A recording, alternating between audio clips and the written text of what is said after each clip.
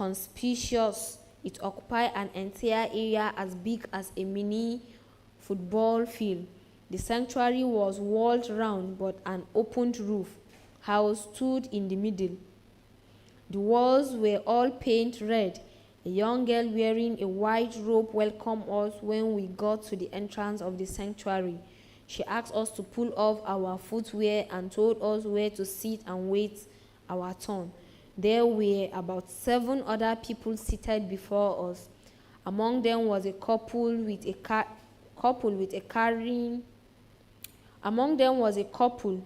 carrying baby of about 2 years. They tried to pacify the child to no avail. I can't wait for Ezinwanyi to cast the Obanje spirit out of the child today, the woman murmured. She got up and her partner assisted her to place the baby on her back.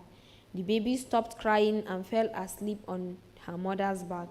We waited for close to 3 hours before it got to our turn.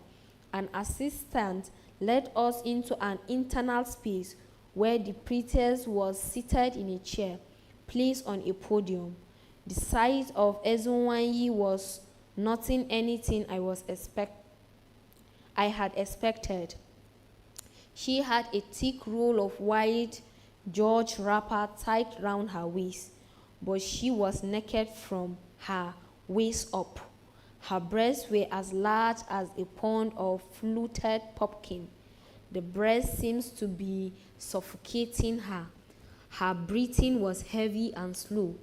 A sketch of a python was drawn on her face with black chalk. 2 young girls stood by her side, one by her left and the other by her right. They were dressed like the one who met us at the entrance. They were fanning her with hand-woven fans made from raffia. The priestess raised her right hand and motioned us to sit on the mat, which was spread on the floor. Ije Uwa, the journey of life, she began. In this life, some are destined to make journey outside the shore of their country. Uyoisa, you are one of those people. You are one of such people. Ari Onu, Etawe Rio. Yes, I said it, my mother exclaimed joyfully. I was not shocked that the woman called my name without any introduction.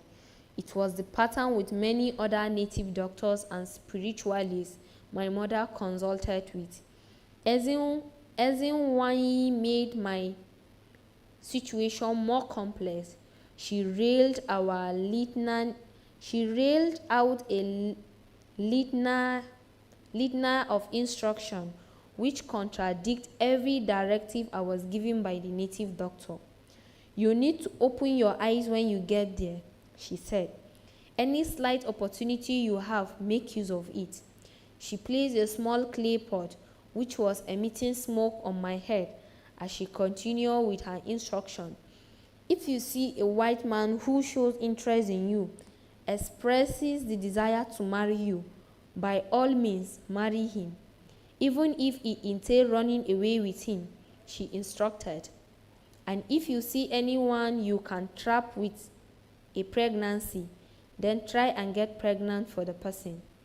When you trap him with the pregnancy, he will have no choice but to marry you. Iye grunted. I could tell if it was a grunt or approval or disapproval. If any white man show interest in you, get pregnant for him fast without thinking twice. After she ended her rounds of instruction, she prepared 2 sets of concoction. One was mix of honey, sugar, and coconut. She commanded me to open my mouth wide, and she scooped the mixture into my mouth. Then she began the incantation. Your journey to the land of the white people will be a sweet one. Iye replied. The next mixture was made of bitter leaf and bitter kola. She asked me to open my palm and stretch them out towards her. She blew air on them. Then she asked me to do the weirdest thing. Come and drink from my breast. It was not just an instruction, it was an order. I was hesitant. Come and drink from the breast of life. This time her voice was urgent. My mother dragged me up from where I sat and pushed me towards Ezinwanyi. The two girls who were fanning her dropped the fan as I approached. Ezinwanyi, they lifted each breast and placed the nipples in my mouth, one after the other. Now you can go in peace, the priestess said. When we stepped outside, the girls who welcomed us when we arrived spoke to my mother. You are to come back here the next Nwoko market day with your payment. One white she-goat, 3 tubers of yam, and a basket of red cocoyam. When is the next Nwo market day? 4 days from today.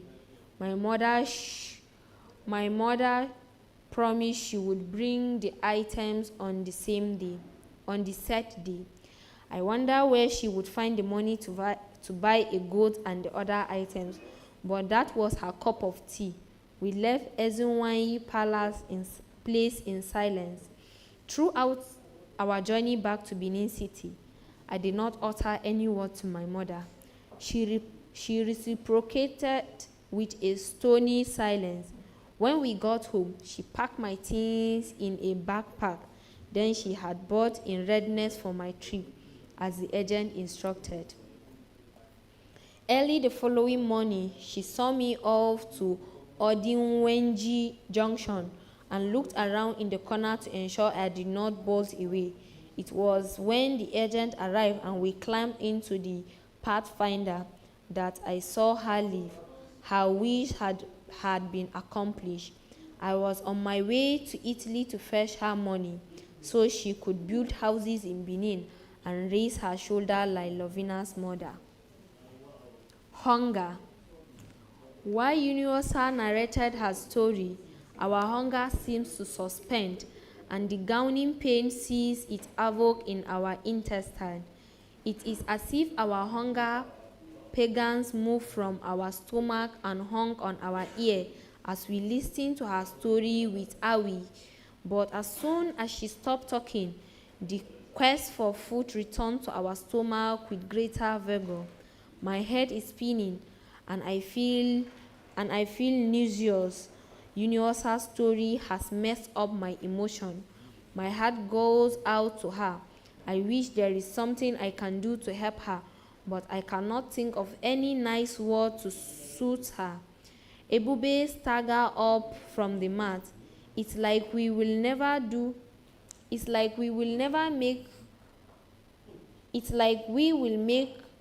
do what we have for now to avoid our eyes falling off from our sockets. The way this hunger is dealing with us, she goes to the far end of the room where our bags were arranged while I slept.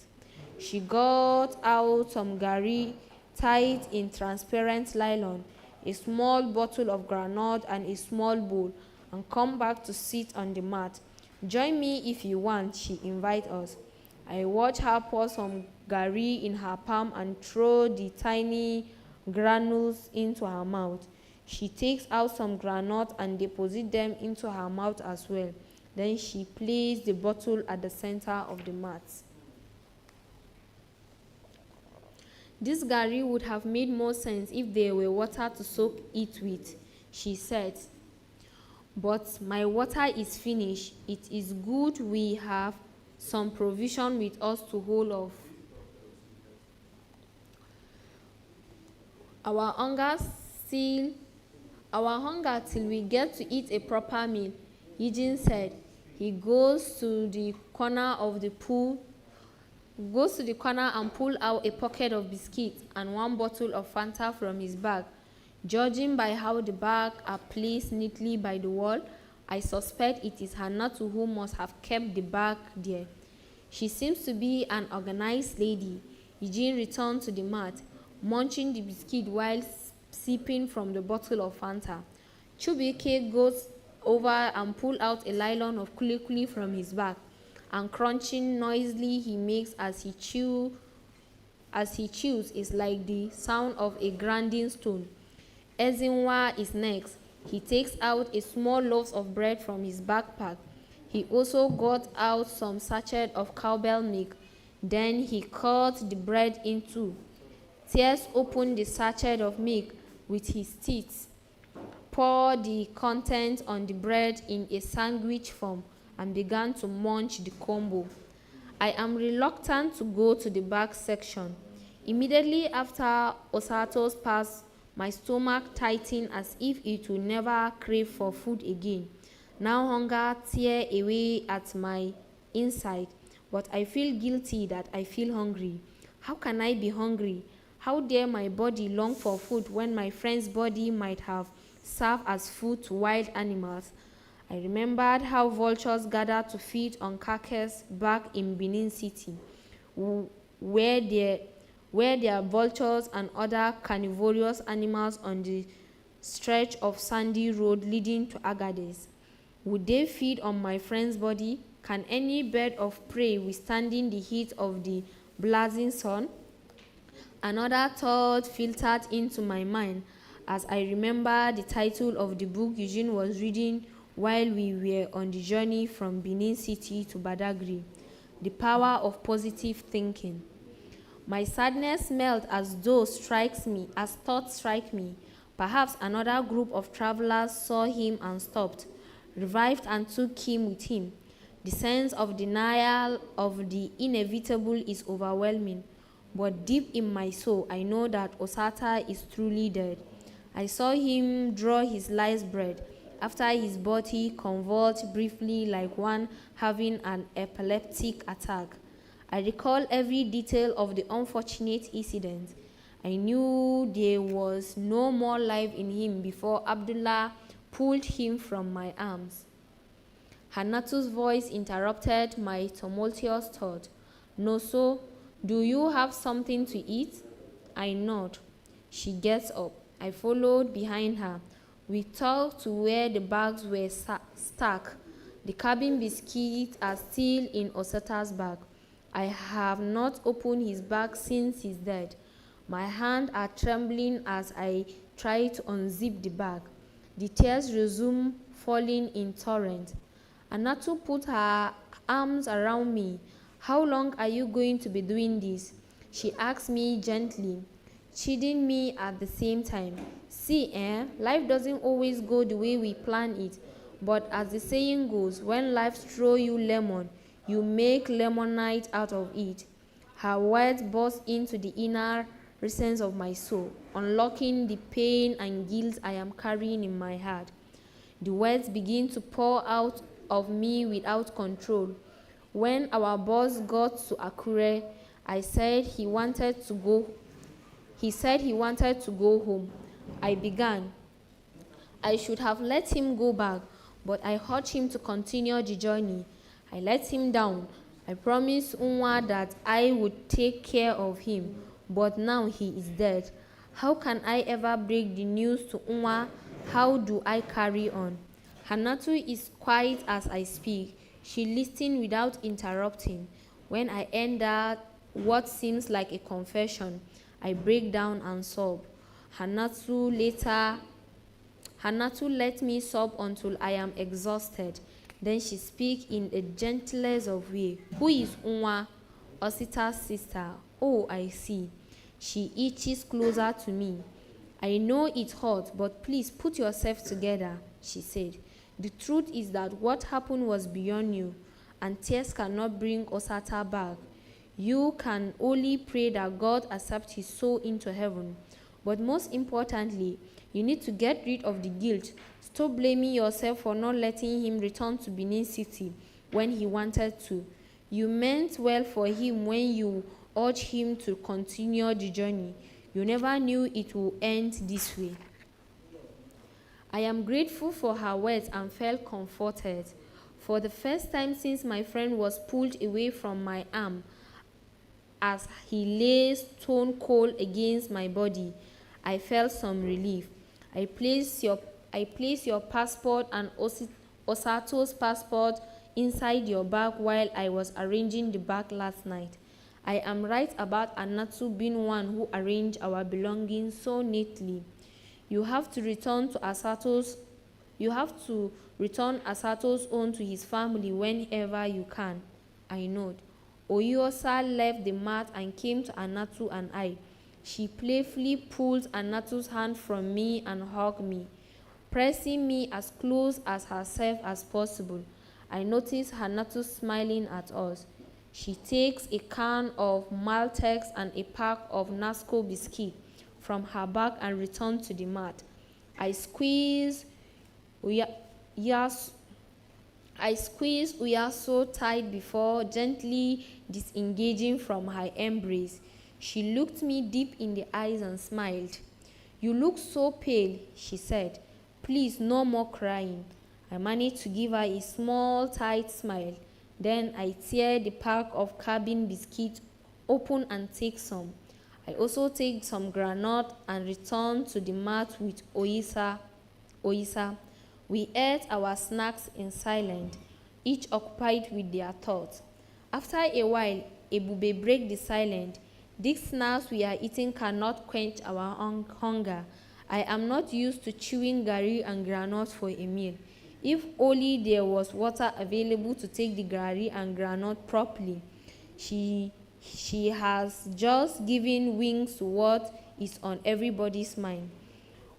When the desirable is not available, you make do with the available.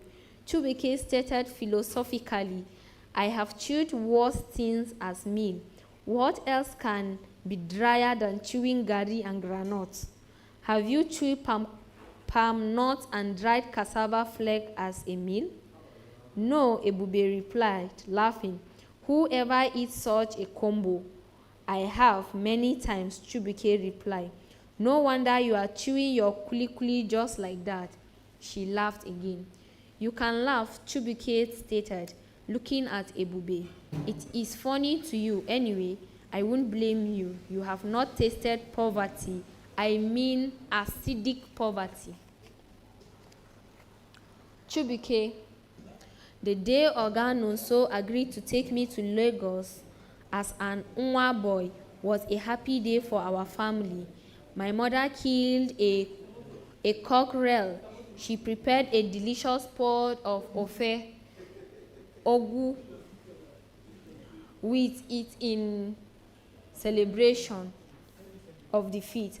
Her son was finally leaving the village for Lagos. It was worth celebrating.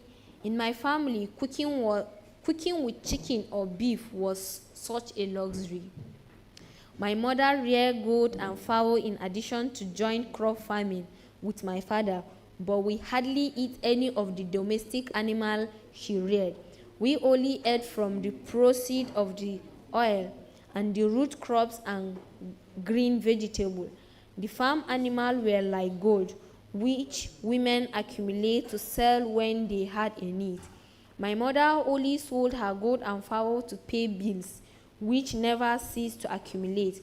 Her choice of which animal to sell depended on the enormity of the bill to be settled. If she needed money to pay the various women's meeting dues, she would sell a fowl.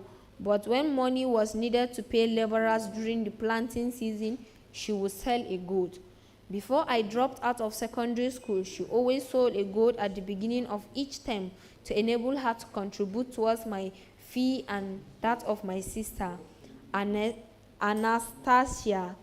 Ogan also came from Lagos to celebrate the annual Iri Ije festival. The Omashaye Town Union also used the occasion to launch an appeal fund for the new town hall building. Ogan also was the chief launcher. He climbed the podium and took the microphone from the master of ceremony. I am supporting the town project with a sum of 200,000 naira. The crowd erupted and clapped and cheered. He waited for the noise to die down before continuing. Our people say that he who heard the cry of a brother should not look away. I have heard the cry of many poor people in this town. and I am extending a hand of help. Another round of applause greeted the new announcement. It is good to give fish to people to eat, he said. I do that a lot, but I don't stop at giving fish. He looks around. Everyone was attentive. He smiled. Yes, it is good to give people fish to eat, but it is better to give out fishing net so that the person does not just clean his mouth and begin to beg again after eating the fish given to him. Is that not so, my people? It is so, you are right, the men and women gathered in the field chorused. So I don't want you to eat and clean your mouth and beg me for fish again tomorrow, he continued. I want the poor to also to learn how to fish. Then he made the big announcement. I want to take one lucky boy back to Lagos as an apprentice. His words were received with tumultuous applause. Some of the women broke into dance, hailing him as Chizriozu, the one who gathered people and trained to feed them. My father did not wait for the event to come to an end. He quickly came home and informed me. Then he dragged me back to the town hall where the luncheon was taking place.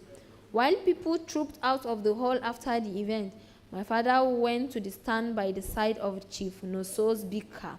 I stood with him and waited.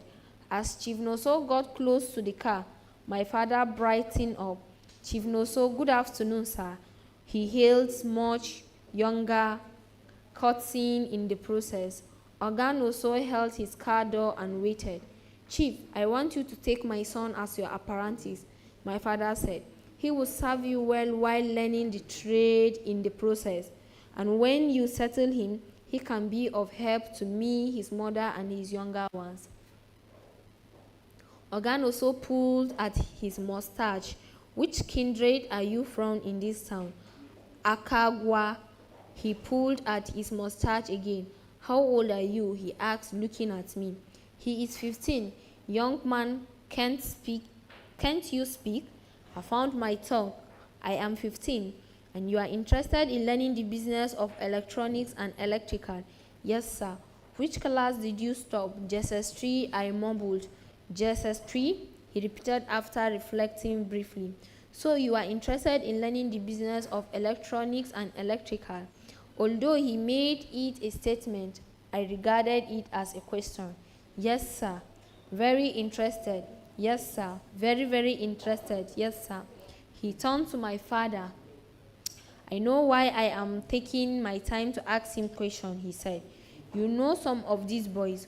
Once you bring them from the village to Lagos, every business begins to interest them. If they see others in the trade of motor park, they will think that it is the most lucrative trade and would begin to desire motor parts apprenticeship. The next day, they see a successful clearing and forwarding business. They would want to jump into that one. God forbid, my father declared. My son is not like that. There is no need to defend him, he said. I know what I am saying. It is what we see all the time. There was a brief pause. I hope you know how to calculate money. I look on in confusion. Do you know how to count money and not be cheated? Yes, sir. He pulled a bundle of naira note from his pocket. Okay, can you count this? He thrust the money at me. I began to count. It is 5,000 naira, I stated when I was done. Okay, you passed the first test by straightening out the naira note before counting them because I deliberately folded in some notes to confuse anyone who is not smart. Papa beamed with pride. Chubike is very smart, and he said it is lack of money that kept him at home since he finished JSS3. But even with the junior secondary school qualification, he is smarter and more intelligent than many university graduates. Chief Noso laughed. It was a deep-throat laughter. Aqua ego na equa. It's money that talks, he said. What is education without money? Nothing. While the so-called university graduates are wearing coat and tie in the hot weather and carrying files up and down, we traders are making money all over the place. He laughed again. My father nodded in agreement. You see what I am saying? He laughed loudly again and got into his car. I am going back to Lagos on Sunday, he announced. I will take your son along. I already have enough boys for my shop, but what can I do but keep on helping the poor? Eh, okay, Sisi, Obune Chendu, Ochire, Ochiriezo, my father hailed him. As he called him his various chieftaincy titles, you are not Obunechendo for nothing. You are Ochiriozo indeed. You have indeed taken away shame from me. So my son will no longer be loitering around in the village. Ogan also began another lengthy talk about his philanthropy, unity is strength, and as a true son of the soil, I love to give back to my community. He said boastfully, I love to see young boys of this town become big and even bigger than me. Our prayer is that our children should be greater than us. You are right, Ochiriezo, you are very right. But we have to sign an agreement, he said. Not that I will take him to Lagos and tomorrow he will run away from Alaba Market to Idumota to go and learn another skill. Anything you say, Ochirienzo, I am ready for the agreement, my father said, limping up every word he said. My father took along his friend, Pa Izunwa, as we headed for Oganoso's house on Friday evening to be the witness to the agreement. My mother also went with us. She took a fowl she intended to give the Oganoso to take to his wife in Lagos. Oganoso's compound is the biggest in our town. It can swallow 3 average compounds. His house is a mansion, a huge and imposing edifice. We sat on the chair outside, where his security men directed us. It took a while before he came out, bearing a file in one hand and a pen on the other. I am sorry that I kept you people waiting, he apologized. As he emerged from the house and came towards us, my parents stood to greet him. I stood too, but Pa Inzunwa did not stand. He simply hailed him for one of his chieftaincy titles. Ogan also opened the file and brought out a typed sheet of paper. It is about what I discussed with you at the town hall. He pulled a chair and sat facing us. If your son follow me to Lagos, I will accommodate and feed him while he serves as Unwa boy. He will learn for 7 years, then he will gain his freedom. I will settle him, but if he turn out to be a chief, I will not give him 1 naira. My son does not steal. If he turn out to be a thief, I will not give him 1 naira. My son does not steal, my mother said. She was having a hard time trying to keep the fowl in one place. She tried the legs with a small piece of cloth, but it still managed to hop and flutter its feathers. Ogan also ignored my mother and continued to talk. I am an importer of electronic and electrical goods, he declared. That is what I deal in, and that is the trade I am going to teach your son. He should not wake up tomorrow and say he wants to learn motor parts or building material. We have heard you, my father said. It is good that Chubeke is here and his mother, and my friend is here too. I am happy that you have laid everything bare. My son is a good boy, and he will be very useful to you in your business. Ogan also signed a column and asked my father and me to also sign. My father found it difficult to hold the pen. I assisted him and wrote his initial A for Ikedi Atwanya Iwembu. Pa Izonwa was able to sign properly. He was a retired teacher who taught with his Standard 6 certificate in the 1960s and 70s. When my mother handed over the fowl to Chief Noso, he was hesitant to take it.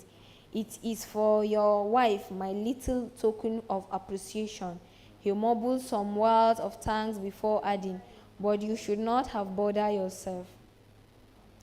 Oga Noso owned one of the biggest electronic enterprises in Alaba Market, the Nososco Electronic Planet West African Limited. He was popularly known as Noso's Gaozuho to many people because he traveled to Gaohanzhou in China. The very people traveled from Lagos to Abeokuta. He also traveled to other parts in Europe, but Gaohanzhou was his most frequent destination. Many other rich men in Alaba were also known by the places they usually traveled to import goods. Oga Ugochukwu was Ugo Tawan. Oga Edozi was Edo, Brazil. While Chief Jidenna, who imported railing and was rich, even richer than Oga Noso, was Jide, Turkey. However, one of the biggest masters in Alaba Market was Chief Polycarp, Poly Europe. It was said that all European countries were his marketplace. He imported from them all.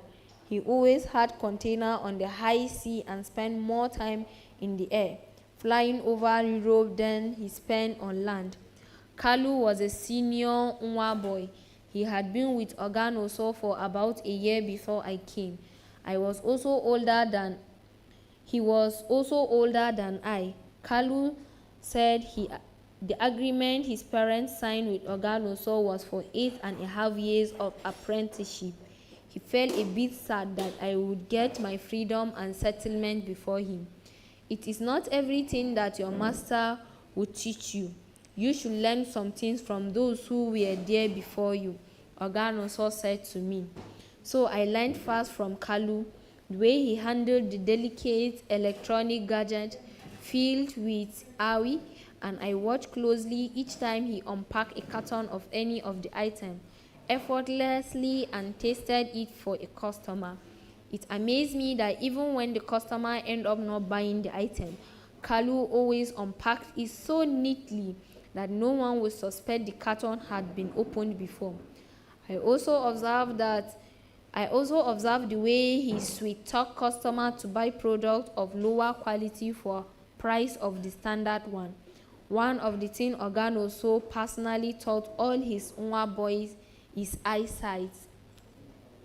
Eye sign are very important to me because a lot of customers come into my shop, and it is not everything that we should be saying in their hearing, he would say. The eye signs were many, but I memorized them as my master dished them out to me, and within a few days, I mastered them all. Batting of eyelid in quick succession was a sign that you should sell an item higher than the recommended selling price. Closing one eye and opening it is a warning to give you no further price reduction to a customer, even if it had not been priced up to the agreed selling price. At the Nosco Electronics, the most important eye sign was the one to identify someone who is out to steal. Many people walk into the shop on the pretense that they want to buy goods, but they intended to steal. So, when Oganoso opened his eyes wide before blinking, we knew we had to follow the customer's every move. A man wearing Barbaric gown once came to the shop to price microphones. After pricing a few items, he hurriedly left the shop, complaining that our prices were high. As he slipped out, two packs of cassette players slipped out with him, carefully concealed under his agbada. Oganoso gave his chase, apprehended him, and handed him over to the policemen that guided the market. But when Oganoso was asked to stay back to write a statement, he declined. He said he needed to rush back to the shop. It was peak period. Christmas was approaching. People were buying things in a frenzy, and the market was teeming with people from morning to evening.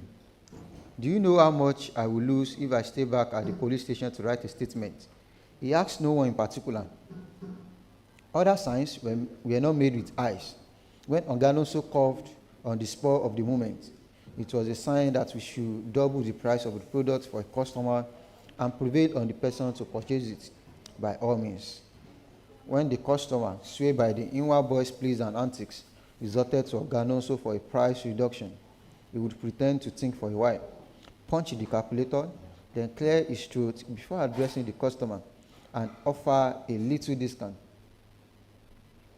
I'm removing money for you because you are a good customer, and I want you to come back again next time. The customer would thank him for his supposed magnanimity. Once such a customer paid, Oganoso would order me or Kalu to accompany the customer to his car, if he came with any, or to the bus stop to board a danfo. That way, we are sure the person will not enter another shop to verify the price. Now and then, such customer also gave us some money as a token of appreciation for our excellent customer service. Such monetary gift to Inwa Boy was not remitted in the shop. It was ours to spend.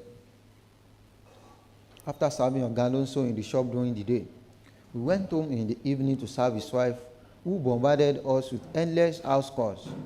She would ask us to pick out stones from the beans she was preparing to cook, or to wash some of her soft fabrics, which she did not trust with the dry cleaners or the washing machine. Delicate clothes should be washed with care, she always said, while emphasizing the expensive nature of the fabrics. These lace materials are not cheap, so handle them with extreme care, she would caution us. You won't find this kind of fabric in any shop, even at Balogun Market. My husband got them straight from the factory in Switzerland. Our domestic staff never stay long. She either sacked them or they ran away when they were unable to cope with our fastidious demands. So our husband boys were always available substitutes. We slept in the boys' quarter of the big mansion, but she had a bell connected from the main house to the boys' quarter, through which she summoned any of us. In some instances, she will ask that we all showed up at the same time. Oganoso sounded one warning in our ears every so often.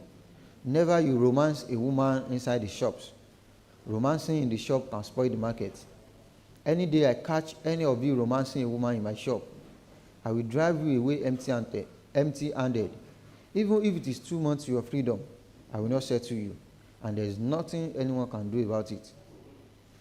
The fear of not being settled after years of service was the worst thing that could happen to an Inwa boy. It would have been better that he remained in the village, cutting palm fruits to sell, tapping wine, or setting traps to catch rabbits and squirrels, but not to have been born than to give 7 or 8 years of one life serving a master, only to be sent away empty-handed. But the major offense that could make a master not settle his Inwa boy was stealing. And when a Inwa boy is not settled after years of apprenticeship, it is not only painful but also humiliating to him and his family. Even if he can raise money from elsewhere to start his own business, it will be difficult to be accepted in that line of business among his peers and his Oga's peers.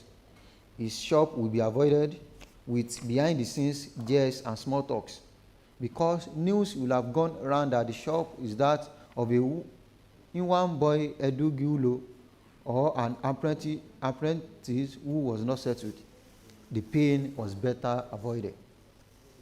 I took Oga Nonso warning seriously, and over the months and years, I abided by his instructions. If there was a smile on my face, he turned to a frown the moment a girl smiled at me. Many apprentices had a girlfriend whom they spent money on. Sometimes this girlfriend hid the money the apprentice boyfriend stole from the Oga, because an Oga could search his Inwa boy's room or bags at any time, and woe betide him if a large sum of money was found on him. So Any money an Inwa boy made was recklessly spent on girls. Some other apprentices kept their money with Osoaya boys. These were boys and young men who did not have shop of their own, but move around to canvass for customers. They would bring customers to any shop they had attached themselves to, and at the end of the transaction, will be offered some money as token payment for their efforts. Several also higher boys regularly brought customers to the Denosco Electronics. Except for the few times I indulge in risky adventures with Kalu, I refrain from relating with girls. Usually on Sunday, when the market was closed and Onganoso and Madame were out for a function, we will go to a popular joint at Okokomaiko to have fun with some girls after parting with some money. It is better to do it with these ones. Kalu will say, they don't know where we live and they don't know our shop, so there's no attachment. I never enjoyed the fun, as Kalu called it. Everything was done in a haste because we needed to hurry back home to First Acton. The guests knew we had limited time, and they always took advantage of it. The little shack behind the rowdy bar where they rented for quick fun had tiny mattresses placed on the floor. 2 clients could be engaged with 2 separate girls at the same time in a room to save time, because many people were always in the queue. On one of our visits, I paid the girl when it was my turn, but just as I pulled down my trousers, she said she needed to clean up. Wait, let me go to the bedroom and wash up first, she said. You know, I just finished with a customer. I won't take time. I'm not taking the full bath. It is just to wash down there. She disappeared with a bucket while I stood naked in the semi-dark room, counting the minutes. She only returned when Kalu nudged me that it was time to go. He had been panting and grunting on top of the other girl on the mattress while I stood naked with my hardened member. I bit my lips as I pulled up my trousers. The girl had just come back. I saw a smile playing around her lips, and I demanded a refund. She pulled up a defense. I did not refuse to have fun with you, she said, lying down on the mattress. You are the one in a hurry, so you will not get a refund. Come on, we can start now. I have washed and I am ready. She stuck out her tongue and spread her legs wide open. Let's leave now, Kalu said in an urgent tone. Oga and Madame should be on their way back home. Small boy like you, she said to me mockingly and burst into laughter. As I stepped out of the small room with Kalu on my ears, 2 other men rushed into the room as we left. I won't come here again, I swore. Imagine the rip-off. But you really behave like a small boy, Kalu said. Why will you pay her when you have not even touched her? Were you not there when she demanded that I pay her first? I asked heatedly. You should have warned me not to pay until we are done. Sorry about that. I was not paying attention. I was busy. I know you were, I sneered. She's very mean. She knew we were in a hurry.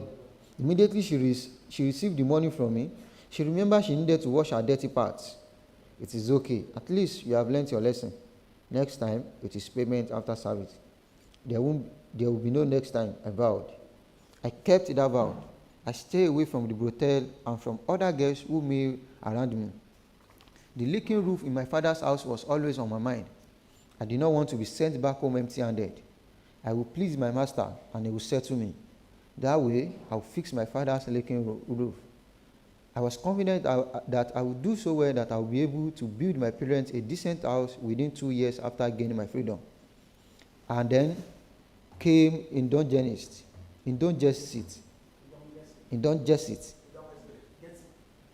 A girl who sold snacks. Whenever she came to sell sobo and pop-off to us, she lingered and laughed playfully with me. When she became too playful with me, Oganonso's warning would ring in my head. I had to warn Indongesit to stop her playfulness. Indongesit seemed to like me very much. I knew I liked her too, but the thought of not being settled after my apprenticeship was heavier than the heaviness I felt in my groins whenever she came around. She always knew when Oganoso was not in our shop. That was when she would come to sell pop-off and sobo to us. Buying snacks from her was often cheaper than spending my allocated lunch money to buy food. It did not matter to our master if we decided to save a little money from our daily lunch stipend. Such things were allowed. That was why I allowed Indong, as she suggested that I call her to keep coming. One day, she came around 11 o'clock in the morning. Ogan also had not given us lunch money that day. So, I told her that I did not have money for lunch yet. To my surprise and callous, Indong said I could have the pop-off and sober without paying her. I was sitting on the stool, and she made sure she groped my groin area as she dropped the wraps of pop-off on my lap and went away, laughing playfully. That night, I thought of nothing but her. When I slept, I dreamt that we were both naked inside the swimming pool at first actor. I dragged her body against mine inside the pool, and she held me tight. We were both laughing. Then she told me that a bed would be more appropriate for what she wanted to teach me. I asked what it was that she wanted to teach me. Let's get out of the water first, she said. As we swam out of the pool, she disentangled herself from me and began to move toward a beautiful house beside the swimming pool. Then she broke into a run, urging me to move faster. Hurry, I need to teach you things about a woman's body. I was running after her, panting and trying hard to catch up with her. Wait for me, Indong, wait for me. I woke up with a start. It was Kalu shaking me awake. What is wrong with you? And why are you shouting that Indong should wait for you? Oh, it is a dream, I said, rubbing my eyes off sleep cobwebs. Was I shouting? Yes, you were. He laughed and looked at my boxer. Did you piss on yourself? He laughed again. I felt my boxer. The front was wet. I wish I was the one that Indong is falling over the way she's falling over you, he said, laughing. I would have had my way with her long ago. I felt embarrassed. Oga's warning means nothing to you. You don't have to do it in the shop. I looked at the clock hanging on the wall. The time was 3:15 in the morning. We had barely 1 hour and 15 minutes left to sleep. Kalu, please, I need to sleep. It is too early in the day to be discussing guests. You were the one who woke up while shouting that Indong should wait for you, he said, feigning annoyance. I am just advising that instead of having sex with her in the dream, it is better to do it with her in real life. I rushed to the bedroom to clean myself up. Then I returned to bed and shut my eyes. But I could not sleep again until our alarm sounded a 4:30. We got up and got ready for the shops. My fondness for Indong grew more intense after that dream. I thought of what Kalu said, and it made some sense. I could be intimate with Indong as long as I was discreet about it. I would ask Kalu how to go about it. I was certain he would suggest a good place for me. I suspected that Kalu still went to Okokomaiko to meet those ladies. I knew this from the way he disappeared the moment Oga and Madam went out for any function on Sundays. It was a Monday. Sales were a bit slow. I was the only one in the main shop. Kalu was in the other shop. After some complaints about the poor sales that we had recorded since morning, Oga also yawned, got up from his chair, and told me that he was going over to Nwanyi Ogidi's restaurant to eat. In case any big customers come and they needed my attention, just send one of the Oswaya boys to the place to call me. Yes, sir. Nwanyi Ogidi sold ukwa, abacha, onugbu soup, ofiaku, and owa soup, among other Igbo exotic food and delicacy. Many of the big shop owners at Alabama Market patronize her. It was an unspoken rule that no Inwa boy should be found at Inwa Yogidi's restaurant. You cannot eat at the same place your masters eat. What is more, Inwa Ogidi's food was so expensive that only the big men could afford it. It was also rumored that the men discussed other things at the restaurant. It is nothing but women's matter that they discuss there, Kalu whispered to me one day.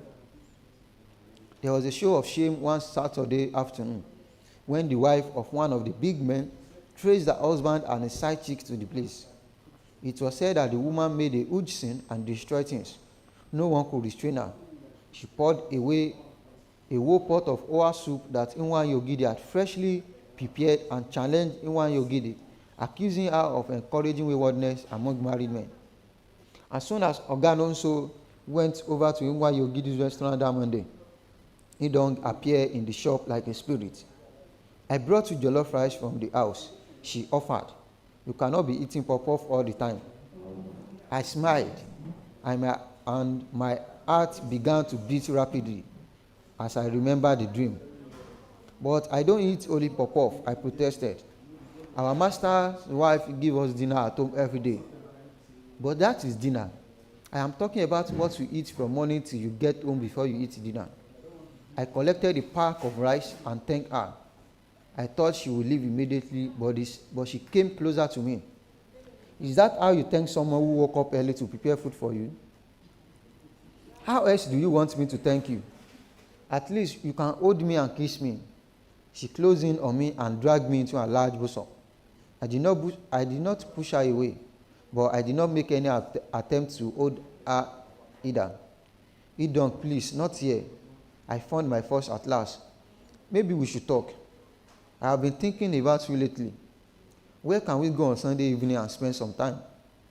There are many hotels we can use, but let us play a little now before Sunday. Your guy is at Inwan Yogidi's place. I saw him going there. But doing this kind of thing in the shop ruins business. So please. She did not allow me to finish. It is not true. Do you know what these men do with women in the inner cubicles of their shops? How many shops have closed because of that? She put her hand inside my trousers front, and I felt my penis grow hard.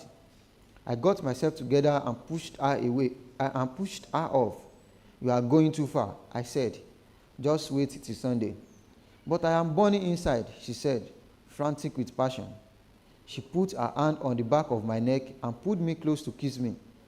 My lips parted and she slid her tongue inside my mouth and sucked. The sound her tongue made inside my mouth was like the hissing of a snake. Alweme, abomination in my shop. Chibweke. I froze. I wish the ground would open and swallow me. Idong had attempted to run out of the shop, but Oga Nonso pulled her back and landed a slap on her face. So they sent you to come and destroy my business, and you came. He shouted at her. You did not ask questions. You did not find out about the owner of the shop you came to pollute. You look all around Alaba and you choose the shop of Chukwononso Ozolu.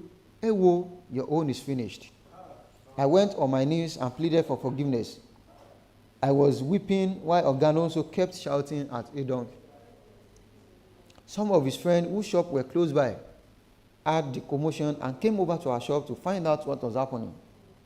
My people, I went to eat okwa at Inwan Yogidi's place, but it happened that I forget my wallet, he explained. I came back to pick up my wallet because everybody in Alaba market knows that Inwan Yogidi cannot sell even a sachet of pure water on credit. On entering my shop, I saw my Inwan boy and this girl on top of each other. On top of each other in this shop, Oga Polycarp asked, did you catch them naked? Oga also turned to the person who asked the question. Polycarp, so you mean I don't know what I'm saying or what? I said I caught them on top of each other and you are asking if they were naked. Well, to answer your question, they were on top of each other and about to undress when I came in. Chibweke, what you did was wrong, very wrong. Oga Polycarp said to me in rebuke, you don't romance a girl in the shop. You should not romance a girl at all. Oga Ijewa said, he should wait and gain his freedom first. Oga Polycarp turned to Indongezit. And you guys should allow this boy to focus and learn the trade they came from. Allow them to focus, Give them space. That is how one Morenike who says Paraga will sneak into my shop to distract my boys anytime I step out. Oga Ijewa said, I have warned her that if I see her around my shop again, I will not only break those bottles of hot drink on her head, but I will also get her banished from this market. I am banishing this one from today. Oganonso said, and I ordered him to get it out of the shop. I apologized to my master over and over. It has never happened before. I said, this is a true conversion, sir. It had never happened. Even she was the one who threw herself at me. I was pushing her away. From kneeling, I stretched myself on the ground like Yoruba people do, and prostrated myself before Oganonso in the presence of everyone, hoping he would be pacified. After a while, his friend persuaded him to forgive me. He asked me to get up. I was in utter agony for my indiscretion. That was the last time I ever saw Indogesit. Oganonso reported her to the head of the market union. I do not know what he told them, but Indong was stopped from selling pop-off and sobo at the market.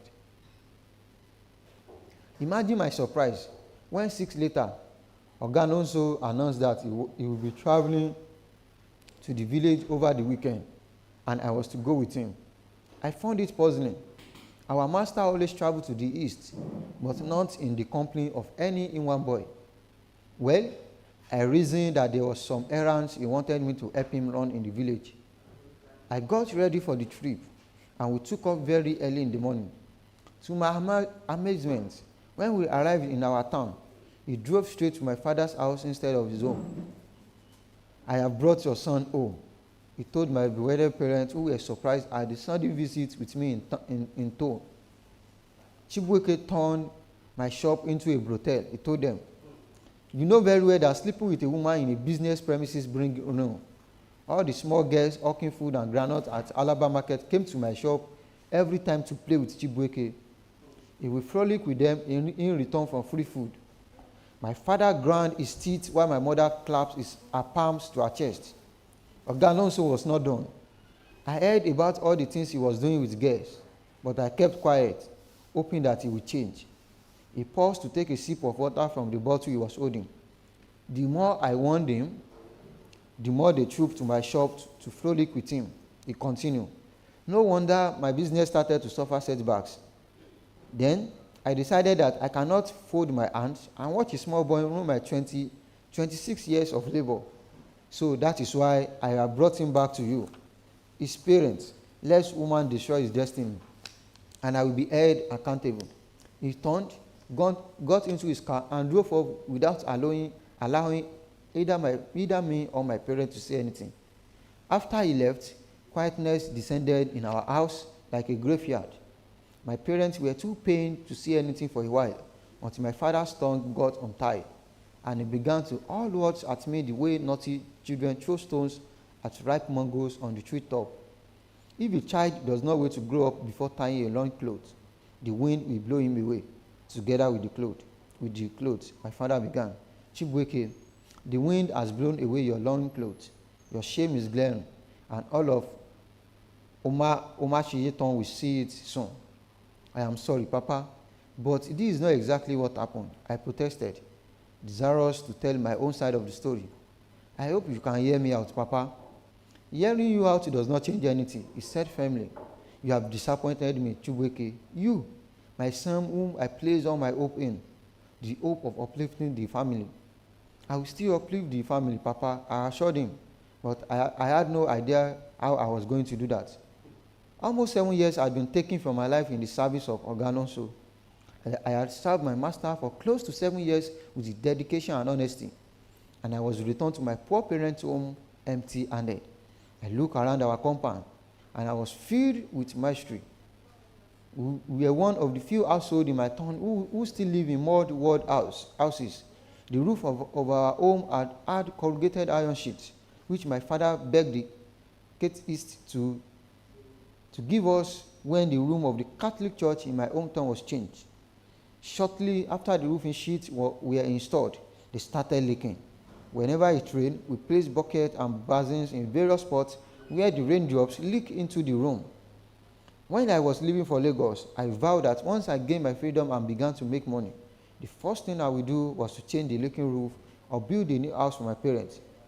When I got to Lagos and saw how big Oganonso's business was, as well as other businesses at Alaba Market, I made another resolve to learn the trade diligently so I could be perfect in it. I planned that when he settled me after my apprenticeship, I will build up my business, and with time, I will also begin to travel outside Nigeria to import items. Taiwan had always been on my mind because I wanted to be known as Chibueke Taiwan or Bueke Taiwan. But all the plans had gone downhill because of the girl, and Oga no so of forgiveness. I hate Indongesit for killing my dreams, but I hated Oga no so more for his hardness of heart. Mama placed her arms at the back of her head and wailed, "Oh Chuku, Imukwa Anya, Okam CJ." It broke my heart that my mother was questioning God for my wasted sojourn in Lagos. My sister clutched her rosary to her chest and prayed. She promised to do a novena on my behalf for God to visit Oganonso with the punishment he deserved. "What is his full name?" she asked me. Chukwunonso Ozolu, I told her, and his business name, the Nosco Electronic Planet Worldwide Limited. I said the name in full, so that there will be no mistake among the angels who will carry out the assignment. I believe in my sister's prayer. Her best friend, Chinwe, is the daughter of the parish catechist. I am certain that Chinwe will join in the prayers. Their combined prayer will be strong enough to bring the Nonso Electronic Planet to ruins. Oganonso does not deserve pity. What he did to me is unpardonable. Anastasia wrote down the details. My sister had this pious look, which I admired. There was a time she desired for nothing but to move to the convent and become a nun. It was our mother who dissuaded her from fulfilling that ambition. "You are my only daughter," she wailed. "Don't you want me to dance on your wedding day and have other women rejoice with me over your marriage?" "There is no marriage in heaven, Mama," she said. "Okay, I agree that there is no marriage in heaven. But if everyone took your stance, won't you even have been born? And we would not be here talking about this matter." My mother responded, "Mama, all these things are vanity," she said. "I want to live a holy, incorruptible life. Marriage is a distraction. Heaven is my goal." "But we are not yet in heaven, my daughter," Mama reminded her. "We are on earth. Get married first, and when it is time for you to go to heaven, you can return from your husband's house to your father's house and take off from there. You must get married, Anastasia, so that when my grandchildren arrive, I will dance and rub powder on my face like other women whom they sang for on market days at the arrival of their grandchildren. I would love to savor the joy of sharing powder and biscuits among my fellow women." It took many persuasive arguments before Mama won Anastasia over, and she discarded the idea of becoming a nun. Before I suspected, it was not just Mama's persuasion that eventually made her change her mind. It was her relation with Brother Barnabas. Anastasia and Barnabas both belonged to the Lay Reader Society, and it did not take me too long to notice that they had other regular meetings outside the association meetings. I did not like Barnabas. His smooth voice and big-sounding grammar were signs of deception. How could someone in the village speak such impeccable English? I was sure he studied the dictionary every day. How could someone say the atmospheric pressure is bringing down to dispel the vaporized liquid when he could simply say it was about to rain? Unfortunately, my sister fell for his deceptive charm. She did not heed my warning until Brother Barnabas broke her heart. "Papa caused me to no end. You allow a girl to ruin your destiny. It's part. Shame on you." Mama was more sympathetic, more understanding. "How can Chukwunonso Ozolu use such a little offense to wipe away the 7 years our son served him and send him away empty-handed?" she queried. "Chibueke did not steal his money. He merely played with a girl. She shook her head in darkness. "I don't think that man ever had the intention of settling our son. He just set a trap to find an excuse not to settle him. He is a wicked man. My God will surely judge him." Must Chibueke fall into the trap set by a wicked man? My father was unrelenting in insisting on me be the guilty party. He should have been wiser. Papa felt terribly let down. He rebuked me endlessly. He who fetch He who fetch ant-infested firewood should not be angry when lizard pay him a visit. You have gone to Lagos and returned with nothing but disgrace. So be ready for the ridicules that will follow you. The same way flies follow a person who passed excreta without cleaning his buttocks. I bowed my head in shame. Well, you are here. You must be ready for farm work. The first rain has fallen, so gear up for the planting season, Papa said, through clenched teeth. The next morning after my return home, Papa woke me up at first cockcrow. Chibueke, the farm is calling us. It is time to go. I dragged myself up from the mattress. I grew up seeing that mattress. Buying a new mattress was one of the things I had promised myself that I would do once I have my own shop. I sighed at the pain of my unfulfilled dreams. Papa was sharpening a knife on the stone outside.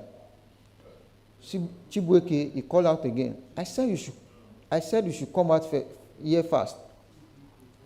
I am coming, Papa. Let me brush my teeth first. Who has time to brush their teeth? He said mockingly. Do you think you are staying in Lagos? Please let us go. All you need to do is rinse your mouth with water. Later, you can pluck a stem in the bush to clean your teeth. It was a none of things. The pattern continued.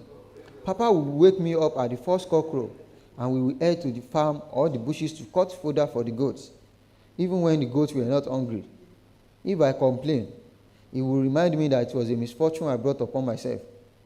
When a child eats the food that has kept him perpetually awake, he will still fall asleep. You have finished frolicking with girls in Lagos. Now you are back in the village. So be ready to face the consequence of your stupid action. Many times, Mama picked quarrels with Papa because of the way he spoke to me. Inanyi, stop blaming Chibueke for what happened. Who should I blame? Okay, I should blame you. Tell me, who should I blame? You choose to believe that wicked man, Mama will say. Is there any good story told of Chief Ozolu in this town? Is his shrewdness not known in many quarters? You should have spoken for your son that day instead of joining a strangers to cast stones at him. Woman, close your mouth if you don't have anything better to say. Papa was determined to make my life miserable in the village. If he attended any function or meeting, and they announced the need for male volunteers for community service, he would tell them that his son was available. Even when no such demand was made, he would go about looking for things I could do. When Nze Ikezulu, the oldest man in the town, passed, the community wanted to give him a befitting burial, which included getting funeral undertakers. Papa stood up at the meeting and told them that as much as the late Nze deserved a good burial, money should not be wasted on grave diggers. He argued that it was even against our culture to have the grave of a kinsman dug by strangers. We should not embrace everything alien and foreign because of wealth, he cautioned. Money is good, agreed, but everything is not about money. We cannot allow people we don't know to dig the grave of Nze Ikezulu. So what do we do now? The late man's eldest son asked. He was an old man himself, the son of the deceased. He should be close to 70 years. His father lived for over 100 years. Why are you asking what we should do when my son, Chubuke, and some other young men are available? They should dig the grave. I swallow hard. I have never dug a grave before. But Papa had never been a spokesman for the village. But his opinion began to be respected because he put his son forward for every communal work. The shame was unbearable, but I bore it bravely. I had no choice. One evening, my mother sent me to Ine Ojaku to bring back a male goat, which she gave to the woman to mate a female goat. Ine Ojaku had a reputation for borrowing things without returning them on the agreed date, and my mother was always careful with her goats. She did not like them to be taken away for too long so that they would not be mistakenly given the wrong fodder. Eating the wrong thing could kill a goat, she always said. When I got to Ine Ojaku's house, 2 old women were in the courtyard. They were elderly relatives of the woman I came to see. It seems they were hard of hearing. I greeted them repeatedly before they could respond. they informed me that their relative was not available to see me. Odia could retire to sleep early today. She has a fever, one of them said. She was almost toothless and spoke with her lips. You can come back in the morning, the other one said. She peered at me closely. Come back tomorrow, she repeated. Your mother should not have sent you to carry a goat at night. Someone might meet you on the way and think you stole the goat, and gossip will start spreading that you stole a goat. I thanked them and turned to go. But as I was walking away, I heard one of them say, Is it not the Efulefu who was returned from Lagos by his master? I stopped dead in my tracks. Luckily, it was already dark. So I slipped behind the mango tree in the compound and listened. Their voices rang out loud and clear. He's certainly the one, a companion said. I heard that he went to Lagos as inward boy, but when he got to the city, he forgot what brought him there. He began to climb the chest of every woman who came his way. Is that what you heard? Me, I had a different story. Please tell me. I will tell you, but do not say that I told you. What I heard was that he was caught with his master's wife. Ewo, alume. Her companion exclaimed, how could you be so daring, children of nowadays? When you think you have heard the worst, you hear yet another one that makes the ear tingle. I could not listen anymore. I slipped out from behind the mango tree and wept all the way home. My mother was alarmed to see me weeping, but without a goat. Chibuike, what happened? I replied with more tears. Answer me, Chibuike, she said sharply. Did the robber waylay you on the way and take my goat away? I collapsed into her frail arms and narrated what's been said about me. Mama, they said I am an efulefu. I sobbed. Don't mind them, my son. It is their children who are good for nothing, not my child. My mother consoled me, cradling me in her arms. I felt the heavy pain in her voice, and it broke me more than the gossip of the two old women. Pa Izunwa visited us one day, and he and Papa got into a heated argument over my matter. I had seen him twice since returning from Lagos, once at a burial, another time at the meeting the vigilante group had with the elders. On both occasions, he spoke to me kindly without judgment or condemnation. I am here because of Chibuike, our son, he said to my father as soon as he sat on the bench I brought for him. I went back to where I was sitting a few meters away from them. I was mending my mother's basket, but I was now paying more attention to Pa Izunwa's conversation with my father than the basket. I have heard stories being peddled all over the village about him, he said. What annoyed me most is how the story of what brought Chibuike back from Lagos is being retold. The tale bearers and their cohort retell the story by adding salt and pepper, just to make their version juicer. People must tell story, my father said. Chibuike played into their hands by making himself the subject of the tales. You know how the saying of our people goes, Pa Izunwa said. Our people say that the moat that eats up the kola nut is inside the kola nut. You are the one giving the villagers the audacity to talk about Chibuike with impunity. My father was silent. You are enabling the tale bearers. Pa Izunwa continued chastising my father. You are indirectly making your son an object of mockery in this town. It is the rat at home that tells his fellow rats outside that there is food in the house. You are championing the mockery by your actions. You volunteer him for every odd service in return. Please stop it. Nwokem, please stop it. My father did not deny his friend's charges. Yes, I am championing it, and I will keep at it. I have just started. Chibuike poured fish on my face. Nwokem, we must put a stop to this, he said, unrelenting in rebuking his friend. You don't throw away the baby with the bath water. Chibuike remains your son. Nothing can change that. It came from your loins. Nwokem, you may need to throw both the water and the baby away sometimes, my father said in defense of his actions. I know it came from my loins, and that is what pains me most. He should have behaved like the true son of his father. Nwokem, let me ask you a question, his friend said and lowered his voice. I adjusted my sitting position, tilting my head so I could pick his words. How many people have the so-called Ochiriozo truly helped in this town? I don't go about counting how many people a man has helped. My father counted. I only concern myself with things that concern me. But this should concern you. His friend fired back. If this man has not transformed the life of any person in this town, and he goes by the title of Ochiriozu, what makes you think it is your son's life that will change for good? Okay, think deep. I maintain that Chibuke acted foolishly. My father stated he should have focused on what he went to Lagos to do. I did not send him to Lagos to run after girls. And I maintain that it is wicked of Nonso to take 7 years of a young man's life and send him away empty-handed just because he smiled at a girl. In the agreement we signed with him that day, playing with a girl was not part of the issues he raised. Paizunwa stood and left without waiting for another response from my father. I told my sister all the wicked acts Oganoso committed so that she would add them to her prayer for God to see reason to bring his business to ruins. Do you know that one day we sold a fake television set to one woman, a widow? I told my sister. When the woman got home and discovered that the television set was fake, she came back the next day weeping bitterly.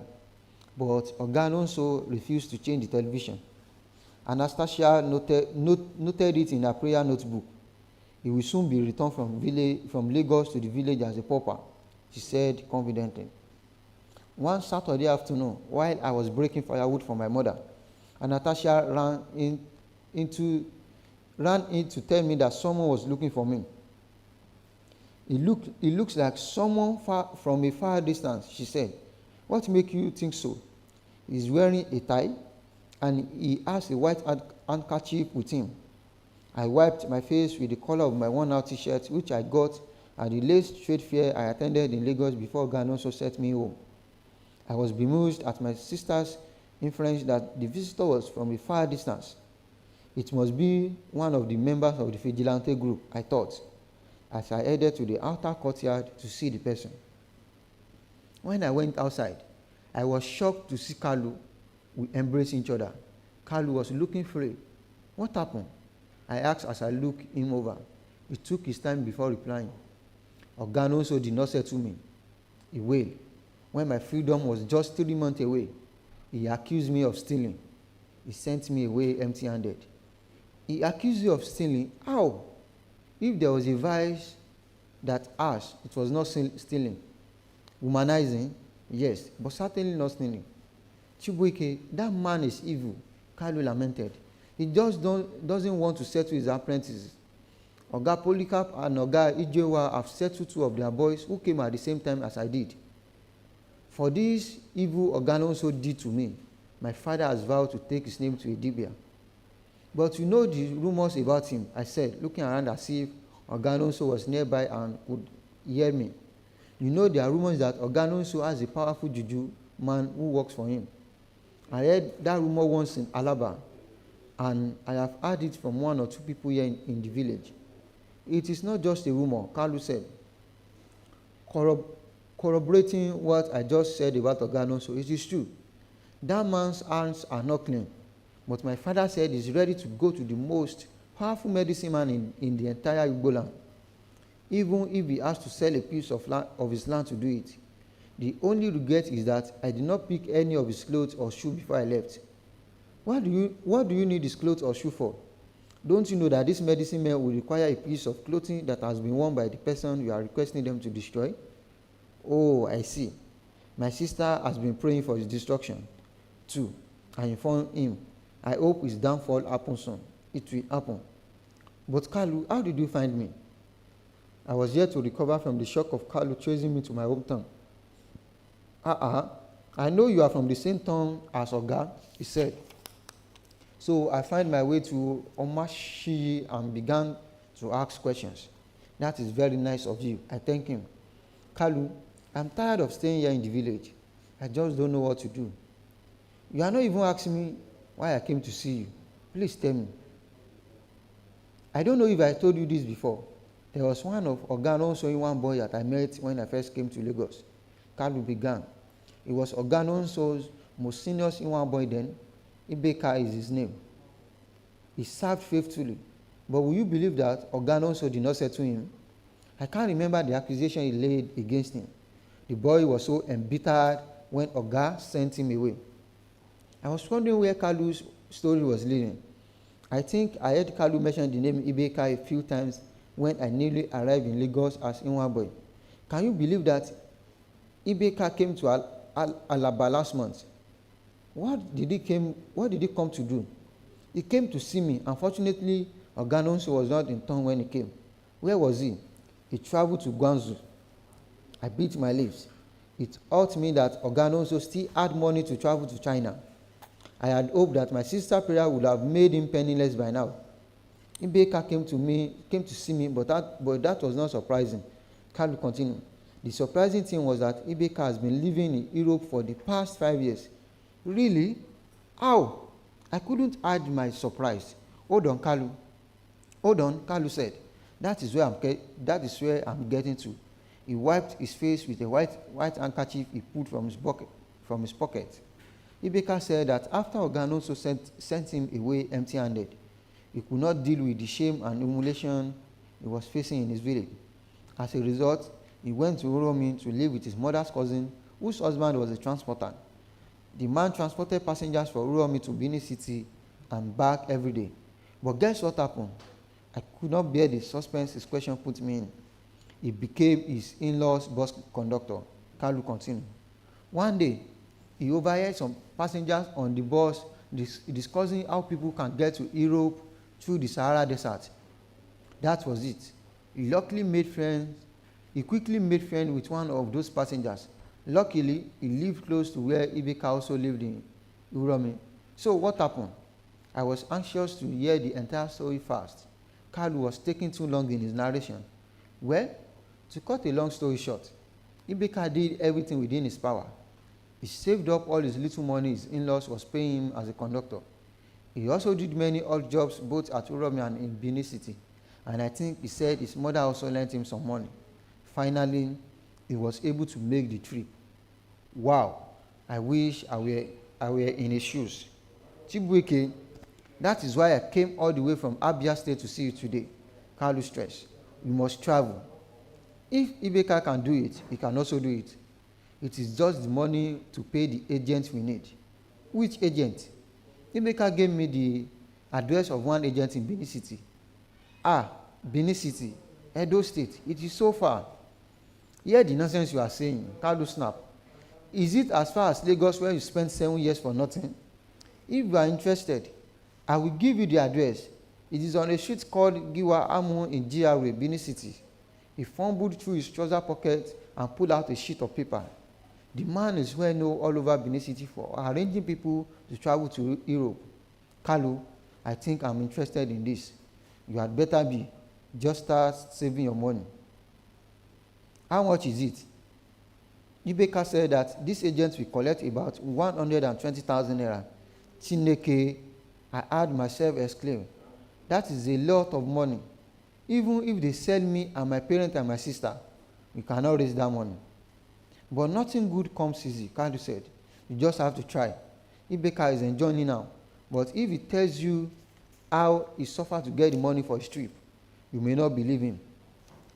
I'm not doing anything tangible here, and my father is making my life unbearable for me. I complained. I will see what I can do, Kalu.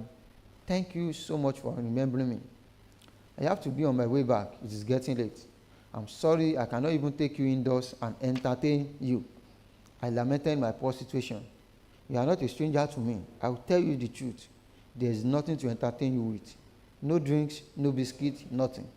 The fufu and uziza soup we ate this morning were the leftovers from yesterday. My mother is boiling some yam now, which we will eat with palm oil this afternoon. No need to feel bad, Kalu said to console me, patting my back. I understand. But that is the more reason you should hurry up and raise the money any way you can. The earlier you leave this village, the better for you. I walked him down to the junction when he would board the bus. As we went, we talked about so many things, like the big men of Alaba International Market, the other apprentices who had been settled. In one Yogi's restaurant, and Oganonso and his wife. But we did not talk about Indongezit or the girls in the Brute and Okokomia Maiko. The money I stole from my mother was the women's monthly contribution they share at the end of every year. My mother was poor but trustworthy. She would not spend money that was not ours. The women trusted her, and for all the years she has been their money keeper, there had been no story over the money she kept.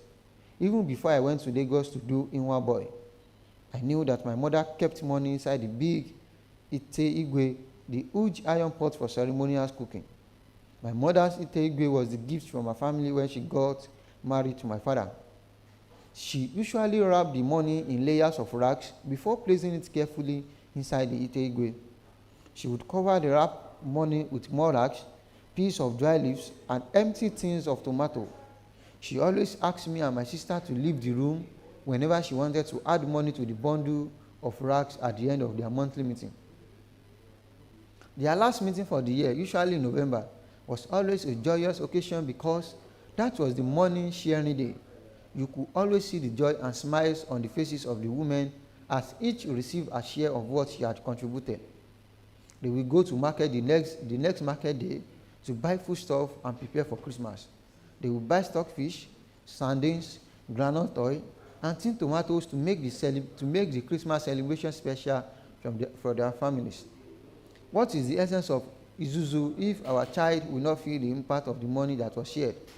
They will say among themselves, happy that their financial discipline would earn their family good meals, even if it was just for a few days. It broke my heart to steal that money. I still cannot fathom the shame and pain my mother is bearing now. I am sure that the woman gathered the following month, and she went to her Ite-Igwe with pride, only to discover that the money was gone.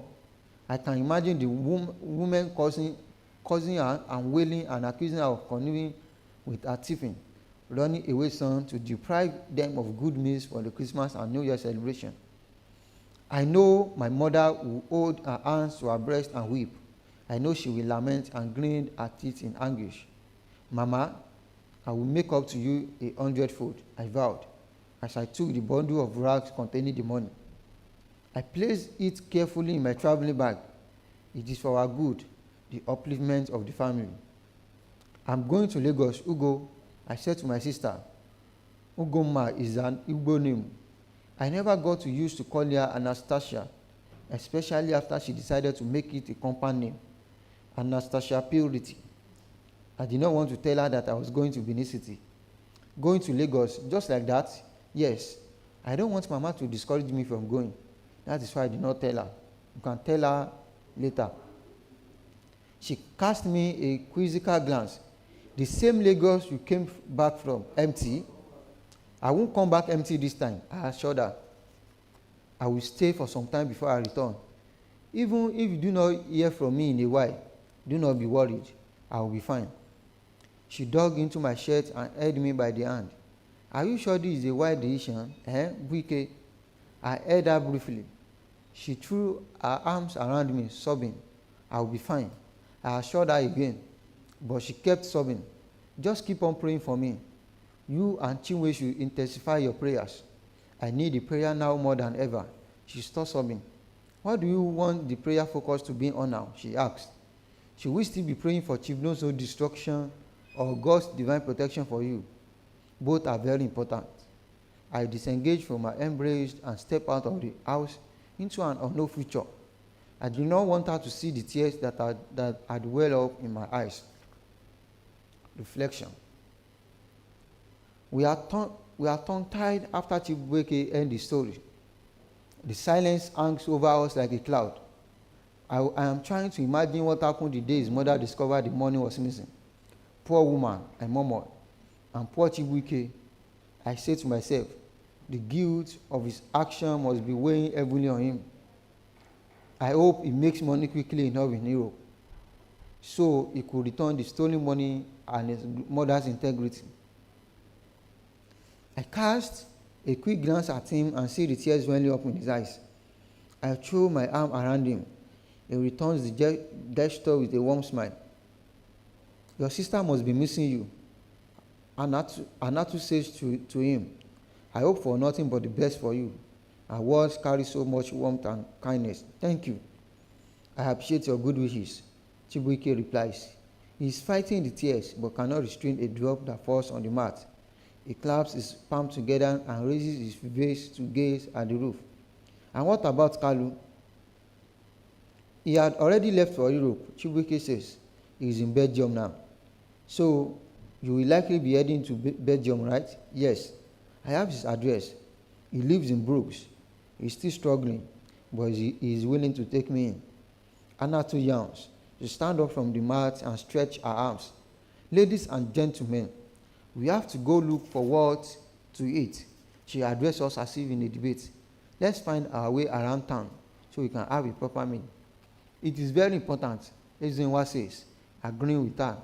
I am famished. Ebube is like a snake. My own urgent need is water. I'm very thirsty. She stands up and paced the room. But we have to get out of this place to find both water and food, Anatu said, already moving towards the outer courtyard. We run after her. The sun is up. The weather is warming up. Engine comes up with a suggestion that throws us off balance. We need to take our backpacks along with us. We may not have access to this place by the time we get the food. Why do you say so? I don't know, but I just have this creepy feeling. He says, why do you think Abdelai and Musa will keep us in this decent place instead of the camps where other migrants on transit stay? Anatu pauses and thinks for a while. You know what? I think I will go with you to buy food while the rest stay back. I'm happy with the suggestion because I'm too weak and tired to walk. My feet feel like pieces of lifeless wood attached to my body. It is a good idea, I say. Let some of us stay back. Please, stay vigilant and watch out for one another. Anatu cautions. They are away for nearly 2 hours, and it gets us worried. If they had not left their bag behind, we would have thought they had abandoned us the way Abdullah and Musa did. The hunger pangs bite harder and harder. Ebube bursts into tears when she cannot bear it again. Oh Chim, what kind of life is this? What kind of journey is this? She wails. But Chibuike chastises her. Ebube, I have not seen where crying quenches hunger. Please, put yourself together. And you don't know who or what your crying will attract here, I add. We don't even know where we are. Honestly, I have thought about this place. The anxiety in Ezenwa's voice palpable. Why are we in this compound alone? Why did Abdullah and Musa dump us here and not with the other migrants? I was told that there are many Nigerians in Agadez and others from different parts of Africa. So why did they isolate us here? Just when we are beginning to despair, we hear Anatu and Engine's footsteps. Ebube wipes her tears and takes a position at the center of the mat. I hope we'll be able to eat their food, Anatu says cheerily as she walks into the large room. They are not what we are familiar with, but they look appetizing.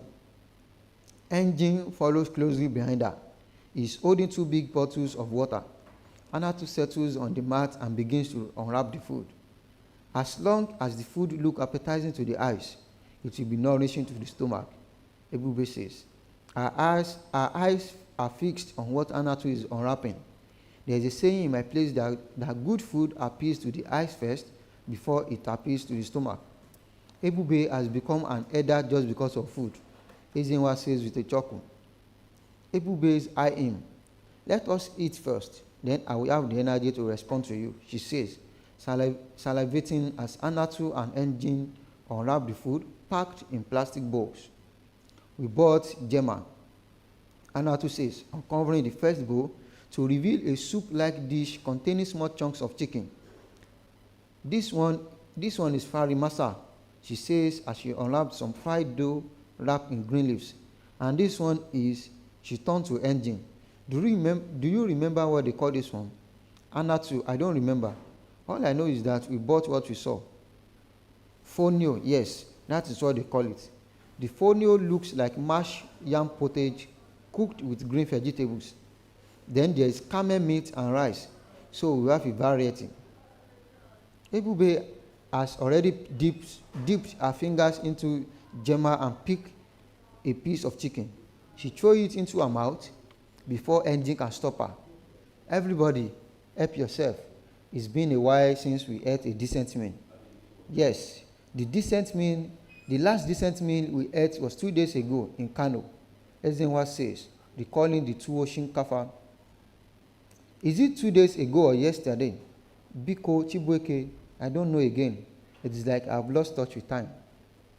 So, what next after this meal? Anatu asks, where do you go from here? Let's finish eating first. Ebube replies, the first thing to do is that after the meal, Engine says, everyone will pay back their own portion of the money Anatu spent buying the food. No, I'm not asking anyone to pay me back. It is my gift to you all. We thank her profusely.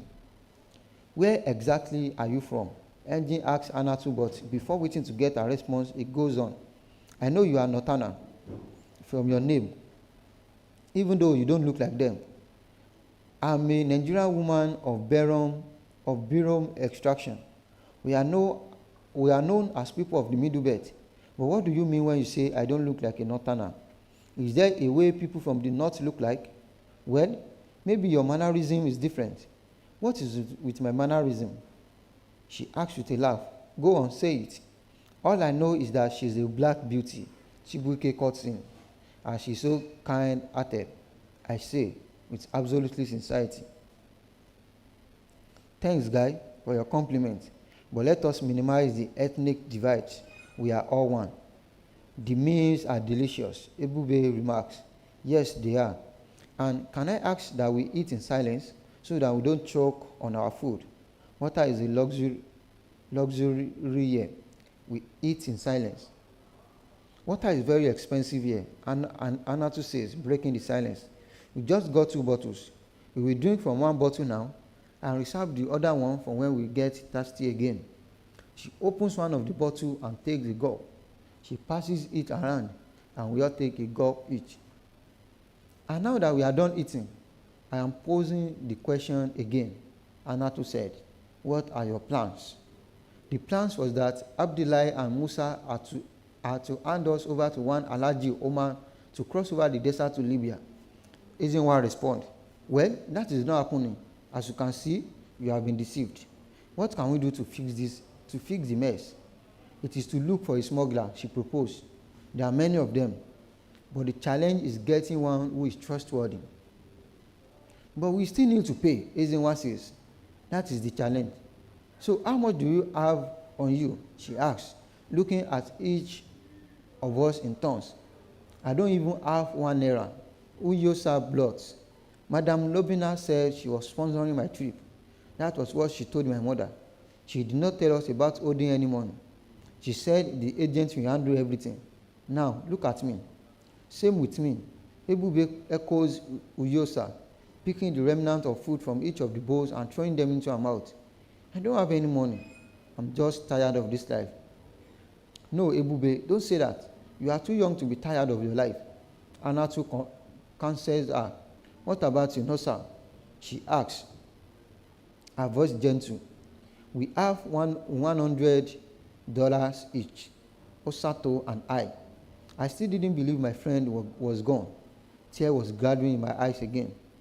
Nosa, please don't do this. Anatu says, please, no more tears. You have cried enough. Please, put yourself together. I nod. Ezenwa puts his hand across my shoulder. So, you have $200 now. I nod. Also, I have $100, Ezenwa states. So do I. Chibuike murmurs, hardly audible. And you, Engine? Sure, I have some dollars with me. Great. Telling you guys to get dollars was the only wise advice that wicked agent gave you, even though he advised you from a place of ignorance. Why do you say it was a wise thing to get the dollar instead of the currency of Spain? The question is from Ezenwa.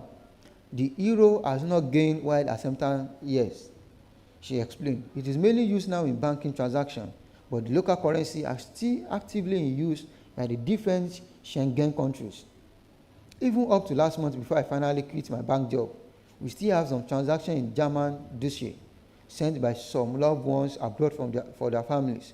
And we still process some transactions in Italian lira and Spanish peseta. The euro will be fully adopted soon by the Schengen countries. So having dollars is better for you guys. Missing your flight to Kano was for our good. I said to Anatu, I don't know what will have become of us if we don't have you in our group. I sense that Engine is displeased with my remark.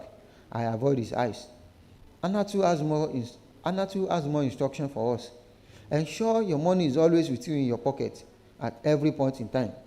Why do you say so? I asked. It is safer that way. Your bag could be snatched, for instance. Oh, okay. I get up and walk to the bag's corner. My thoughts are foggy.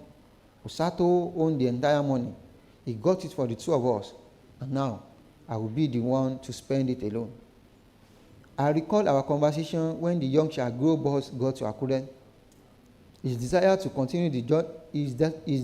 discontinue the journey and return home. If only I had listened to him or know that tragedy lay ahead of us, I would not have only let him go. I would have returned to Benin City with him. I would have preferred carrying sacks of onion and beans at the market than losing him in the wild. I would have gladly gone to learn carpentry at my father's workshop. I would have done anything for Osato to be alive. My heart feels so heavy as if it was carrying a load that must be set down, like the heavy sacks of beans I carry at New Benin Market. I sigh. My heart goes into a rapid pounding as I pull up the bag and hold it to my chest. Then I begin the frantic search for the money, zipping and unzipping all the side pockets of the bag. My mind flashes back to our conversation in Benin City as we left for Odewinge's junction. Osato had said the money was in his pocket. I fling the bag on the floor, place my hands on my head, and lament. Iyeo Osanobua, Anatu, Uyosa, and Ezewa run to me. What is the matter? Why are you calling on your mother and God? Uyosa asked, her face a marks of worry. All the money. Osato's pocket. Osanobua imeo. Uyosa exclaimed. Oh my goodness. Anatu exclaimed. You mean the entire $200? Uyosa asked. Yes, all of it. I walked back to my mat and sit beside Engine. Strangely, I felt relieved that the money is not in the bag. Spending that money would have broken me more than any other things aside from his death. So, Abdullahi discarded the body along with the money. I looked sideways at Engine. I feel offended at his use of body instead of Osato. The word gravely dishonors him. Now, I am more bothered than before about your next move. Anatu laments. Lack of money is a limitation. She has returned to the mat. Well, where there is a will, there is always be a way. That is my belief. I cannot agree less. Being positive is a big force. It helps to accelerate things. I have Vincent Peace books with me. I read it to inspire myself. I have read the book too. Anatu says, it is quite inspiring, but there are so many other motivational books out there which are equally good. Which other title have you read? I love to discuss books with people of like minds. Engine. Book discussion is not a priority now. Anatu says, we have a weightier situation at hand. Nosa has no money on him right now. Ebube and Uyosa too.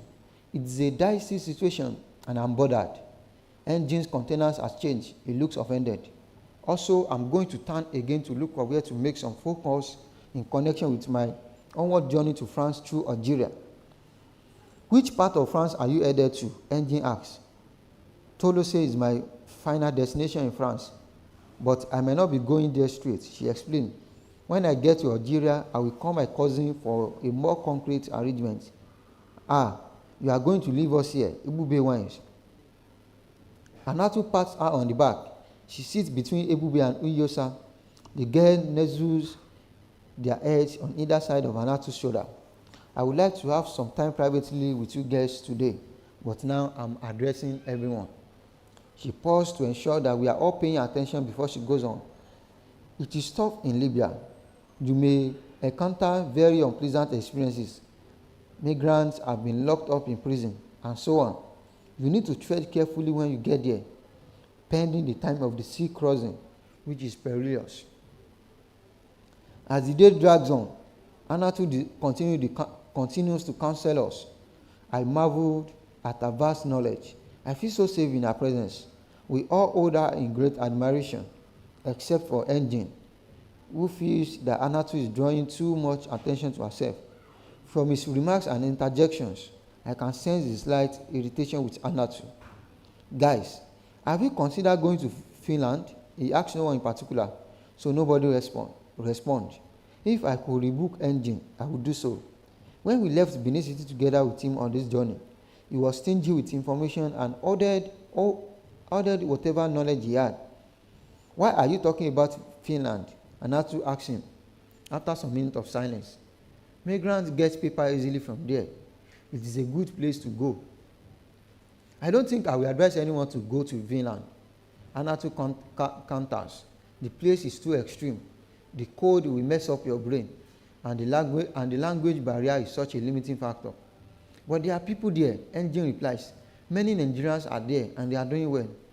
How do you define doing well, and how many Nigerians are living there? I have some friends in Finland, and they are well settled over there.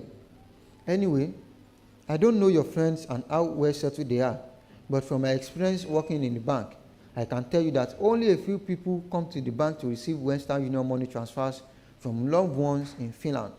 She covers her mouth with her hands and cough. And in terms of highly performing European currency, the Finnish marker is not one of them. I know of. Engine begins to say, but Ezenwa cut him off by directing a question at Anatu. So, which European country do you think are the best option to get papers and settled in? I will advise that you choose between Spain and Italy. Belgium, Holland, and Germany are also good options. One would have expected that some of your caliber will apply for a visa and travel to any country of your choice instead of this road trip. Engine says. If he meant to offend Anatu with this unpleasant remark, he failed. Embassies are no respecter of persons. She tells him gently. Do you know how many times I have applied for visa and got denied? The bias and stereotype against unmarried people pertaining to visa issuance is bad. I mean, for someone like me, or a successful banker who loves her job, why would such a person be denied a visiting visa to any country simply because she's not married? I was anywhere. By my visa application got denied time after time because of the erroneous belief that I won't come back to Nigeria since I'm not married. It is such case of wrong. I was to attend an international conference in France. I registered and paid for the conference, but the French embassy denied me the visa. It's all so deep. It is like one is being punished for not being married. Hey, yeah. Engine exclaimed in what I perceived to be mock sympathy. Anatu is unperturbed. You know you have applied for a British student visa before, she asked Engine. Yes. Why were you denied the visa? I was not denied. The visa was duly issued to me. So why did you not travel to Britain? I did. You are convincing us, Engine. Engine says, feeling a bit irritated. If you were issued a British visa, why are you here with us? I am a deportee. I was deported from England 6 months ago, and I know the implication of that. I will never be issued a British visa ever again. That is the only way I can make the journey to Europe and find my way again into England. I'm going back to England to complete an unfinished business. I'm not one for too many words. Talk is cheap. What I want to do is on my mind. When I get into France, I will cross the English Channel into England and go after the sole business of my second coming. My parents were poor, but we could still hold our heads high. We could still afford to feed until the terrible day when the demolition took place, and our entire lives changed. That demolition drove us into abject penury and pain. When we woke up to the sound of bulldozer that morning on 14 July 1990, we felt our lives slipping from us. What is life without a shelter over your head? We had thought the government would show leniency. The 7 days eviction notice was short and not enough to uproot families from what had been their homes for many years. Some thought the threat was a joke, but like Pa Isimikaye, our old neighbor and my father's friend said, the military does not waste their words. As the bulldozer tore and pulled at the net, tarpaulins, wheels, and bamboo sticks with which many of the houses were constructed, cries and wails rent the air. Our dear Morocco was crumbling before our very eyes. Panic-driven, we went into a frenzy, gathering our items. We tried our best to salvage as much as we could. My father grabbed his rechargeable torch. He also hung the wall clock above the black and white 14-inch television. The clock was a parting gift to him at retirement, in appreciation of his service of meritorious service, in appreciation of his years of meritorious service at Nigerian Railway Corporation. He threw the torch and wall clock, his two most precious worldly possessions, into the sack he pulled from under the 6-spring bed and urged every one of us to hurry. My mother grabbed a kerosene stove. My 5 siblings reached for what they could hold, like our small mattress, 1 cooking pot, a football, an umbrella, and a wall mirror, each according to their scale of preference. I made sure I took the JAMB syllabus that I got the week before. I had attempted the Joint Admission and Matriculation Board exam twice and did not make the cutoff mark for my desired course. But I was not giving up. I had saved up the little money I made as a private lesson teacher to buy the JAMB form yet again. My mother desperately wanted to salvage her deep freezer. She tried to lift it and place it on her head, but it was too heavy. Engine, come and help me put this freezer on my head, she cried. Please, Mama, you cannot carry it. Just leave it, I pleaded. Leave property and save your life first, my father shouted at her. But how are we going to cope? She wailed. How are we going to feed? Since my father's retirement from the railways, my mother's little ice blocks and cold drinks business had been one means of sustenance. Loss of the deep freezer meant an end to that business. She left the freezer and grabbed her Izon Bible. As we began our move to nowhere in particular, the heaviness in our heart was much weightier than the loads we carried. They call Morocco a slum, but it was home to us. The wealthy residents of Victoria Island were our neighbors. But what kind of neighbors were they if we could not borrow things from them? In our Morocco, love was intense and sharing and borrowing was our way of life.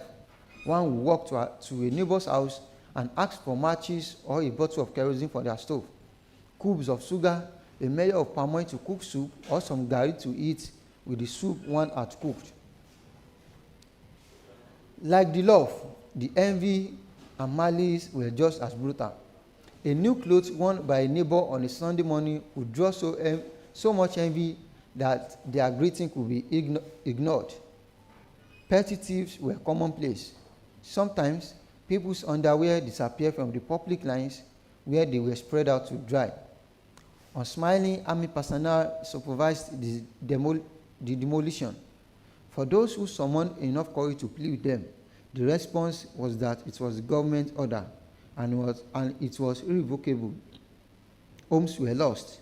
Families dispersed to different parts of Lagos and beyond.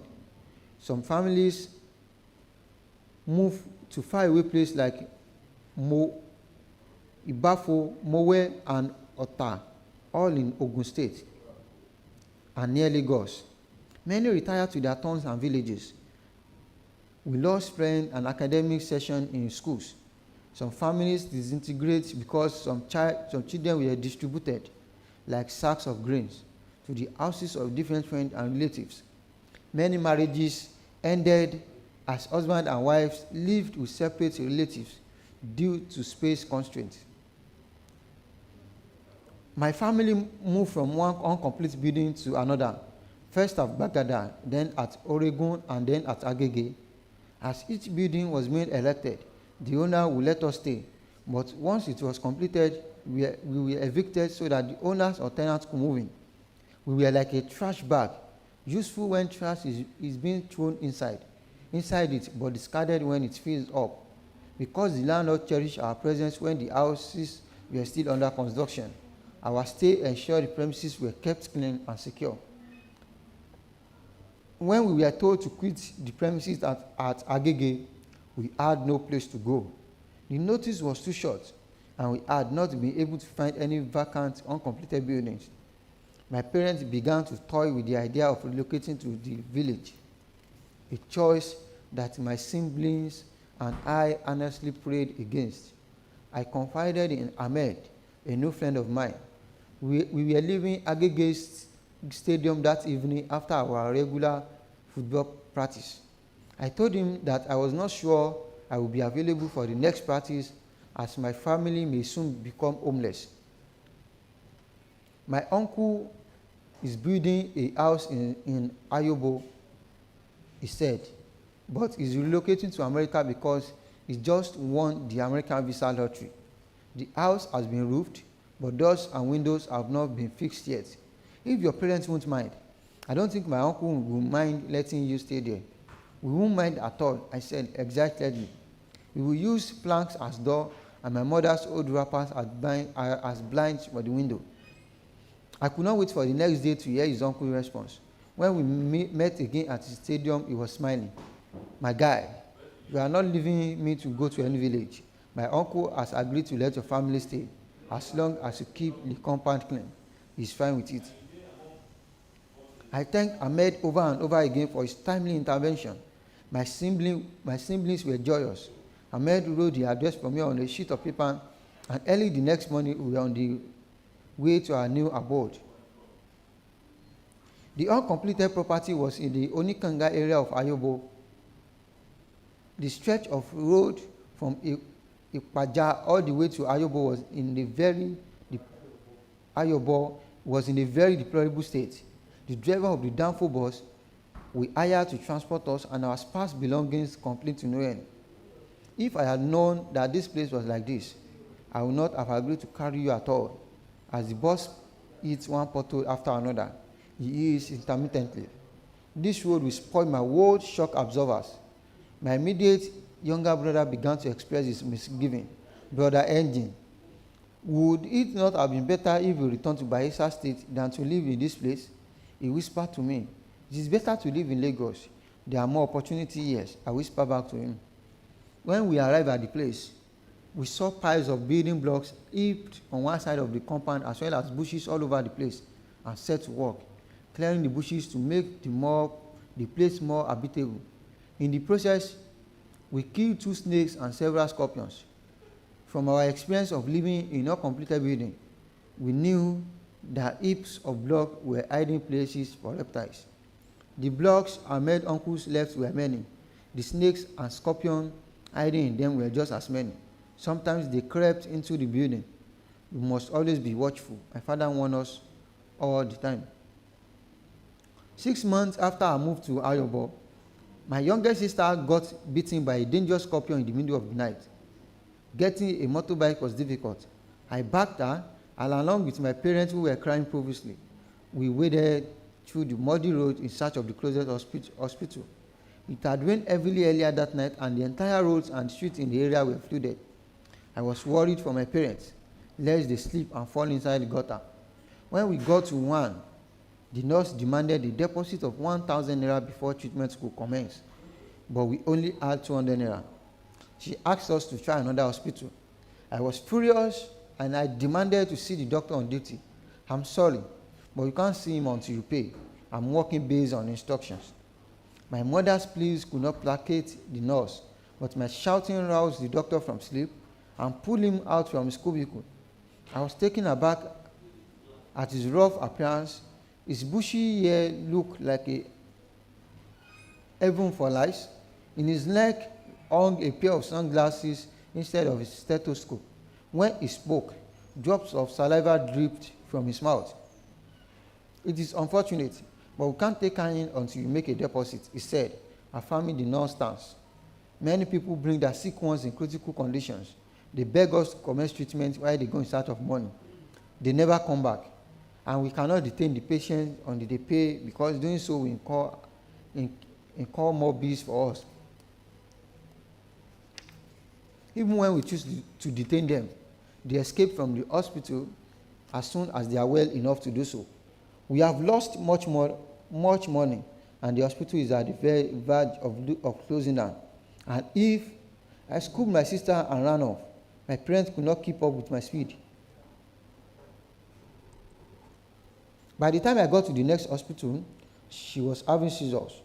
The hospital was in darkness due to power failure. The generator had packed up the previous week.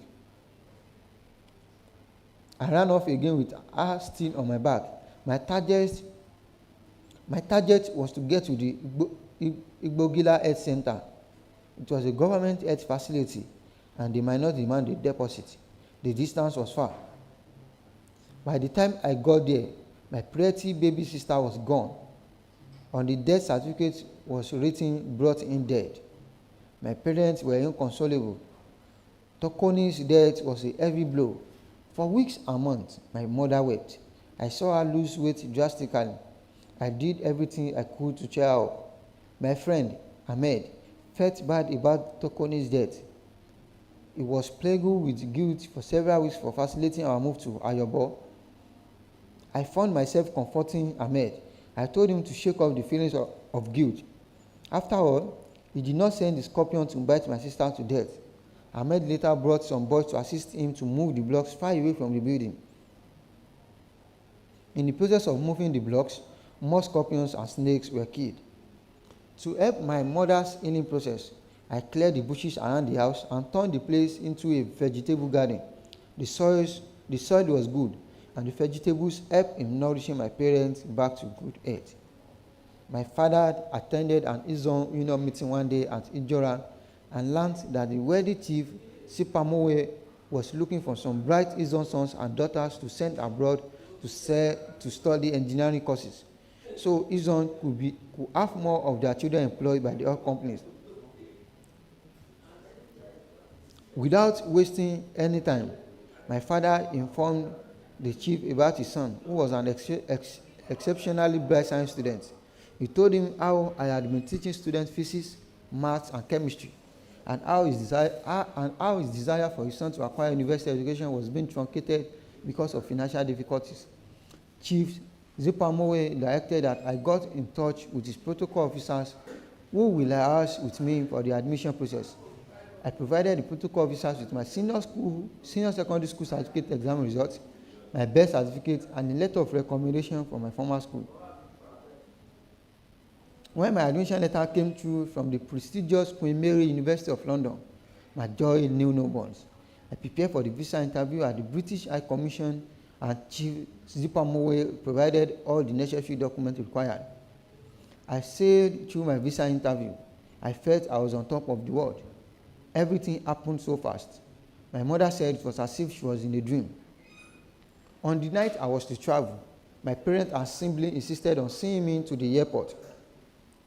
At the departure wing, while I was doing my check-in formalities, an airport staffer wondered why they allowed some beggars and destitute to come into the departure hall. My heart nearly cut into two when I realized that she was referring to my parents and siblings. They are dressed in their best attire, yet it gave them off as destitute. I console myself that I will return in 5 years with my bachelor's degrees in engineering, get employed in an oil company, and change my family's fortune. Her name is Dumebi. I called her Dumi. We were in the same university but in different faculties. I was in the engineering department while she was in the liberal arts. We met at the welcome party for newly arrived Nigerian students. I was surprised that there were many Nigerians in the school that was not in Nigeria. Dumebi and I were attracted to each other instantly. I described our love as the law of attraction of opposites. She was petite and fair complexion, a contrast to my dark skin and sturdy body structures. Electrons have a negative charge, and protons have a positive charge, so they attract each other. I told her. Perhaps to impress her further, I went on to explain the scientific basis of the law of attraction. In electricity and magnetism, the force between two electric charges is proportional to the product of the charges and inversely proportional to the square of the distance between them. I don't understand what you are saying. She laughed hard and long. What has all this scientific jargon got to do with us?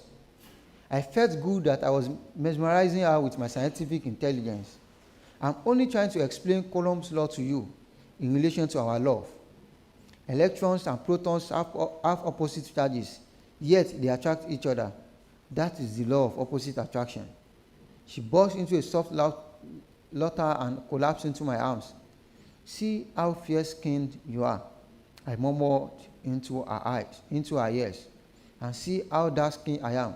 I'm also huge, and you are petite. But among all the students gathered in the hall, we got attracted to each other. We were struck by Cupid's arrow, she stated softly. Dumebi and I were inseparable. Some fellow Nigerians knew about our relationship, often teased us by calling us husband and wife. As our graduation dates drew closer, we began to panic. We were sure of one thing: we wanted to be together. The ultimate plan was to get married.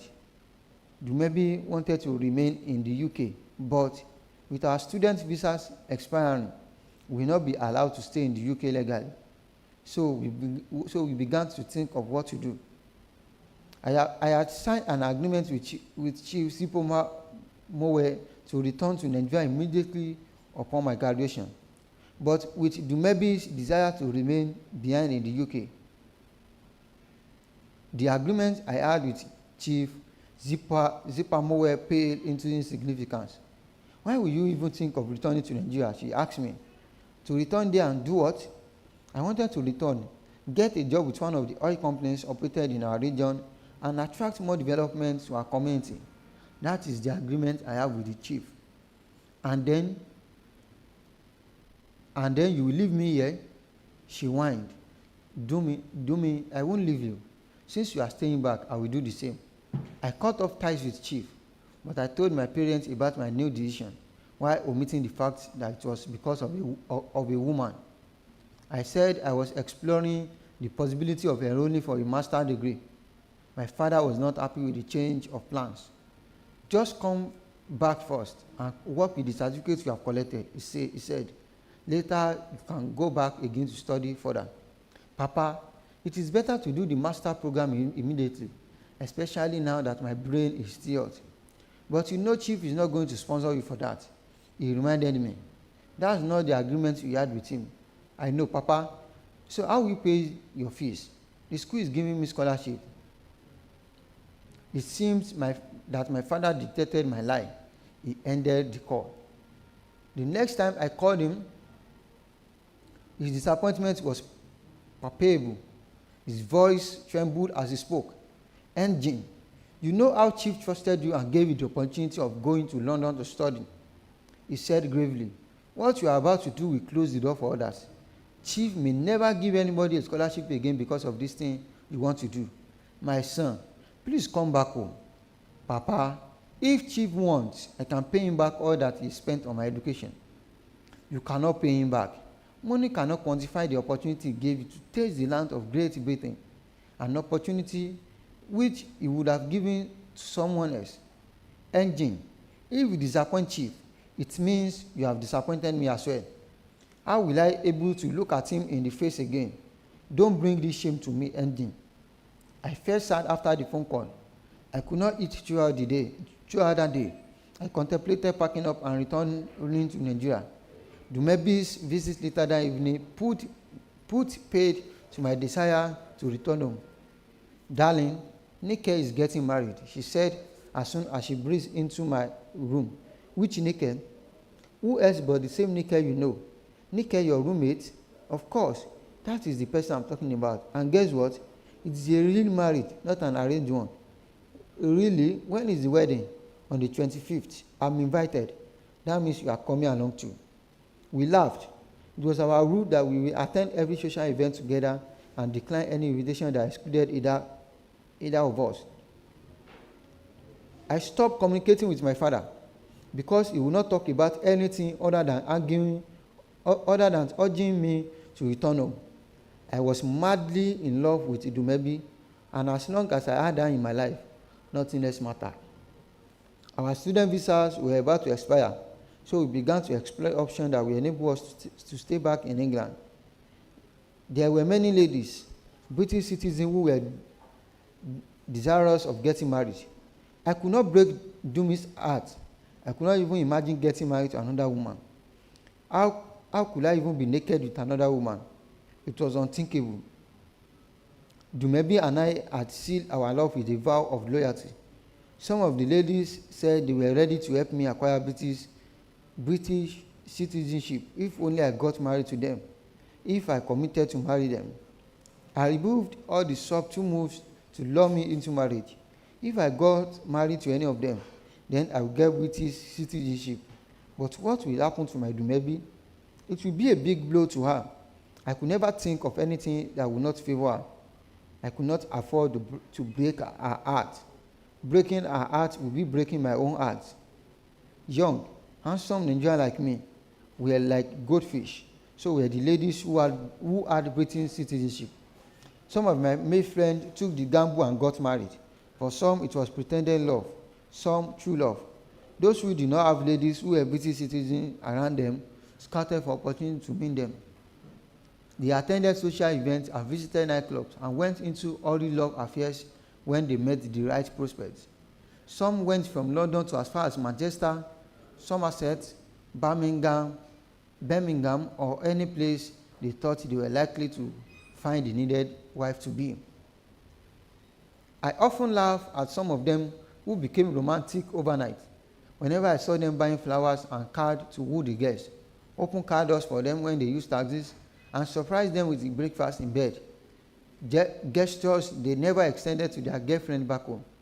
To my chagrin, even people who were married back home would come to the UK and marry another partner, all in the bid to get a resident permit.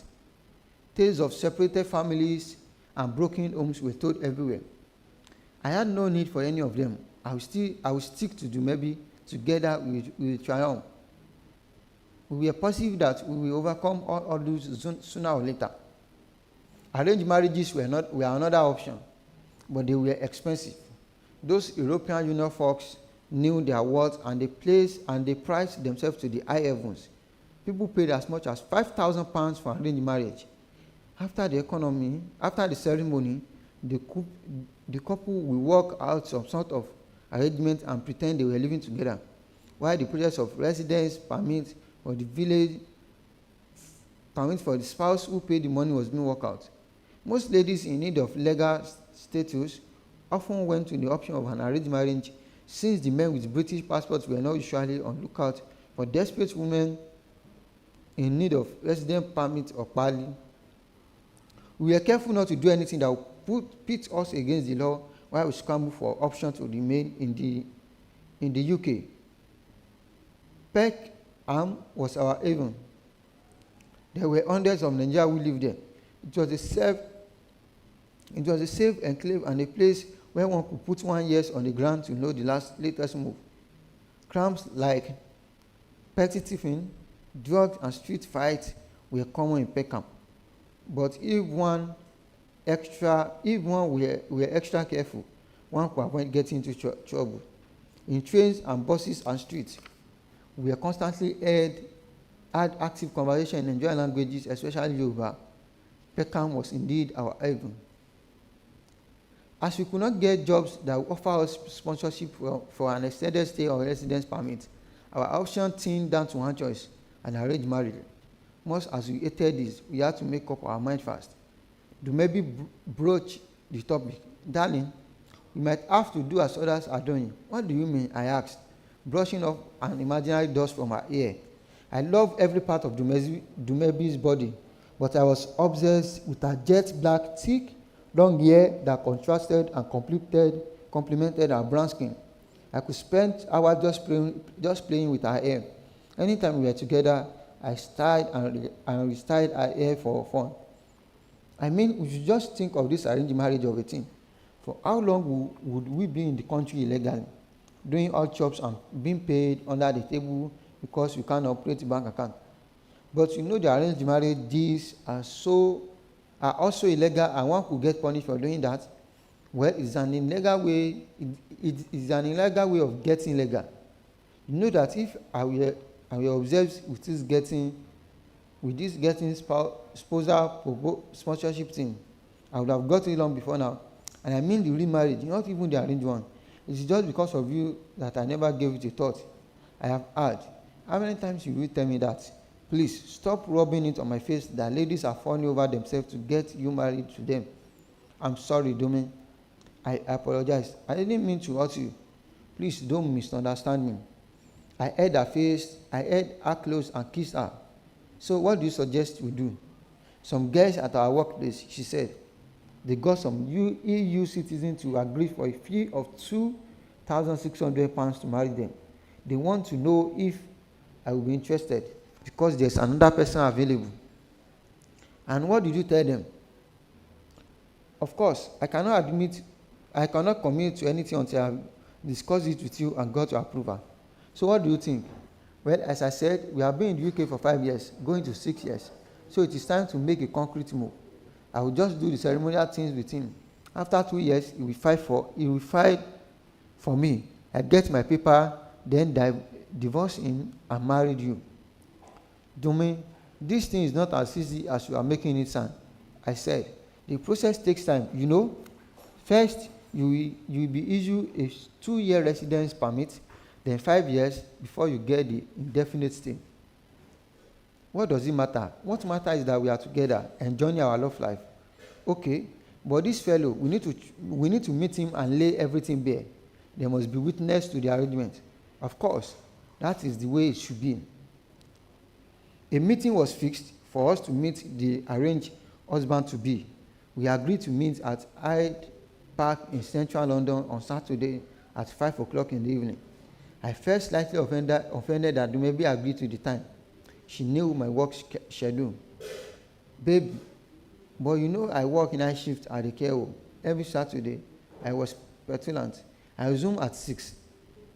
By 5, I should be close to my duty post at Kent, not heading to central London for a meeting at Hyde Park. Our apologies sound casual. Can the meeting be held earlier, say at about 2 or 3? I think 5 is the only available time for him. But you should have let him know that the time is not convenient for your real fiancé. Darling, we are the one who need this document. We should be able to make sacrifices. Okay, I get your point. I will call off my Saturday shift then. Yes, darling, please call it off. On the agreed date, I headed to central London as soon as I closed my morning shift at the warehouse. Working in a warehouse was one of the most difficult jobs around. One would stand for hours, lifting heavy stuff and sorting through tons of goods. I was tired to my bones by the time I hopped off the bus and walked into Hyde Park to wait. Already, I sent a text message to maybe that I was already on my way to the place. She did not reply, so I assumed she was also battling her way to meet up with the appointment. I sat on the grass when I got to the park and stretched out my third leg. I wished that maybe was already there beside me so that I could stroke her hair and fondle her breast before the meeting. I closed my eyes to catch some sleep. Every time nap counted for me. I napped on trains and buses, always trying to make up for lost sleep hours. I had recently taken up a third job at an African shop and having a 6-hour sleep at a stretch had been a luxury.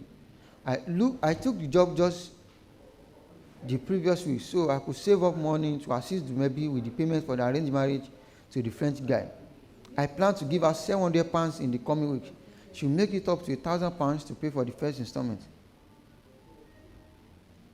My phone beeped. It was Dumebi. I sat up, smiling. She must have got to Hyde Park and wanted to know where exactly I was. The park was very big. Claude is requesting that the meeting be postponed to next week. He said as soon as I answered the call. I was befuddled. Who is Claude? That's the Frenchman for the Pali. Oh, is that his name? I was angry at the short notice. It was 4:45. Why are you just telling me this? It is because he just informed me. He informed you? I think Jane gave him my number and he called me directly. That cleared the air. But I was upset. I had given up my rights. I had given up my night shift because of the meeting. I calculated how much I would have made on my shift that night, and I felt bad. I felt bad that I had lost 80 pounds for a meeting that was not held. So where are you? I'm just about to get on the bus at Deptford, but is there any need for me to still come? I found our question bewildering. We always cherish any chance to be together. I was squatting with 4 other young men at Peckham, so it was always awkward to have the maybe sleepover. I had been filled with thoughts of how we would spend the evening at Hyde Park, staying back after the meeting, and spending quality time with each other.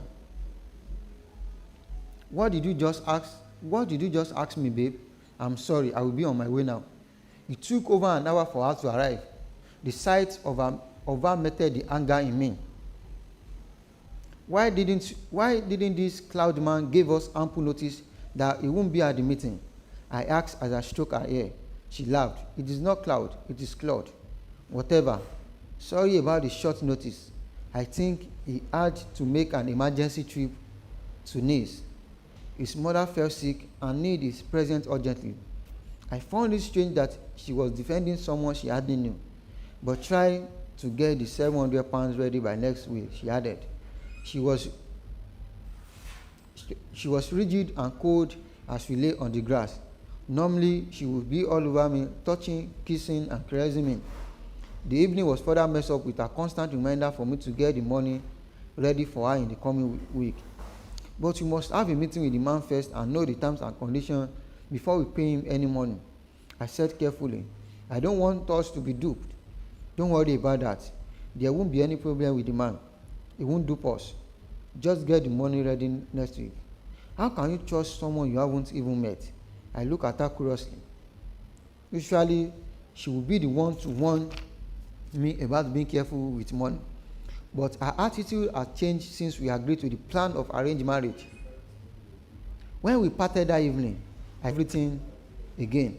I later dismissed my fear when she called to ask if I got home safely. I gave her the money the following week and requested that Jane arrange a meeting for us to see the man as soon as possible.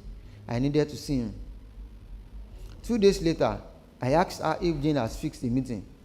She is yet to do so, but I have made the payment to Claude anyway. I was livid. You mean you gave 1,000 pounds to a man you have not set eyes on? I asked. So how did you send the money to him? I gave him the money directly. How? Well, he came around and we had a quick meeting and concluded, and I gave it to him. Are you sure you are okay? It felt as though I was looking at a stranger. Come off with it, darling. Jane was with me as witness. There's no need to worry. How can you say I should not worry? Don't you know what this European citizen do? This one is different. I don't know why you think that is different. I must see this man, maybe. No problem. We fix a meeting. I will let Jane know. There was no urgency on Dumebi's part for me to see the man. She said that she was scared Claude might back out of the arrangement if we stampede him into unnecessary meetings. I was certain that the man had duped us. Autumn gave way to winter, and as I stood in the cold, chilly weather, my mind went through so many things. I had not called my parents in a while because whenever I called, Papa would lament my insensitivity in remaining in the UK after my graduation. But I was not insensitive. It was my sensitivity to Dumebi that made me revolve moves by many girls who wanted to get entangled with me. After 7 weeks of argument and persuasions, Dumebi told me that Claude had finally agreed to have a meeting with us. I looked at my watch. The bus was delayed. It was happening too often, and I hoped they would fix whatever was causing the delays. The cold was fighting to get into my toes. encased in 3 layers of thick stockings. My faded winter jacket battled to keep my body warm as I stood at Hanover Park stations, waiting for bus 436 to Charing Cross. It had been a very long day for me. I worked 2 shifts that day. The first shift was at an African store, and the second at a warehouse. The transportation cost was unbearable. I missed when I was paying the student fare on trains and buses. With my student visa expiration, I could no longer enjoy that privilege. I missed so many privileges I enjoyed as a student. I lacked nothing then because of cheap sponsorship. I even saved up money to send to my parents to move from Ahmed's uncompleted house to a room and parlor apartment at another area of Ayobo. I did not want to lose another sibling to a scorpion or snake bite. I hated that Claude chose Charing Cross Station as the venue for the meeting, and I was annoyed with Dumebi for not protecting my interest yet again. At last, I saw the bus coming, but something else came to my mind.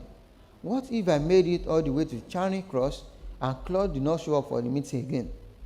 I recalled what happened the day we were to meet at Hyde Park, so I changed my mind and decided to go to Dumebi's place of work. From there, we could leave to see Claude together. That way, even if Claude did not show up, at least we would have the evening to ourselves.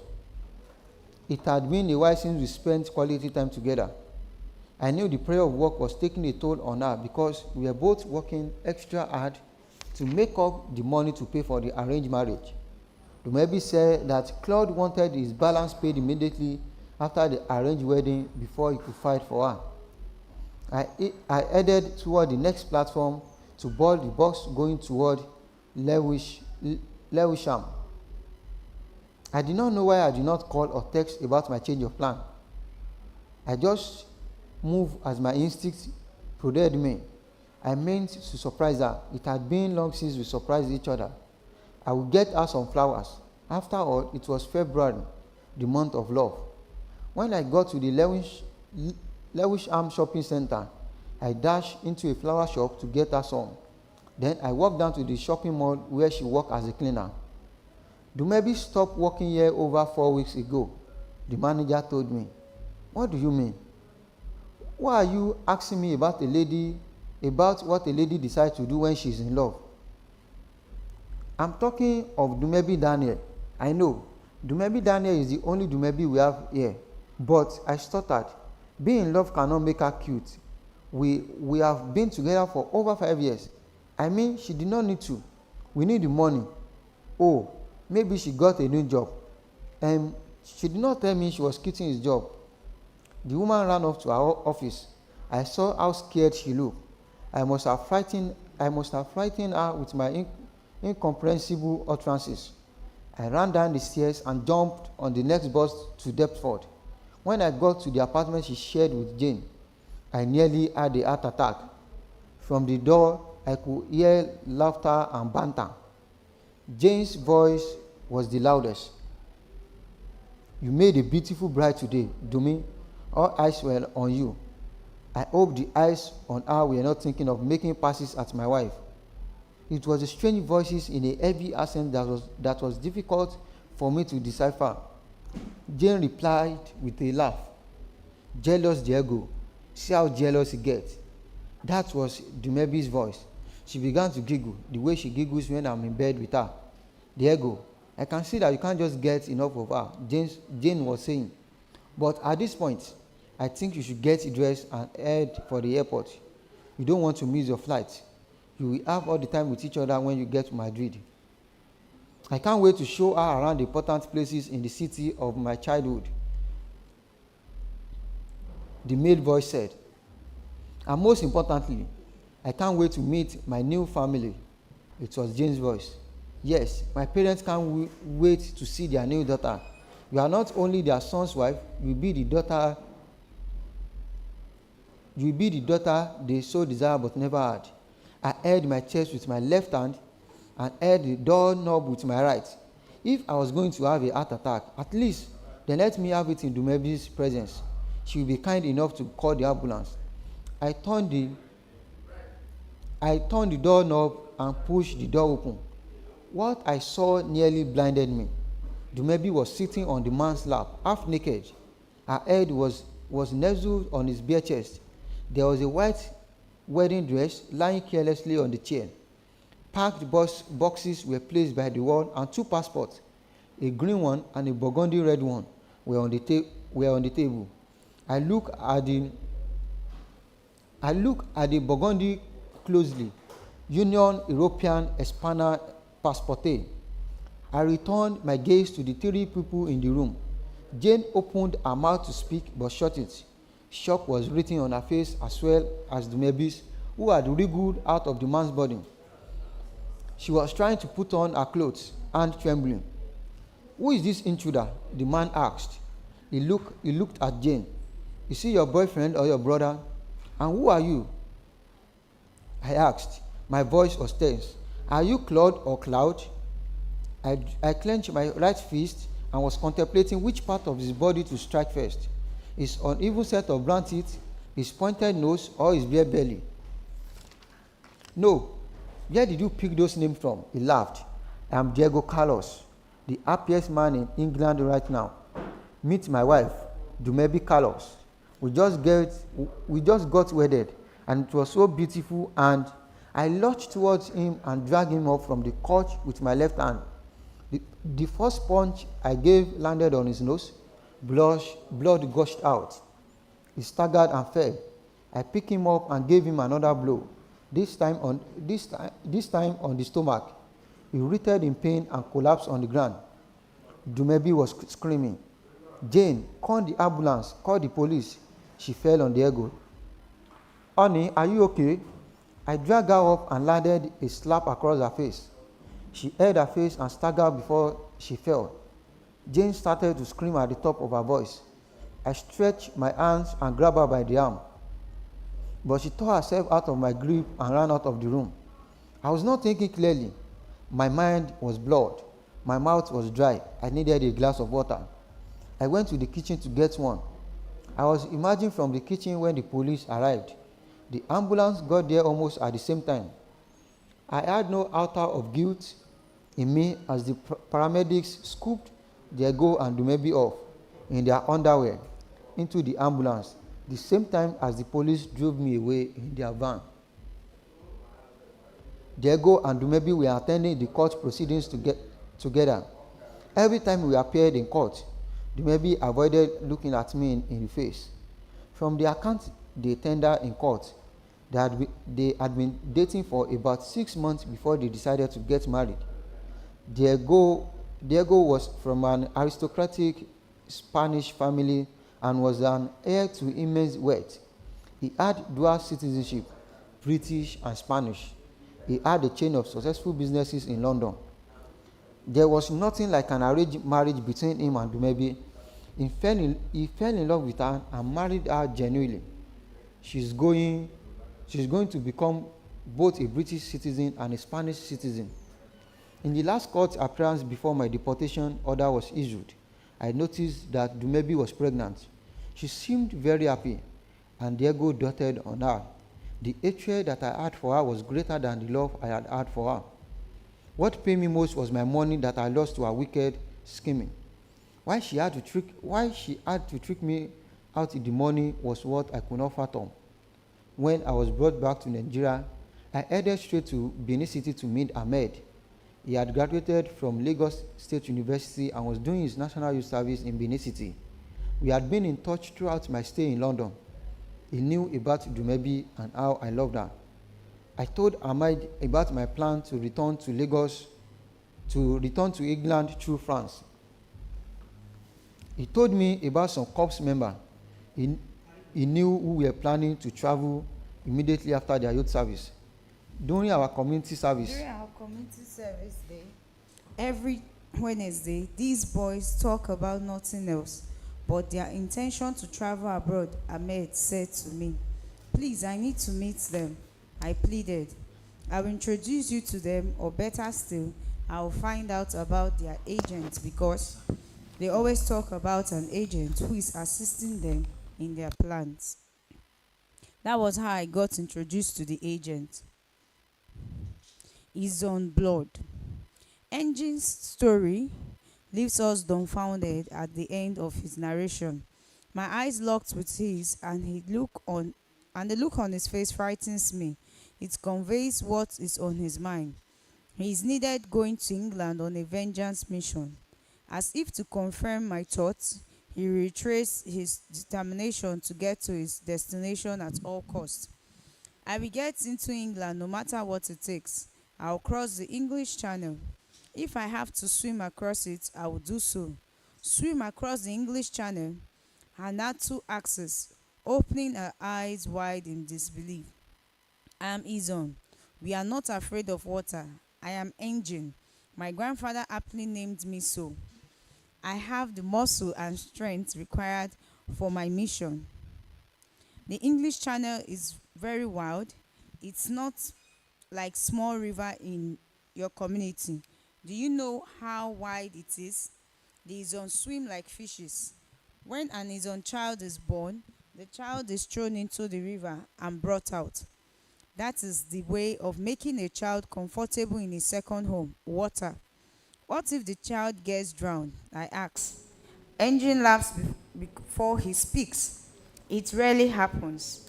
When such happens, it means the child is not an his own child. It could be that the mother has been playing an away match, cheating on the husband with a non-Izon. So, if the cheating was done with an Izon man, what happens? Anatu asks as the question gets us laughing. Well, the gods of the river will decide that one. We'll laugh harder because Engine's response does not sound convincing even to himself. How is it that you know so much about his own culture and traditions, but you grew up in Lagos? I asked him.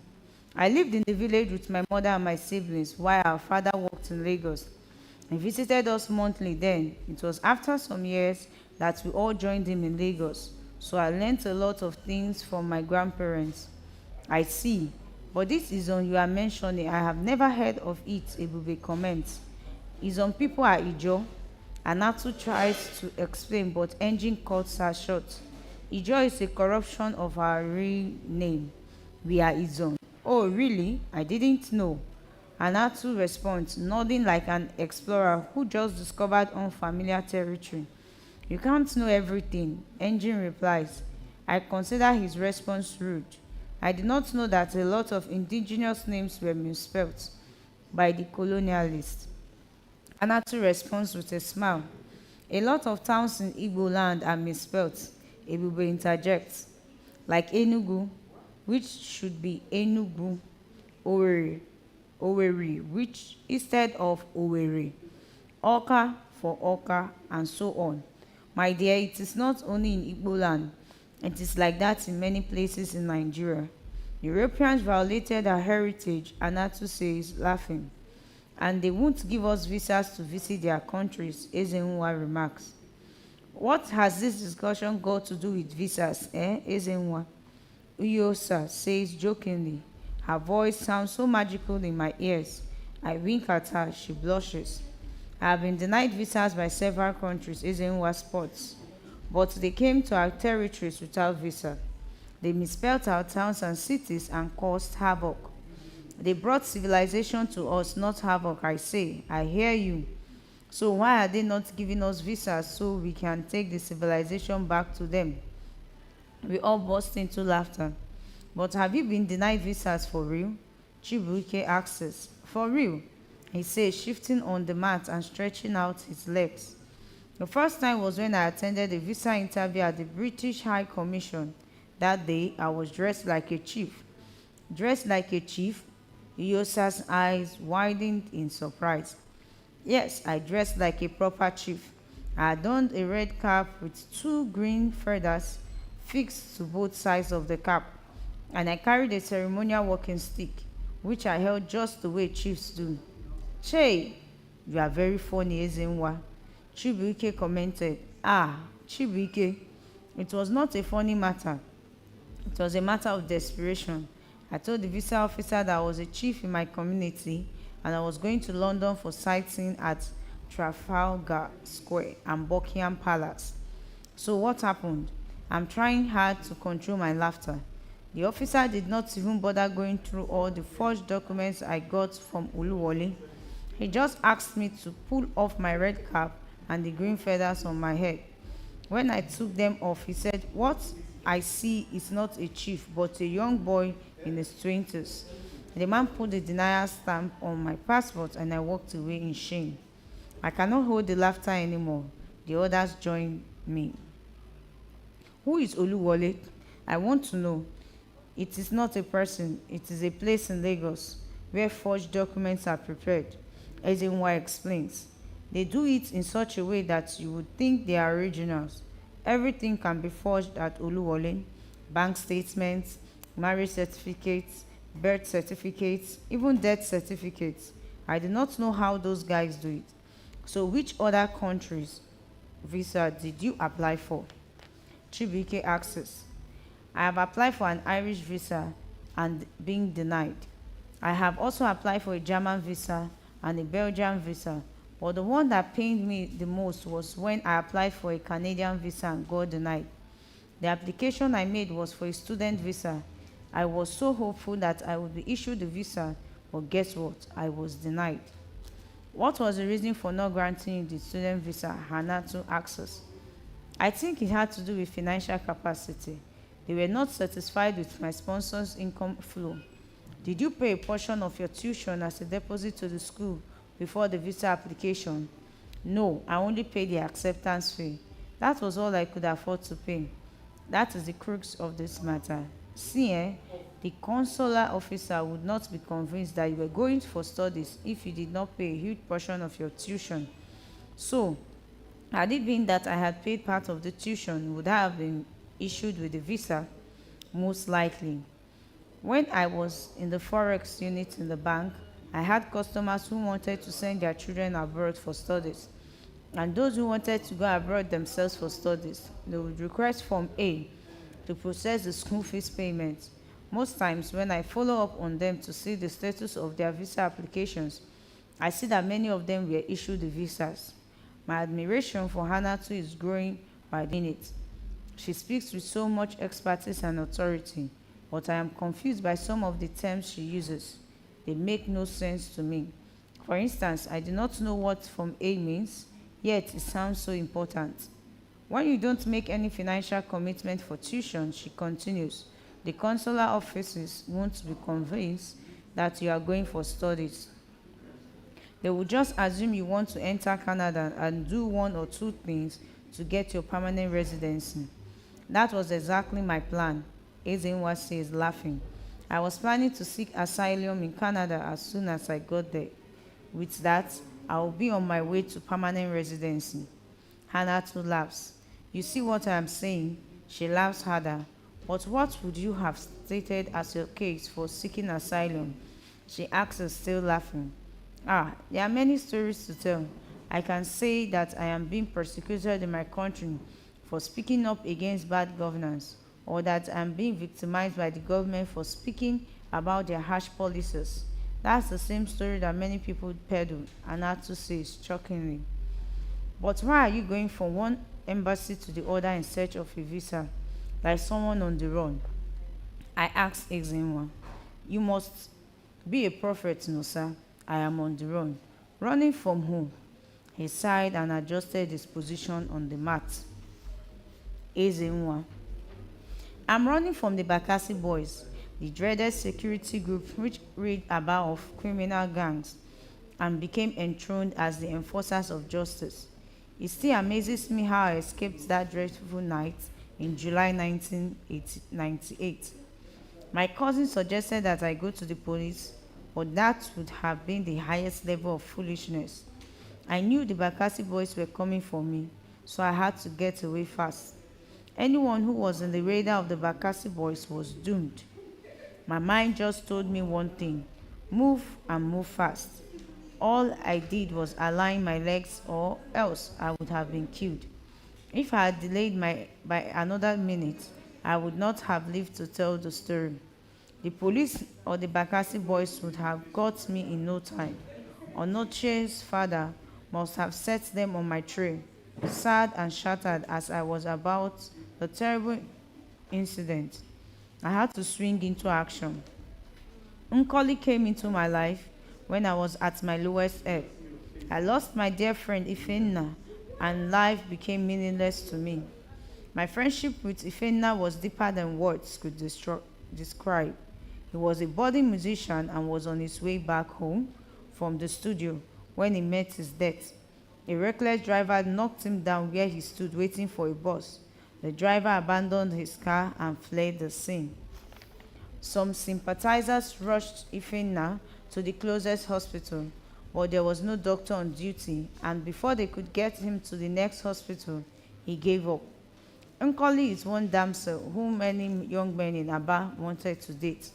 Some wanted to marry her, but her eyes were only on me. I loved her with every fiber of my being, and I vowed that I would marry her. Her heart was with me, and mine was with her. It did not take long for Onoche, the spoiled son of a wealthy chief, to cast his roving eyes on Nkoli. Onoche was the second son of Chief Udo Dike, one of the wealthiest men in Aba. Chief Udo Dike had properties on every street in Aba. It was said that the rent money accruing from his houses every month was enough to keep his lineage wealthy up to the fourth generation, if they decided not to lift a finger to do any other work. The chief also had a furniture making factory, a soap making factory, and a big hotel. Onoche was intoxicated by his father's wealth, while his younger brother went about overseeing their father's investments. Onoche drove around the city with pride and arrogance. He pestered Nkoli to no end. Once she came late to our date because, as she narrated to me when she finally arrived, Onoche blocked her on the road and wasted her time. He had set people on her track to monitor her movements because he pulled up his white Santana car at her with precision and asked her to hop into the car, but she declined. I know where you are going, Nkoli. You are going to meet Ezenwa at Madame Joy's shop. You are very right, Nkoli retorted. I'm going to see Ezenwa, but where I am going to or whom I am going to see is none of your business. As beautiful as you are, how can you waste your precious time with that chewing gum boy? I am in love with him. Stop referring to him as a chewing gum boy. But chewing gum is the only thing he can afford to buy for you. He buys me other things, but even if it were only chewing gum that he can afford, I love him just like that. What do you know about love? The only thing I know about love is that Ezenwa is the love of my life. I was boiling with anger as Nkoli told me about her encounter with him that day. So I racked my brain as I pondered on a solution to end Onoche's onslaught. At such a time, I missed my late friend Ifenna. He would not only have thought up a bright suggestion, but he would also have helped me execute it. Feeling slighted by Nkoli's refusal of his love advances, Onoche had the temerity to confront me at the pitch where we played football. I want you to leave Nkoli alone, he said in his usual arrogance. She rightly belongs to me. The football match had just ended and I was trying to regain my energy. I looked at him and hissed in irritation. I'm sure you heard me, Mr. Loverboy. Onoche, are you not ashamed of yourself? Nkoli has told you, time without number, that she does not want you. Why don't you give up? Just leave us alone. You know I can have any girl I want in this town. I have the financial capacity to do so. Is Nkoli not proof that not all girls are swayed by money? But I can sway you because poverty runs in your generation and has formed a nest on your head, he said. I ignored the demeaning remark. Name your price, Ezenwa. Just name your price and leave Nkoli for me. I was boiling within. I felt nothing but hatred from Onoche. If not for his father's wealth and influence, I would have dealt with him long ago. I would have beaten him up badly and given him a permanent injury to teach him a lesson. The second time Onoche confronted me, he was in the company of his Otimpu boys, boys who hailed him and did his bidding in return for monetary rewards.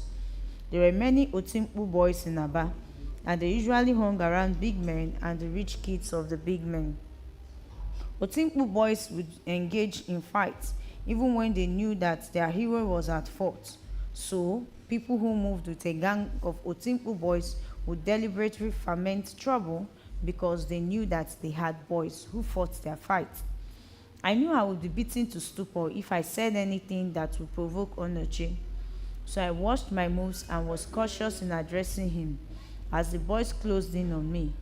Ezenwa, I put it to you that you are very arrogant for daring to share a girl with our boss. The leader of his Otimpu boys challenged me. It was nauseating to hear him call the arrogant Onoche his boss.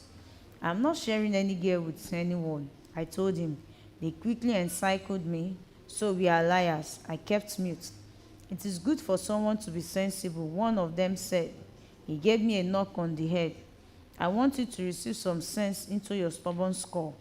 All the while, Onoche sat in his car listening to music. So we are telling you for the last time to leave Nkoli alone. Stop confusing her so that she can give attention to her boss. Do you hear that? Yes. So are you going to stop seeing her or not? The leader asked. Speak up. He looked at me menacingly. I will stop seeing her, I muttered, so they could let go. Next time we won't warn you. We'll just teach you a lesson. They left me and entered the car. I watched them zoom off to my relief. Nkoli hated Onoche the more for the humiliation his boys meted out to me. Onoche felt slighted that his father's wealth could not buy him Nkoli's heart when many girls were craving his attention. The more Nkoli rebuffed his advances, the more he changes tactics. He stopped belittling me before her. He started making appeals. One day, he sent a gift hamper to Nkoli's house. The hamper had all the trappings of extravagant spending. Everything was bought in a pair: 2 perfumes, 2 handbags, 2 pairs of shoes, and 2 wristwatches. Some items irked Nkoli and me most, like the 2 pairs of braziers and pants, which he included in the hamper. He sent the gifts to Nkoli's house when only her younger brother was at home, and the innocent boy felt so sad when his sister rebuked him for receiving the gifts from a stranger. What are we going to do about the gifts? Nkoli asked me. I think I will personally return the gift to Onoche. That was a decision that almost ended fatally. I set off the next day to the magnificent family house of the Udodikes in the Umungazi area of Aba. I took a bus going to Abayi and alighted at Umungazi Junction. I carried the basket on my head and walked down Udodike Avenue.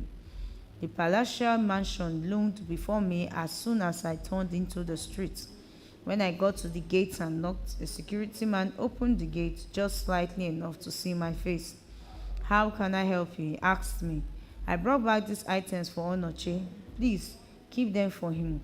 I had no time for preambles. I cannot collect anything from you because I don't know you. Tell me your name so I can inform Mr. Onoche. He's around. No, I don't want to see him. Just tell him that Ezenwa returned these things.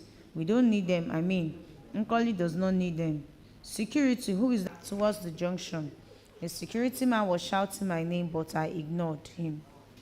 A few paces away, my instincts told me to turn around, and I did, just in time to see the massive gate had been flung open, and 2 gigantic doors were leaping towards me. Glover, Tarsus, attack!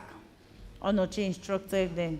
I screamed and broke into a run, while the security man shouted after the dogs to stop. There was a shop just before the junction. Luckily, the door was ajar. I leaped inside the shop, jumped across the counter, and ran into the inner compound.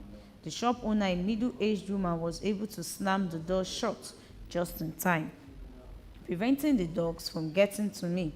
I collapsed on the ground, grateful that I narrowly escaped the dogs' attack. A small crowd gathered outside. The arrogance of that young man is getting out of hand, I heard one man say. He's giving Chief Udodike a bad name. Another one said he needs to be cautioned. I thanked the shop owner profusely and found my way home. When all he did failed, Onoche created division among the friendly football groups that many of us belong to in Aba. With money, He was able to pitch players against one another. Unfounded allegations, accusations, and counter accusations became rife as boys accused one another of witch hunting, petty stealing, and slander. The friction and animosity grew until it went out of control. In a friendly match between two teams at a field at the Abai area of the town, there were allegations that the winning team played the match with juju, chants of Anyagagi Ekwe, Haji Ogo, Babo. We will not accept this. They played the match with charms, rent the air. It soon degenerated into a free-for-all fight. My team was at the receiving end. We were the team accused of using charms to win. We were taken unawares and many of us got injured. When the pandemonium broke out that day, I was one of the first people to escape the scene, but I sustained injuries, which I nursed for days. Our group planned to retaliate. Meetings were held at the Constitution Crescent Field. The instructions were clear: do not tell anyone. We planned to launch our offensive during the next football competition. I became scared when the boys began to talk about getting acid and corrosives. It was becoming bigger and more sinister than what we had planned. I opposed the move, so did some of my friends. This is supposed to be a small fight to shake them, nothing more, I pleaded. We don't want fatalities. I second Ezenwa's opinion, Ugonna, an active member of the team, said. Please, it's just a small retaliatory fight. Ikpendu disagreed. No fight is small because you can never tell what your opponent may come with. Henry supported Ikpendu. We will take the acid along, but we may not use it unless things get ugly. We argued till late in the night. Ofoma suggested that the fight be cancelled, but Ikpendu rejected the suggestion. If we cancel the fight, we will appear like cowards before them. At last, we agreed that no acid should be brought into the field, but the supplier would stay at a designated place. If we needed the substance, then we could run to him and grab it. But I prayed against the inevitability of such a drastic move. On the planned day of our counterattack, it rained heavily. The field was flooded, and we had to wait for the grounds to dry up a bit that evening. A few minutes after 5 o'clock, the match finally kicked off, but we were taken by surprise. We had planned that during the second half we would stop the match midway and engage the team in a fight. We had identified the ringleaders of the last fight. They were our targets, but before we could launch out, there was pandemonium. Some boys came into the field and took the ball. We have heard what you people plan to do in the second half. We want the fight to start now. I recognized the boy immediately. He was one of Onoche's Utimpu boys. That means that Onoche was the mastermind of the first fight. It dawned on me just then that he was the brain behind all frivolous troubles and disagreements. I wished I knew earlier. Many things would have since fallen into place. I was shocked that Onoche would go this far. He had been actively monitoring me and knew about our plans. But who could have divulged our plans to him? I wondered. Our meetings have been held under strict secrecy. With Onoche and his Otimpu boys' involvement in the fight, I sensed that the situation would get out of hand if the crowd did not disperse immediately. I discouraged Ikpendu from getting the acid. I hope he heeded my advice. If he did not, then anyone could lay hands on the acid and use it. It would be a fatal situation. The match is over now, I shouted to my team. Please, let's all disperse. Everyone should go home. I was shouting at the top of my voice. My eyes caught one of Onoche's Otimpu boys advancing towards me. I mingled through the teeming crowd and took to my heels. He lost me, and I made my way through the back gate, but I was not going to leave my friends at the mercy of Onoche's boys. I wanted to be sure they heeded my voice to disperse immediately. I was about to start shouting their names when a pair of hands clamped my mouth shut from behind, and another pair encircled me from the waist and held me tight. Ikpendu, he's right here. I'm holding him. Bring the stuff fast. The person holding my waist instructed in a loud voice. It was Onoche's voice. I saw Ipendu skipping towards us with a bottle in his hand. I did not need to be told what the content of the bottle was. I was petrified at the looming disaster about to befall me. I felt betrayed that Ipendu, with whom we had been planning the counterattack, was on Onoche's side and was ready to use the acid on me. You called me a coward, right? Onoche asked. Now I will show you what cowards can do. With all the strength in me, I swung around. The hand across my mouth lost its grip, and I pushed him with force. He fell to the ground. I punched Onoche across his face. He staggered back, but he did not fall. As he made to grab me by the neck, I caught a glimpse of Ipendu closing in on us and uncorking the acid bottle. You will splash it on his face, Onoche was saying. I made to run off, but Onoche was too fast. He grabbed me again, but I pushed him off. With all the force I could muster, he fell. The sound of his head hitting a hard brick was louder than the screams that followed. I was already on my heels. Ipendu was in hot pursuit with the acid bottle in his hand. Ipendu, come back. I heard someone call out after him urgently in an emotion-laden voice. Let's get boss to the hospital fast. I felt a bang just in front of me. It was a bottle missile. Ipendu had flung the bottle of acid at me, but it missed me by inches. I felt a little burning sensation on my legs as a tiny splash of the liquid touched my legs, but I continued running. The news of Onoche's death spread like wildfire. There was a big fight at the football field, which led to his death. I did not wait for the real version of what happened to get to the ears of the people. Perhaps his Otimpu boys were still in the hospital with Onoche's family. I was certain that Chief Udo Dike would not waste time introducing the Bakassi boys to come after me.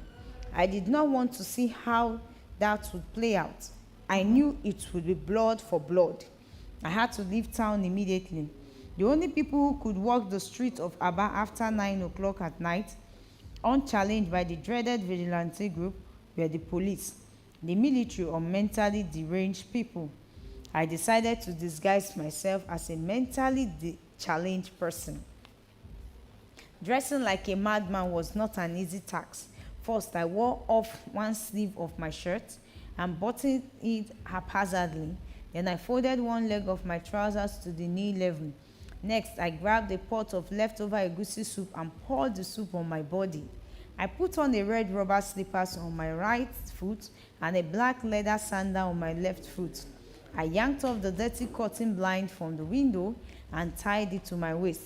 Finally, I threw a few clothes into a sack and grabbed the fat YX syllables my younger sister left behind on her last visit.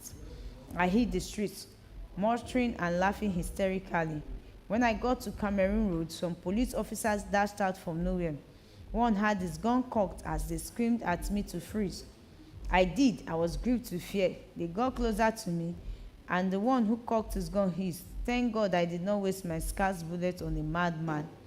I breathed down and continued walking while performing a madman's antics, but my heart was beating wildly. As I got closer to Mock Street, I began to feel some relief.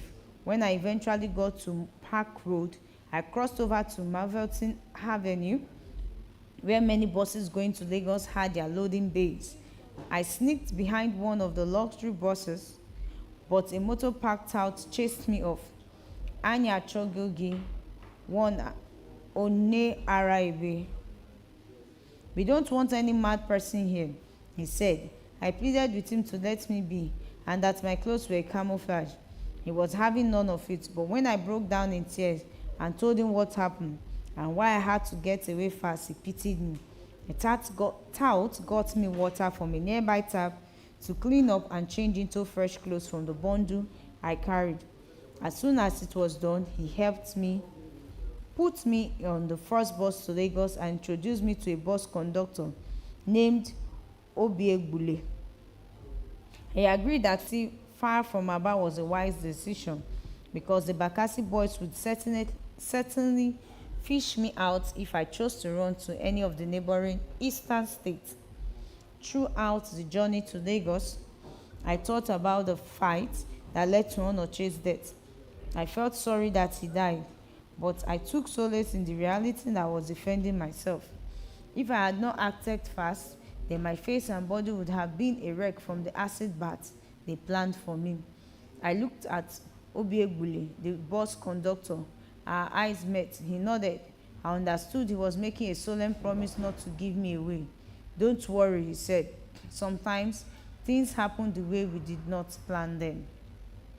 When the Chisco Motors bus crossed the Imo River at Owerenta, I knew it had escaped Bakassi boys. Being out of their radar was the one thing. Facing an uncertain future was another. I thought of Nkole and prayed that no harm would befall her.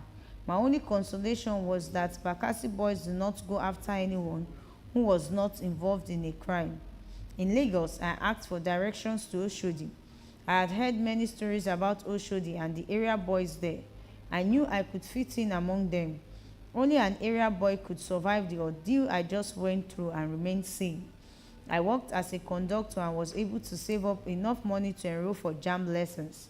But I could not concentrate on the lessons because of the fear of being fished out for Onoche's death. Now and then, fear would consume me, fear that Onoche's father or Bakassi boys were still hunting for me. My apprehension heightened each time I read about the Bakassi boys in the newspapers. That was why I began to think about traveling abroad. I knew it was a crazy thought.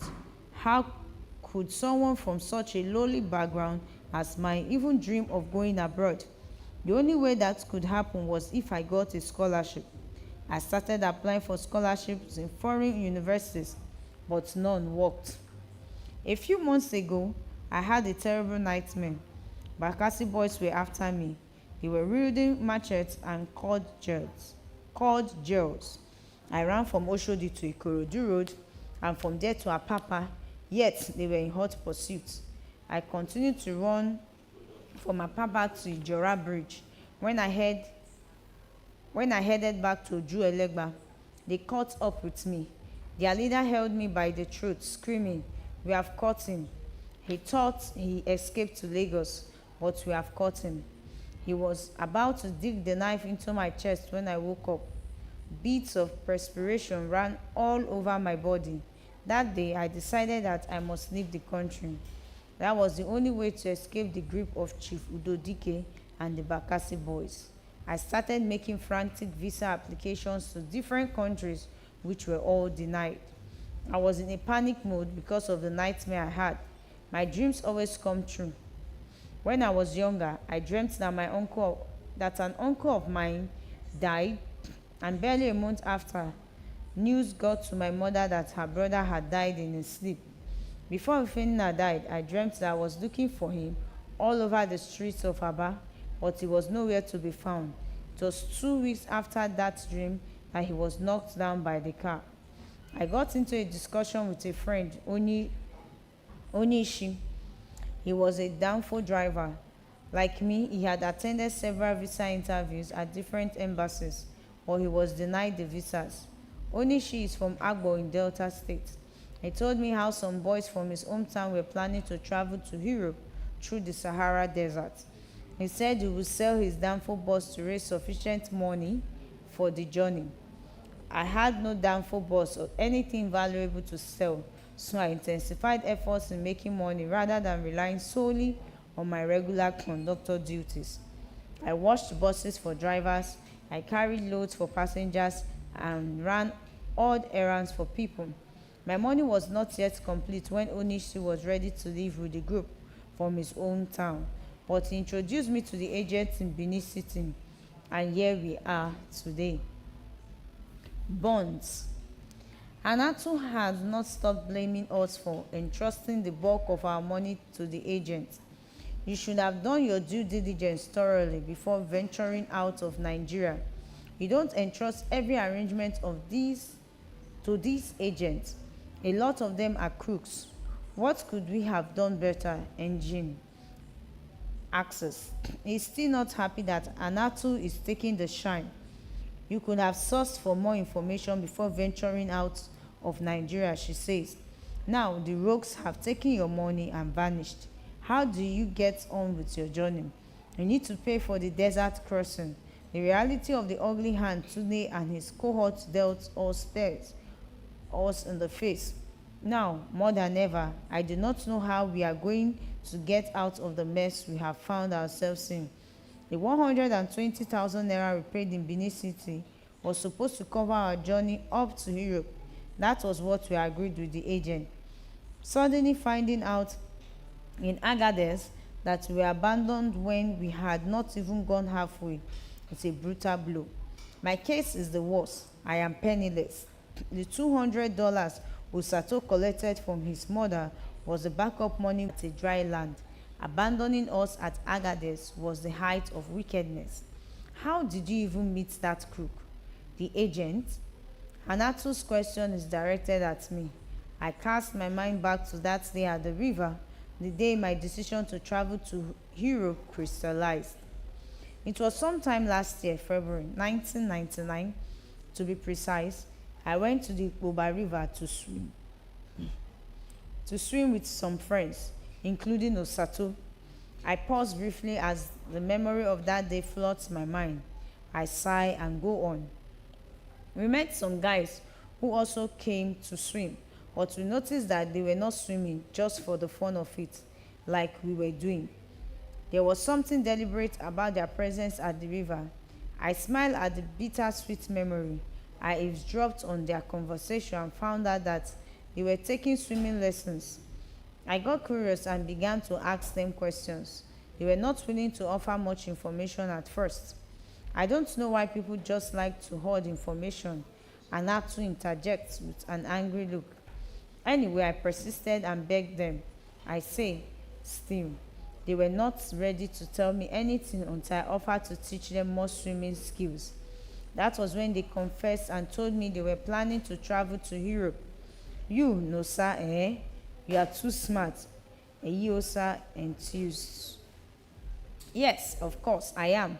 I respond with a laugh. I am a proper smart Edo boy. Ariono. Eta Wenro. That's my Edo brother. Eyosa hails me, sending everyone laughing. Your Edo brother or Edo husband, tell us the truth. Ebube says, winking at Uyosa. Both brother and husband. Uyosa responds with a huckle. Please complete your story, Anatu urges me. Afterwards, you can tell us how and when you intend to marry Uyosa. This elicits another round of laughter. But on a serious note, it can happen, Anatu remarks. I must be invited to the wedding, Chibuike gushes. Will the wedding take place in Italy or Spain or Nigeria? Wherever it will take place, we will invite all of you. I answer. My eyes meet Uyosa's. Let me finish my story, I say. So the boys were learning how to swim, preparatory to their journey to Europe. They said they were told that a boat could capsize in the Mediterranean Sea. They needed the skills to be able to swim to safety. Were they to encounter such problems during the Mediterranean crossing? So you started teaching them, Ezenwa asks. Yes, and that was when they told me about the agent. If only people will learn to be more open, we will have fewer problems as human beings, Anatu says. Like now, you are all stranded because of lack of transparency and lack of openness. Hoarding information is not a wise thing at all. I think it is the nature of our society. Engine states. But see where it has landed everyone, she says, her voice rising, her agitation palpable. We must try to change that nature. Even the agent, we didn't know his name until Abdullah called him Tunde in Kano. I remark, are you even sure Tunde is his real name? I knew him as Ima, Ezenwa offers. That was what Onishi, my friend, introduced him to me as. Engine chuckles and shakes his head. The first time I went with my friend Ahmed to see him in Benin City, he did not want to tell us his name. When I insisted, he said his name was Osemu Diame. They know what they are doing, Anatu says. They don't divulge much information about themselves. so that they won't be traced when they scam people. We all fall silent. The weight of our dire situation is too heavy for words. I would love to help, but there's a limit to what I can do in this circumstance, Anatu offers. It is easy to discern the genuineness of her concern. Let me start by sharing a contact phone number with you all, she says. This is the phone number of the house I'll be staying in Toulouse. I will be there for a while before I decide if I would move to any other part of France or not. She gets out a pen and paper and writes out a phone number. She passes the paper to us.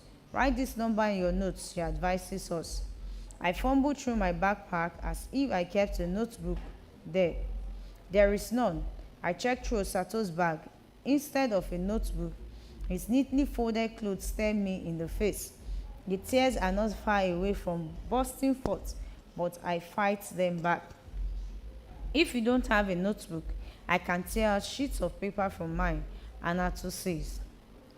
Every one of you should keep the paper intact, but if you can memorize the number, please do. It is even better that you memorize it.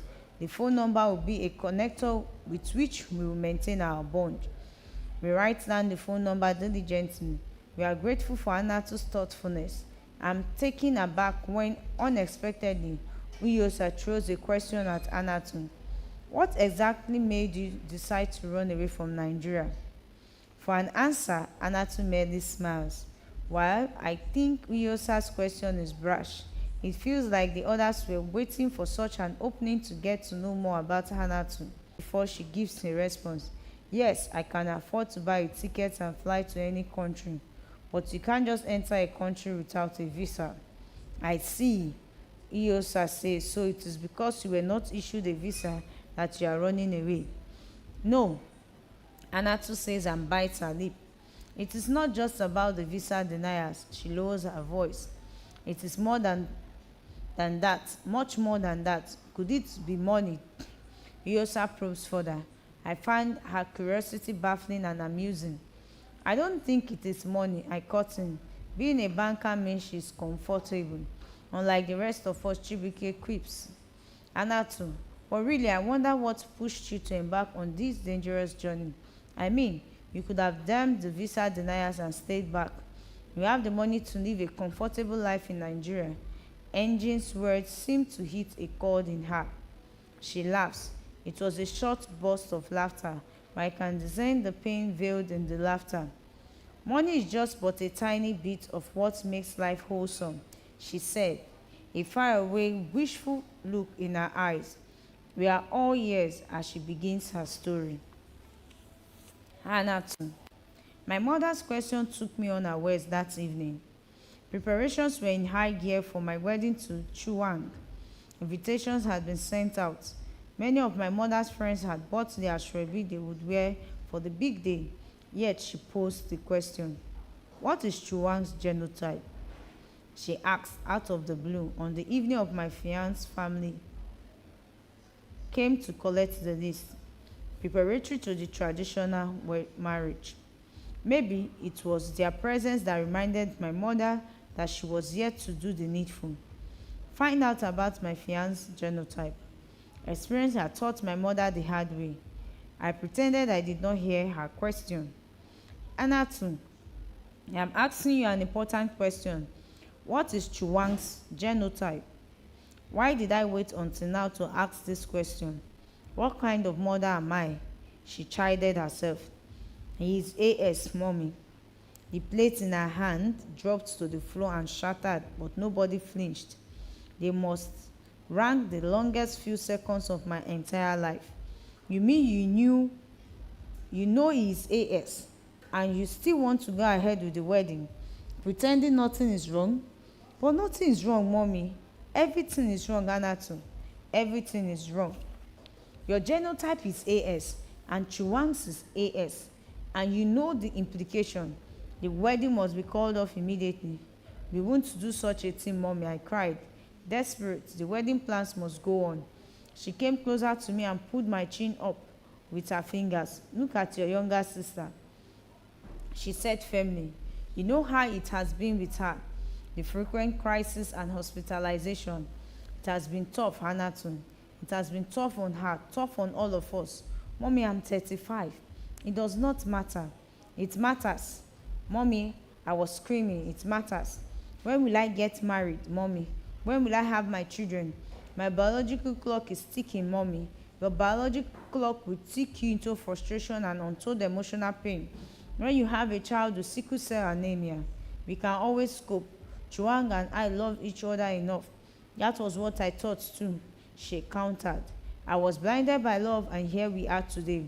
But there are ways around this, Mommy. What ways?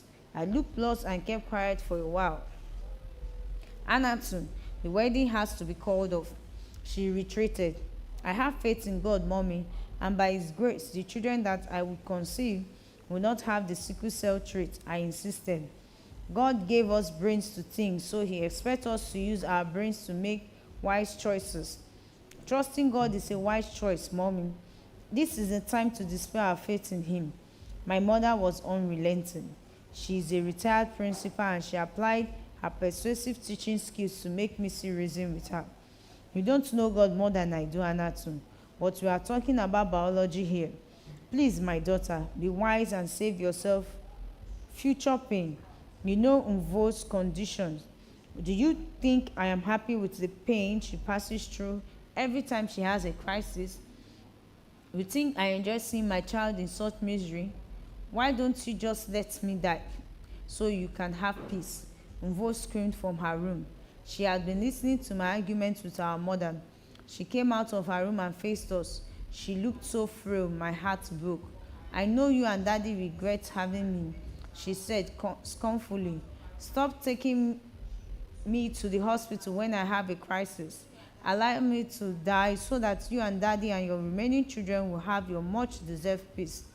Her words bore indescribable pain, but her accusations stung my ears like bees.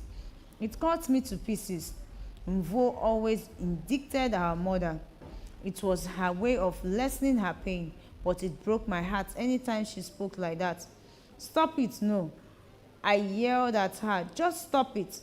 No, I won't, she yelled back at me. I'm tired of being a topic for Mommy's unending lectures and advice. I'm tired of being used as a case study. For how long will this go on? For how long? Can't she just give her cancer without mentioning my name? Her mother was not moved to tears as she used to. By Mvo's hurtful words, her determination to foil my marriage to Chuang was uppermost in her mind. We heard the voices of my in-laws to be in the sitting room, deliberating with my uncles and my dad. They had come to collect the list, the official document itemizing the things that the groom's family would bring. Dong, Mommy called out to my younger brother. Please, go to your father. Whisper it to him to disperse the meeting. They must not give out any list. Her voice was terse. No, Mommy, I cried. You can't do this to me. I turned to my brother, Dong. You will do no such thing. I'm the one to tell you not to do this to me, Hanatu. She replied in a fiery tone. She got up from the chair and made her way to the kitchen. I was aghast when she emerged shortly with a kitchen knife. Anatu, take the knife. Take the knife and kill me first.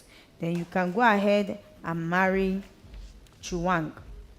I looked at her and looked at the knife. Then I fled to my room, collapsed on the bed and began to weep. I did not know how the proposed in-laws were dispersed. I did not bother to ask. All that occupied my mind was the sad reality that once again, my desperate attempt to join the League of the Married was foiled. What broke the most was the silence on Chuang's part. He did not attempt to reach me from that day. After a few days, I called him. Why have you not tried to see me or at least call me since last week? I asked, trying my best to sound light-hearted while I burnt inside. There was an awkward moment of silence before he gave a reply. Communication is a two-way thing. If I did not call you, nothing stops you from calling me. His voice was cold and distant. Well, I have called. That is very nice of you. I felt hurt at his curt response. Another spell of silence followed. Are you not bothered about how I feel? I sputtered. Anna, to your family called off the marriage proceedings, not I. I know. So why are you not carrying on as if I was the one who broke your heart? I went cold at his words. So he knew my heart was broken, yet he kept away. He did not bother to check up on me. Your family should have bothered about how their daughter would feel, he added. My mother indeed asked that the marriage rites be stopped, but you should have put up a measure of resistance. Your mother was adamant, so no amount of resistance from me would have moved her. But come to think of it, your mother is right. We should have ended the relationship the moment we knew about our genotypes. But your desperation to get married blurred your reasoning, and on my part, I allowed you to convince me that it didn't matter. Anatu, please, just move on. He ended the call. I felt shattered by his words, but he was right. I was so desperate to get married that my sense of reasoning was blocked. But who would blame me? Many of my friends were already married, and there I was, like an expired product on the shelf of a store. My friends' marriages changed their attitude towards me. When I invited Keneng, Anne, and Jumoke to my induction into the Chartered Institute of Bankers, they all politely declined the invitation. At the reception after the induction ceremony, my parents and my siblings were by my side, but I craved the presence of my old friends. I had attended their weddings one after the other, in far and near places. If my journey to matrimony suffered delays, could they not find moments to celebrate with me my many career achievements? Perhaps they had concluded that while I strove to climb to the highest peak of my profession and career, I was closing up my chances of being elevated to their class of the happily married. I therefore became an outcast among them. It was truly lonely at the top. My career success cost me my friends. As such, as each of them got married, our friendship weakened. In place of the bond came a gulf that widened as the months and the years flew past. I understood their subtle inferences when they declined invitations to hang out and dine with me as we used to do. They had become too busy with their husbands and children. Even when we managed to meet, our conversations no longer aligned. I would talk about an upcoming interview, a new opening in the banking sector, or another professional exam I had to sit for. They would discuss the rising cost of diaper and baby food, and their husband's attention or lack of it. After the anguish of losing Chuang, I became more desperate and more determined to get married. I began to accept invitations to church programs targeted at mature single ladies. The programs were many, but they fetched me no suitors. Then I delved into nightclubbing and parties. At last, I met the dream man, Freddie, at a nightclub in Victoria Island. When he approached me and requested a dance with me, my stomach rumbled with excitement. Freddie was everything I wanted in a man: dark, tall, and handsome. I inquired of his genotype early enough, and when he told me it was AA, I was delirious with joy. Freddie lived in Ikoyi and worked in an oil and gas firm. Money was not an issue, and he splashed it on me. My wish was his command. I felt on top of the world. Just a few months into our relationship, I got pregnant. I planned it, and I was happy when I tested positive. I was certain that the pregnancy would quicken things up. He would go and see my parents and pay my bride price, and then we would plan the wedding as quickly as possible. I would not want to wear my wedding gown with a bulging stomach. His birthday was in 2 days, so I waited until the morning of his birthday to break the news to him. I could have sworn that I saw a flash of fury on Freddie's face when I told him that I was pregnant, but I quickly dismissed the thought. My mind must be playing tricks on me, or I am already being affected by pregnancy hormones. I came to this conclusion because he had also lifted me and danced around the sitting room. Darling, you are making me a father. Am I not the luckiest man right now? He exclaimed. This is the best birthday present I have ever received. he enthused. When I get back from the office today, we will lodge in a hotel tonight to celebrate both my birthday and our baby, he suggested. I want to start spoiling my little princess even while she's in the womb. Who told you it's going to be a girl? I asked him. I know, I can feel it. His joy was infectious. He kissed me over and over and began to talk about marriage plans and where we would go on our honeymoon. I was glad that my years of waiting and searching had ended well. I could not wait to send out my wedding invitation to Keneng, Anne, and Jumoke. That evening, we checked into a cozy hotel in Victoria Island. When we settled in, he called for room service and asked me to go take a warm bath before our others would arrive. You know I have to be treating you with extra care now, more than ever, he said and planted a kiss on my cheek. I was in the bedroom when the food and drinks arrived. I had ordered catfish, pepper soup, and orange juice. He asked for jollof rice and chicken. While we ate, he hastened me to take my orange juice. I asked him why he was hurrying me to drink the juice. I don't want our baby to lack vitamin C, he replied. Jokingly, I handed the glass of juice to me. I did not suspect anything but gulped down the contents with relish. I felt a weird taste on my tongue but did not think it was of any consequence. Freddie went on to ask me what names I would want for our little princess when she arrived. That was the last thing I remembered. I woke up on a hospital bed and it felt like I was inside a strange body. My stomach felt tight and cramped. Anna, to my daughter, talk to me. It was my mother's voice. There were other people there, but their fingers were just like mere shadows. Mommy, what happened? I asked. My mother heaved a heavy sigh of relief before she answered me. You came back from the land of the dead, my daughter. Let us just be grateful to God. How long have I been here, Mommy?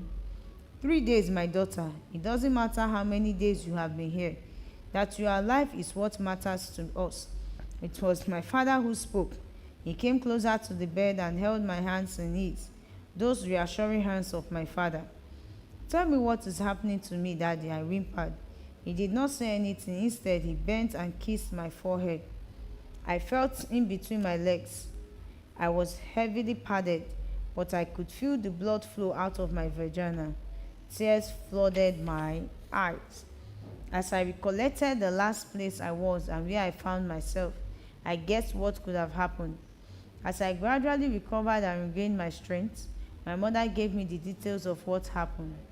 Freddie had locked me inside the room and lied to the receptionist that he was going to buy high blood pressure medication for his wife and that I did not want to be disturbed. Hours after he stepped out, the receptionist became worried that someone who went to purchase medication for his wife was taking too long to come back. She alerted the manager on duty. They came to knock on the door and they noticed blood. My blood trickling out under the door. They quickly opened the door with the spare key and saw me half dead in a pool of blood. I was rushed to the hospital and doctors battled to save my life. They carried out urgent interventions, including blood transfusions. On the day I was discharged from the hospital, I got home to the welcoming arms of my brother and sister. They were waiting at the gate of our house for me. Dong handed me a bouquet of fresh flowers. Mvo gave me a small piece of painting she drew specially for me. I saw the tears in their eyes. I resolved to be strong for them. But being strong was not an easy task for me. It was a struggle. When he was finally arrested, Freddie, whose real name turned out to be Ubi, admitted to be lacing my drink with a sleeping pill. When I succumbed to sleep, he forced some abortion pills down my throat. I apologized for the deception and confessed that he was married and had 4 children. His wife and children lived in Canada. His father-in-law owned the oil servicing company he worked for, and the man would strip him of everything if he hurt his daughter. The Ikoyi house was his company's official guest house. What was not clear was if he wanted to get rid of only the pregnancy or me as well, because the test revealed an unnecessary high level of the pill in my body. My father swore that Ubi would pay dearly for what he did. He already engaged lawyers so that the matter would be charged to court. but I pleaded with him to drop all charges. Daddy, I don't want to ever set my eyes on that beast again. My mother supported my decision. Pursuing this case in court to expose our daughter to ridicule and more emotional trauma, she said to my father. So the matter was closed. Not because we wanted to protect Ubi from the wrath of his wife and father-in-law, but for the preservation of my integrity and that of my family. For weeks, I wallowed in self-condemnation for dating a married man, albeit unknowingly. When I continued to feel painful cramps and intermittent bleeding weeks after the first abortion, I decided to see a renowned gynecologist. After a series of tests and examinations, she delivered the devastating news in the gentlest of ways. My womb had been severely infected, and a surgical procedure was required urgently to remedy the situation. This might impede your chances of getting pregnant again, she said. I wept my eyes out, and the kind-hearted doctor spent hours consoling me. The surgery was urgent, she said. If not, it could lead to more life-threatening complications. I was glad that I came out of the surgery alive, but the reality that I might not be able to conceive again weighed heavily on my soul. As if the ordeal I was going through was not enough anguish, Mvo passed on after a severe crisis. It was a horrendous period for my family. I was wrecked with guilt over Mvo's death. I blamed myself for being so wrapped up in my emotional battles that I had not given my little sister the care and attention she needed. If I had been there for her, as I ought to, making sure she took her vitamins without fail, perhaps she would not have died. I used to be detailed about her diet, ensuring that she took lots of fruits and water, but I became so consumed by the desire to get married that my attention to my sister's health dwindled. My mother was a total wreck. Mvo was the second child she was losing to sickle cell anemia. My baby brother Yang succumbed to the ravages of the illness 11 years ago at the mere age of 5. His death was a brutal shock because the crisis which took him away was a mild one. He caught a cold, and we thought it was something we could manage at home by keeping him warm and making sure his room was well ventilated, among other regular measures. But to our shock, Yang started gasping for breath in the middle of the night. Before we made it to the hospital, he was gone. My performance at work began to drop. I was no longer the cheerful, boisterous banker who was loved by all. I was no longer thrilled by the fantastic paycheck and rewarding bonuses. I began to toy with the idea of quitting the banking sector, but my priority was to help my parents navigate through the pain of losing Mvo. My sister loved to draw and paint. She was extraordinarily talented in that field, and in her short life, it was that talent that helped to keep her emotionally stable through her crisis-ridden life. She was a true warrior. I told my parents that we could hold an art exhibition in her honor and sell off some of her many paintings. The resources will be channeled towards a foundation to help educate people about the sickle cell disorder. My parents were thrilled with the idea. The launch of the foundation was a tremendous success, and running it was what keeps my parents happy. They look forward to a yearly event in honor of not just Mvo, but also Gyang. With my parents now emotionally stabilized, I had to think of what to do to fill the void in my aching soul. Traveling out of Nigeria was the only attraction. I chose France. Apart from having an acquaintance in France, I yearned to go to France because of Mvo. While she lived, she had expressed a desire to visit the famous Louvre Museum in Paris. I hoped to be able to visit the place one day. In honor of her memory, I did not want to suffer the emotional trauma of another visa denial, so I began to research other options. The desert option is scary for me, but the option of getting to Agadez and flying to Algiers was presented to me. It will cost money, I was told, but I'm happy that it will save me the ordeal of going through this desert. It was not hard for me to quit my job. Apart from the money I had saved up over the years, I had also invested in stocks and treasury bills. Money was not an issue.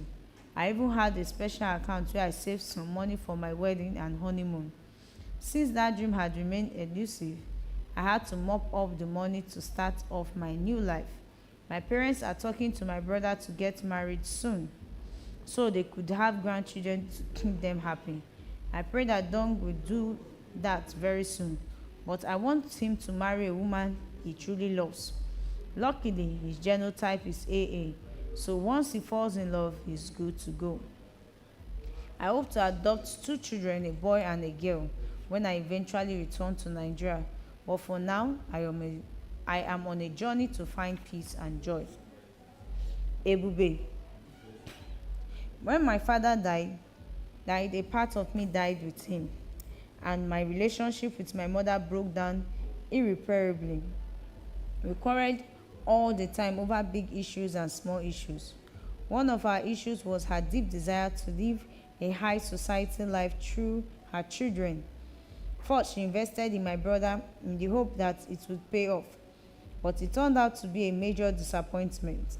When her expectations for Chijioke did not materialize, she turned to me as her only hope for the good life she craved and steered every conversation to the subject of marriage.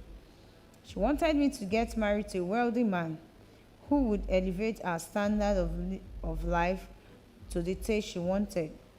One Saturday morning, I noticed that my palms were peeling. I had been weeding our farm for 3 straight days. I asked my he should motivate you to move to Lagos or Abuja to find a husband. You must try your best, my child. I want to leave this village for good.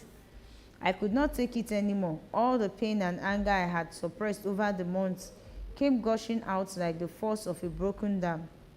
I can see that you have it all planned out. I squared up to her. Tell me, Mama, is that why you did it? She was taken aback at the confrontation. What do you mean? Is that why you killed Papa? Because you want to leave the village for good? Her face clouded. Shh! Mind what you say, Ebube. The walls have ears. I don't care if the walls have a nose or legs, Mama. I said loudly. I only asked you a question. You want to leave the village and move to the city. Is that why you killed Papa? I did not kill your father, Ebube Chukwu, she said without heat. Stop the wild accusation. You know I did not kill him, but you let him die. I was not letting off so easily. You killed him by your inaction. The doctor said that there was nothing else they could do, she said lamely. They gave up on him. They did not give up on him, Mama. You were the one who gave up on him. They told us to look for money to move him to the teaching hospital for surgery. They said that the surgery could save his life. Where would we have raised 350,000 naira for surgery, she asked. Tell me where. I had already spent all my savings. Papa requested that you sell the farmland at Omago, but you refused. He persuaded you with every ounce of energy he had on his hospital bed. You refused, Mama. You let him die. But they said the surgery was 50-50 chance. There was no certainty. Why did you not give him the 50% chance to live? A chance to live as a vegetable, she asked. A chance to a life that is worse than death, eh? Ebube Chukwu, is that the life I should have let him live? Where was the wisdom in that? And where was the wisdom in selling off the land immediately after Papa's death and giving the money to your beloved son, Chijioke, so he could travel to South Africa? My words hit her like a whiplash. I went on releasing all the pent-up anger I had locked up in my heart. There was no guarantee that Chijioke would make a success of his life in South Africa, I continued. Yet, you gave him that chance, but you let Papa die. You are just a child, Ebube. You don't understand many things. Oh, you know I'm just a child. But you want me to move to Lagos or Abuja and get a rich man to marry me, to take you out of poverty. I wish Papa was given that chance to live. He pleaded with you, Mama. He pleaded, I said, bursting into tears. As I wept, the memory of my father's last days came rushing in like a harmattan wind. I recalled the long stay at the hospital and the physical pain he had to endure, made worse by the emotional pain my mother's attitude subjected him to. I recall the faint light in the hospital ward and how my mother used to sit on a plastic chair beside the bed while I sat on the bed by my father, holding his frail hands as he groaned in pain. One night, when the nurse on duty came to administer his injections, she tried to cheer us up. Injection will help him sleep through the night. I hope so, my mother muttered. I can't be another sleepless night. Mama, he can hear you. Papa can hear you, I chided her in a muffled voice. She looked at me and hissed. That was all I needed to know, that she did not care if Papa heard or not, or if Papa died or not. In fact, she would rather he died that night. Ebubenwa, my daughter, Papa called to me. I heard your mother very well. She says she is tired of looking after me. His eyes were closed, but that did not hide the sadness etched on his face. His heart was heavy. His wife simply refused to take the action that could lead to his recovery. I have been pleading with her to sell my farmland at Omago so I can be moved to the teaching hospital. He spoke with so much difficulty and his speech was very slow and labored. I have told her, begged her time without number. Maybe you should lend your voice and beg her for me. It broke my heart to see my beloved father so helpless. When I was growing up, I saw my father as our family's pillar of strength. He was a heavily built man and his occupation as a welder toughened him the more. When he pulled off his shirt, his muscles on the arms and chest twitched with each movement he made. Occasionally, I imagined my father in a wrestling contest. I loved to visualize him grabbing his opponent with one arm, hefting them across his shoulders before slamming them on the ground with the referees whistling announcing his victory. Seeing him shrunken and helpless on a sickbed brought tears to my eyes. 1 week later, his health degenerated rapidly. He spoke with immense difficulty. His breathing was heavy and laborious, like the sound of the cassava grating machine at the mill in our village. Between the belabored breathing, he groaned in pain and complained of pain all over his body. It is like I'm being pinched with needles all over my body, he always said to me. I had to lower my ears close to his mouth to hear what he was saying. Papa Undo, I consoled him. Sorry, Papa. I wish I could share part of the pain. It was too much for one person to bear alone. The helpless look of the doctors and nurses frightened me. It was as if they were just biding time. The injections they administered to make him sleep seemed ineffectual. He only slept for short periods. I would never forget the look of my father's eyes on the afternoon he died, and the look he gave my mother when she walked into the ward bearing a basket of food. It was a look that bore hatred and disappointment. To the surprise of everyone, he regained some composure and even sat up on the bed. Then he began to moan and hiccup uncontrollably. In between the hiccups, he managed to speak. This time he addressed my mother. Maria, he began in a very clear voice. You are bringing me food to mark time, isn't it? The doctor and the nurses hurriedly left the room. They did not want to intrude in an intimate family moment. It was bursting with joy that my father could sit up. I was bursting with joy that my father could sit up, something he had been unable to do for weeks. What a miraculous recovery. He was intent on speaking to my mother. There was urgency in him. His eyes were glistening. Maria, you refused to sell the land and give me a chance to live. He continued. I purchased that land with my hard-earned money as a welder. I'm departing this earth with a heavy heart. You are not departing, Papa. I pushed him up. See, you can sit up now. You are recovering fast, and you will be home soon. I held him tighter. He was so frail, so weak. Ebupe Chukwunwam, I'm going home now. But your mother, she will. The rest of the word could not leave his mouth. My father hiccuped, fell back on the bed, and breathed his last. I could swear I saw relief written on my mother's face when she was certain her wish had been granted. While I wailed and shook him to wake up and talk to me, My mother mumbled words that sounded like God knows the best, and He is the one who decides the time apportioned to each creature on this earth. I was not surprised at all. I had heard her complain bitterly about the challenges of caring for a sick person. Women who do not have to care for sick husbands do not appreciate what God has done for them, she would say without knowing that I was within earshot. Two nurses came in with a doctor. One of them was holding a white sheet, intending to cover my father's body with it. Had they been waiting for him to die? Their action left me wondering. One of the nurses attempted to pull me off, but I resisted and clung to the lifeless body of my father. My mother joined forces with her to pull me off, and the other nurse with the sheet spread it over my father's entire body. His funeral was hurried and devoid of any ceremony.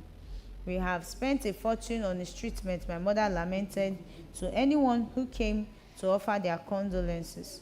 We can't afford an elaborate funeral. There is no money. I have his children to feed and bring up. I knew she said it to draw sympathy and money from sympathizers. My brother came home from Port Harcourt for the funeral. He had been living there for a year before our father died. He said he was pursuing some oil deals. Throughout the period of our father's sickness, he did not show up. I was not only pained that my father died unhappy, but I was also pained the more that shortly after his funeral, my mother found buyers for the land. She gave the bulk of the money to my brother and kept some for herself. My mother never hid the fact that she loved my brother more than me. With her support, Chijioke traveled to South Africa in search of greener pastures, which he is yet to find. My mother gave me nothing from the proceeds of the land sale. The gulf between us inevitably widened the more. My father's death unconsciously made me lower my standards and value. Many things did not bother me anymore. I knew my laid-back attitude irritated my mother, but I no longer cared about her feelings. It was in this sad, broken, and detached phase of my life that Emechita took advantage of my vulnerability. I had just finished taking a bath one morning and was emerging from our makeshift bedroom behind the house when I saw Emechita. I was surprised that he made it to the inner courtyard of our house without knocking on the front door, as was the custom. I had only my wrapper tied to my breast down to my knees. The bucket I held fell from my hand in my shock at seeing Emechita. He stepped forward, a raffia bag slung across his neck. Emechita, what brought you here this early morning? I asked in my confusion. I did not know you were coming. Does a man need to inform his wife-to-be before visiting? Who is your wife-to-be? Who else but you, Ebube, my glory, my one and only Ebube Emechita?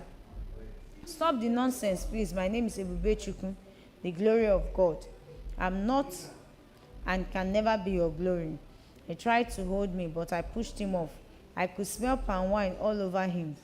Emecheta, you already smell of palm wine this early. Must you always be drunk? I'm not drunk, he protested. If I were drunk, I would not have found my way here.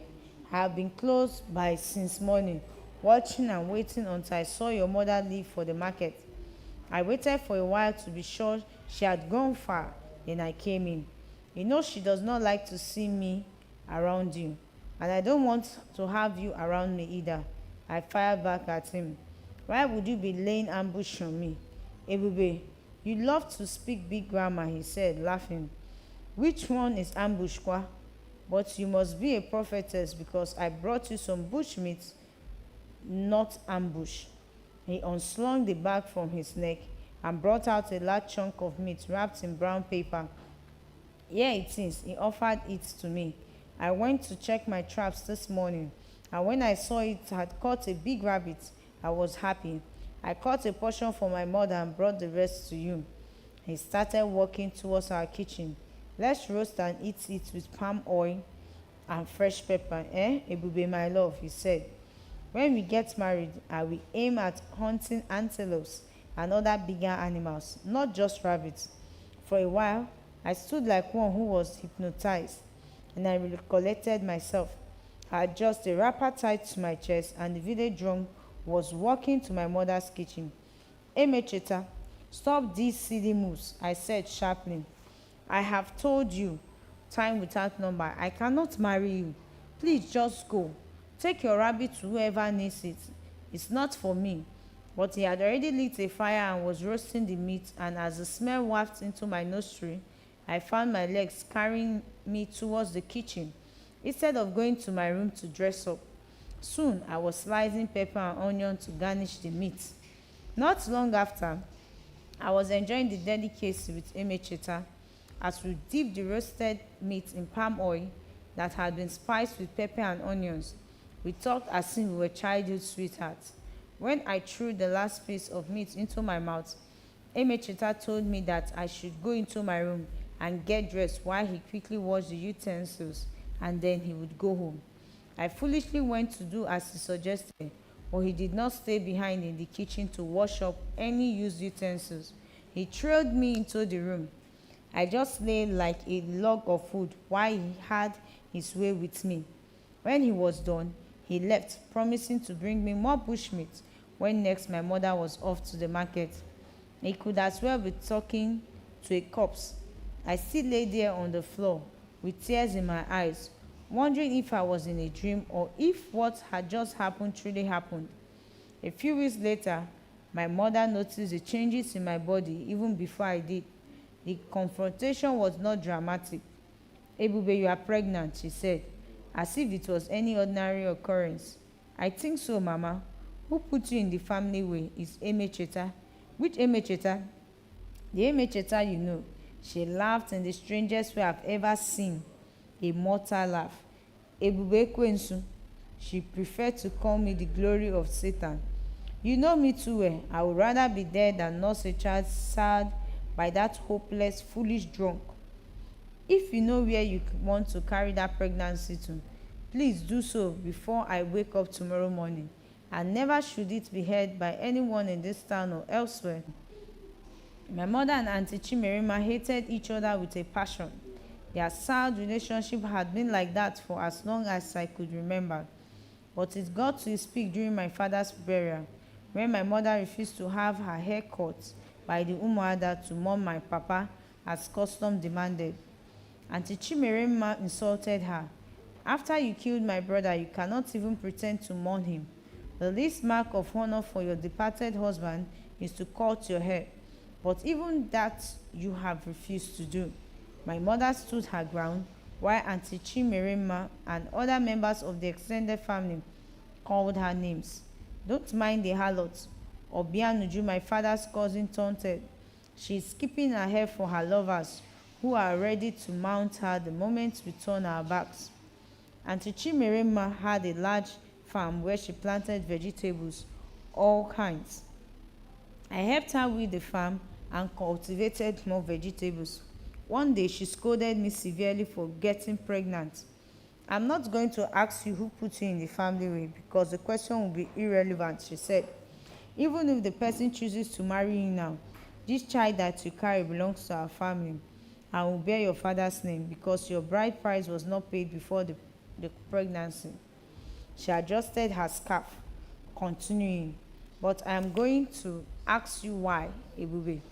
Why did you open your legs to someone who has not put your drink on your head?" I gave my aunt no answer, but I apologized for the disappointment my action caused. 7 months after I went to live with Auntie Chimerema, I gave birth to my son. Between my aunt and me, I do not know who loves my son more. She named the boy Onyemechi, meaning who knows tomorrow. She took Onyemechi as her grandchild and always carried him on her back to the farm and to the market until she came down with a partial stroke. Onyemechi is 5 years old now, running little errands for my aunt, whom he calls Mama.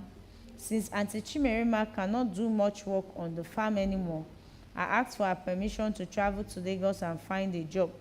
She gave her blessings on the condition that I leave Onyemechi with her. I had attended a college of education before my father's death, so I dusted my certificate and went in search of my old friend Udoka. She received me with joy, and after just a few days with her, she told me about an opportunity. It's a chance to work in Europe and earn hard currency, she said. I traveled with her to Benin City to see the man who had the connection. When we got to the connection man's place at Giwa Amu Street in GRA Benin City, we told him that we did not really have money to pay our way to Europe. No need to worry, he told us. The madam in charge will pay your way to Europe. She will get a job for you because she is a kind woman who loves to empower young girls to find their destinies. We were happy. Unfortunately, Udoka's father died shortly after that. She traveled to her village for the burial and was yet to return before we set out for the trip. What pains me most is that I did not even have the chance to travel to Udi to see my aunt before embarking on this unfortunate journey. She only gave me her blessings to go to my friend. This journey to Italy is unknown to her. Separation. Ebube in tears throws herself into Anatu's arms. Right now, I don't know how my aunt is coping with my son. I don't know what I got myself into. Ewo, my heart is bursting with sorrow. Anatu holds her in a tight embrace, urging her to stop crying. We offer her words of comfort. Uyosa's eyes are misty with tears. She rubs her hand across Ebube's back, begging her to stop crying. Darkness is slowly descending and the cold descends with it, but the latter is more ferocious. Anatu gently disengages from Ebube and stretches herself. I need to do many things. I want to get into town and make some phone calls concerning my journey. I have to get to it right away. Me too, Engine says. I need to call my friend in London. He will find a way to send me some money. Those rogues called Abdullah and Musa messed up things for us big time. It won't be well with them, Anatu declares. She sounds like a judge pronouncing a verdict. It will never be well with them, I concur. They will reap the harvest of their atrocities sooner or later. Anatu continues. Evil does not ever pay. It may try for a while, but the cohorts eventually suffer for their misdeeds. She pauses for a moment and goes on. I want to also warn you guys not to indulge in any form of crime when you get to Europe. Please don't ever be tempted to go into crime, she emphasizes. We nod like children being warned by their mother not to go out to play when she's away from the house. I'm very bothered about Nosa, she goes on. I'm also concerned about Chibuike and Ezenwa. A look of worry has spread over her face. I don't know how the three of you will forge ahead with insufficient money. Nosa's case is the most critical. Are you not bothered about me and Ebube? Uyosa sucks. My dear, I'm coming to you, ladies.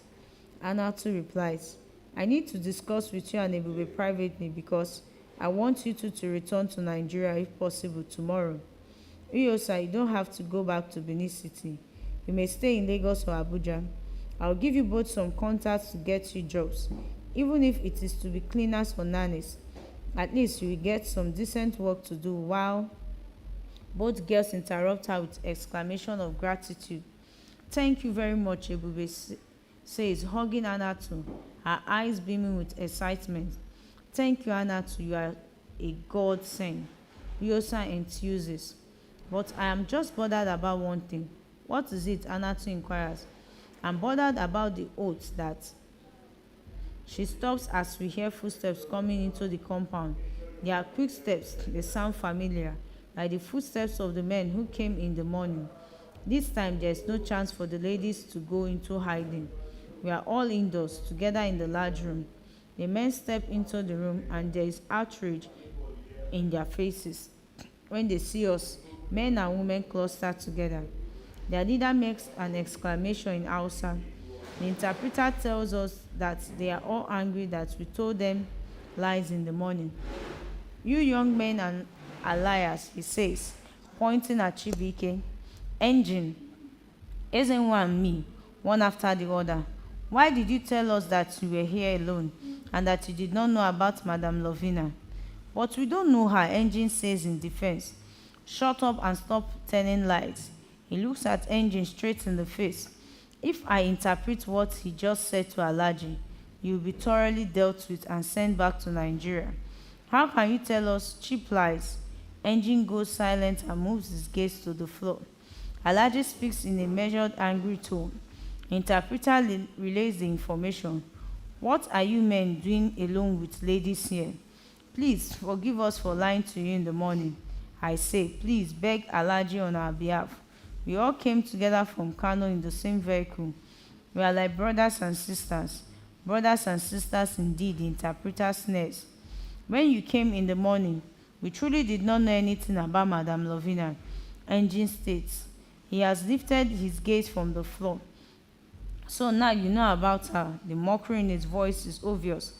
Engine goes quiet again. I take over, not that we know her now, but when you asked us in the morning, we did not know that some of us here knew her. But why did you lie to us that it was only the four of you here? I want to know why you lied. As you can see, Alaji is angry. Sir, we were scared that they may be in danger. We're trying to shield them, as older brothers should protect their younger sisters. We didn't know why you were looking for them. I hope my explanation pacifies them. Alaji speaks again in a mixture of Hausa and French.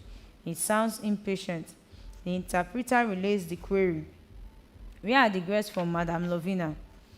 Uyo-san, Ebube step forward. They look at the flat Anatu. She looks at Uyo-san, Ebube. I can see the helplessness in her eyes. Ebube and Uyo-san start to weep. Anatu hugs them and whispers words of affection in their ears.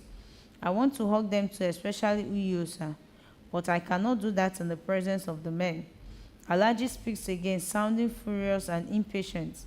The interpreter conveys the message.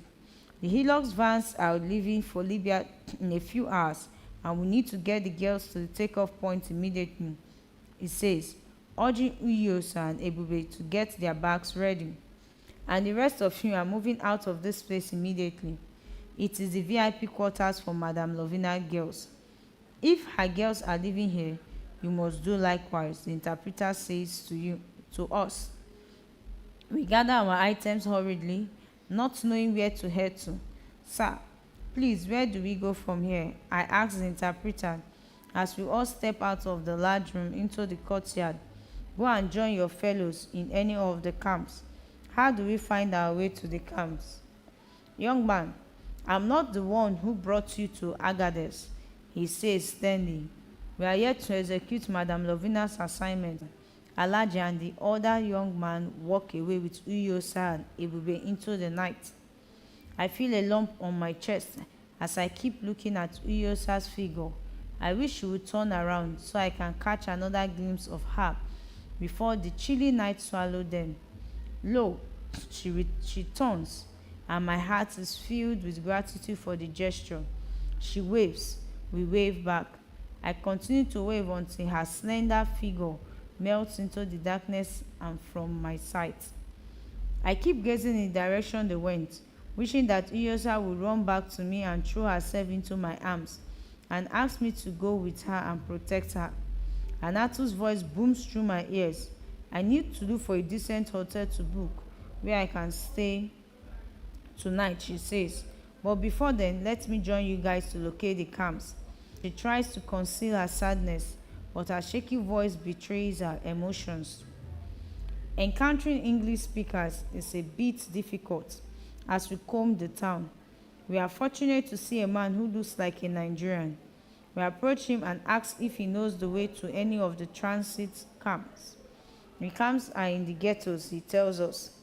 But why are you walking leisurely like this? 4 men and a lady. Don't you know this might arouse suspicions and you could get in trouble? We thank him for the timely warning. Anatu asks if he knows of a decent hotel around the area. He offers to quickly walk her down to one nearby. Anatu squeezes something into my palm. It is $100, she says.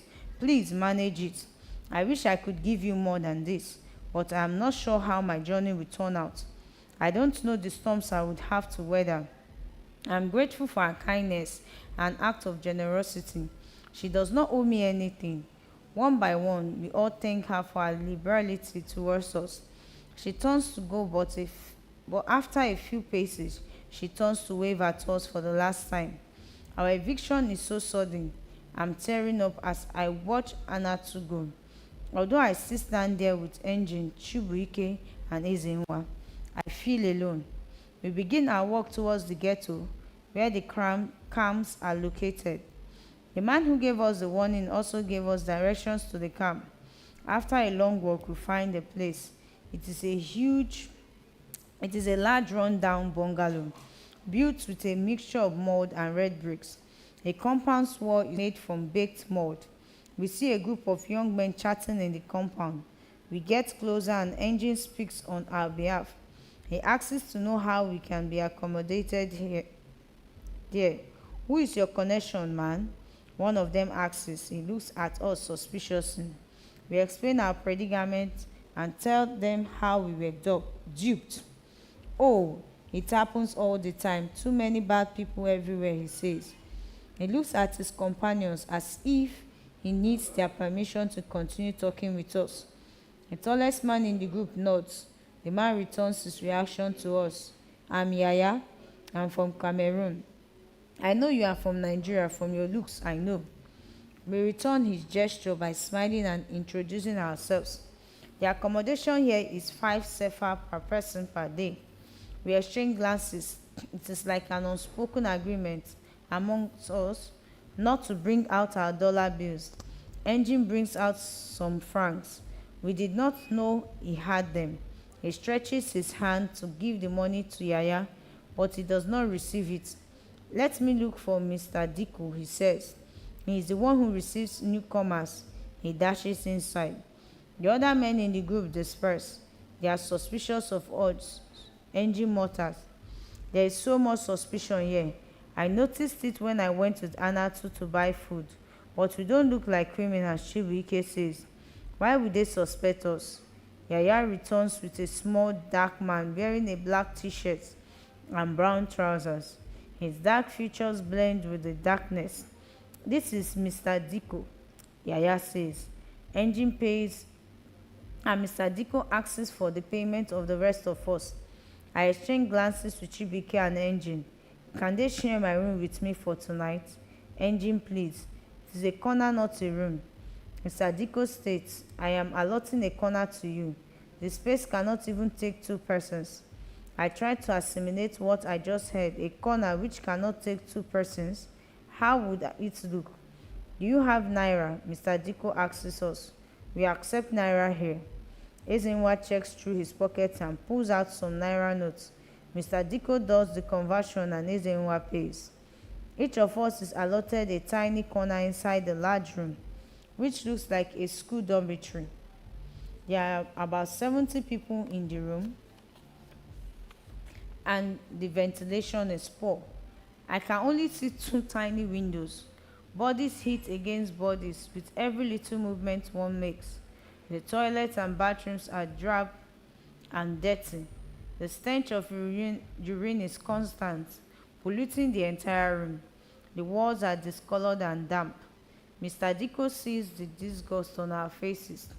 There's a rule here that the toilets and bathrooms should be kept clean at all times. But people flout the rules, he explains.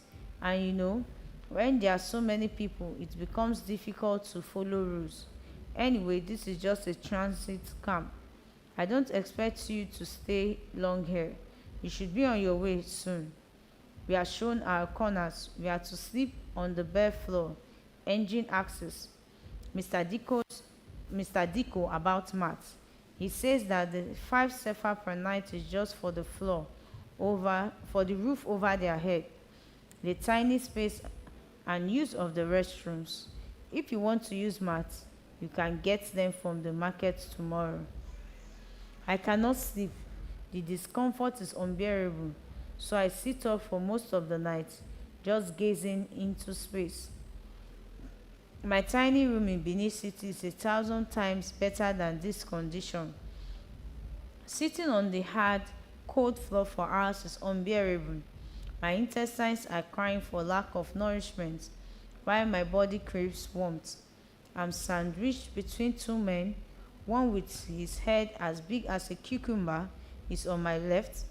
His large head takes a huge part of the space allotted to me. The other on my right hand is tall and thin. Both men are deep in sleep. The one on my right has a smile playing around his lips, even while asleep, as if the hard, cold floor is the fluffy bed of a five-star hotel. I feel miserable. If Osato were here, I would not feel this way. We would have talked, joked, laughed, and reminisced about our days in school.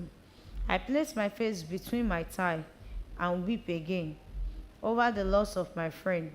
Weeping has become my regular tonic ever since Osato left me alone on this journey, which seems more difficult than I anticipated. One thought is uppermost on my mind. How would we proceed to Libya with the little money we have with us?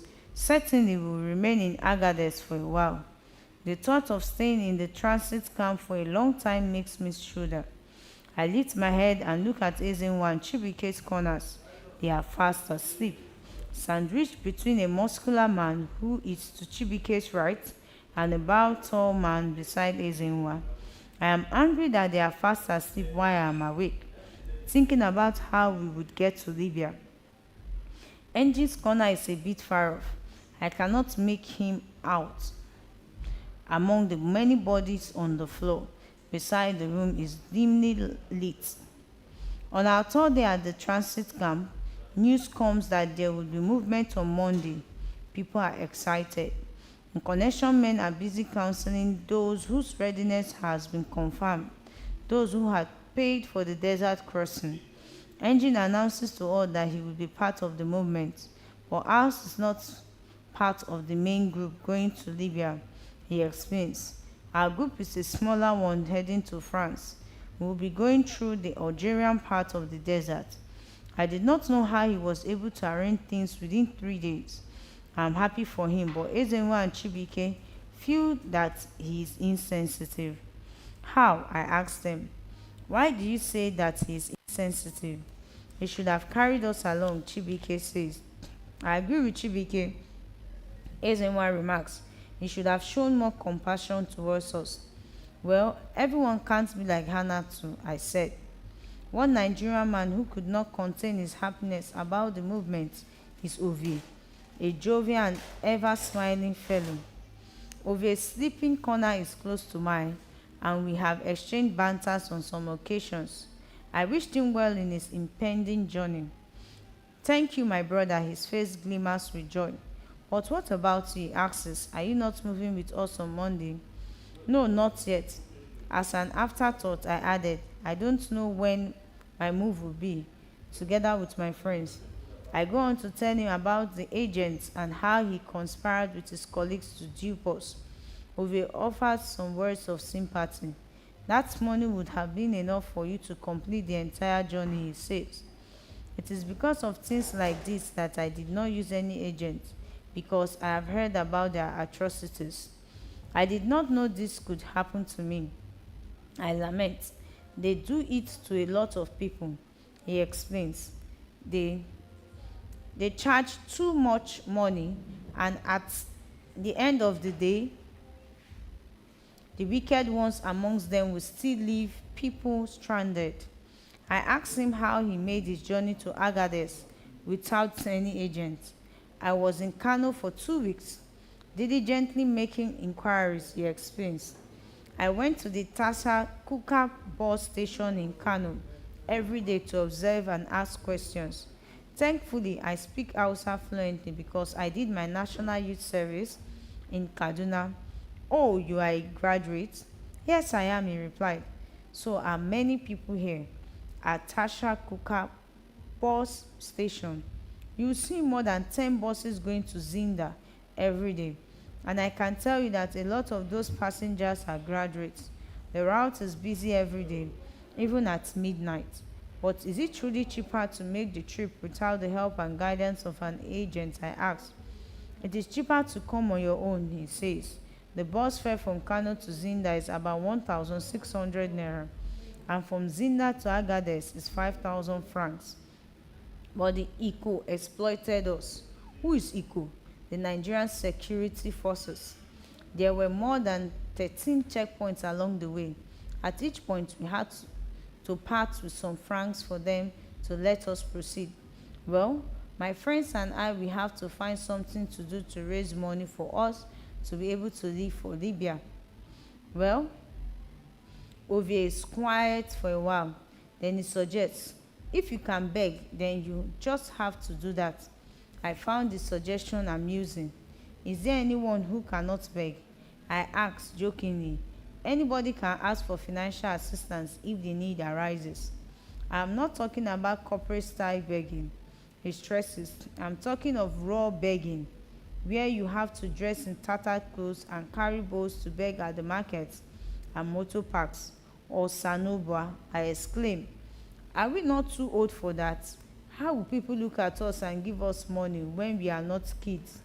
There are two categories of beggars, the child beggars and the elderly beggars. So you and your friends need to disguise as old men. I can show you how to go about it. Really? Yes, it is something I have done here, though for a short while. I mulled over Ovie's suggestion. I thought that carrying back breaking and neck shrinking goods at New Benin Market was the worst misfortune that could befall me. Now here I am about to become a beggar in a strange land. His words reached my ears from a faraway place. For you to look like an old man, you will need to sprinkle white powder on your head and carry along a walking stick. You also need to learn some Hausa, Fufude, and Kanuri. And Kanuri was to gain sympathy.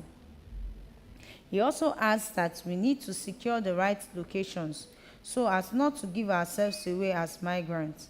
I tell Chibuike and Ezenwa about our conversation with Ovie and his suggestions, but they are not keen on the idea of begging.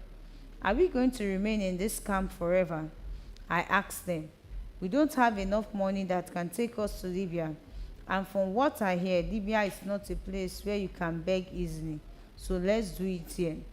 The next morning, I go into the town to search for spots where we could stay to beg. Agadez is a gathering point for many Africans. The colors and languages of people on the streets of the town are as varied as the ones in the camp. The town is a transit place for people who are on their way to Europe. The stranded ones, the waiting ones, and the confused ones. All are represented in the sea of humans roaming the streets. Some faces bear hope, and others helplessness. The forlorn looks of men battered by circumstances conjure an image of a town harboring the wretched of the earth. I wandered all over the local market under the scorching sun. The market is crowded, bustling with trading activities. If we set up a begging stand there, it may be difficult for people to notice.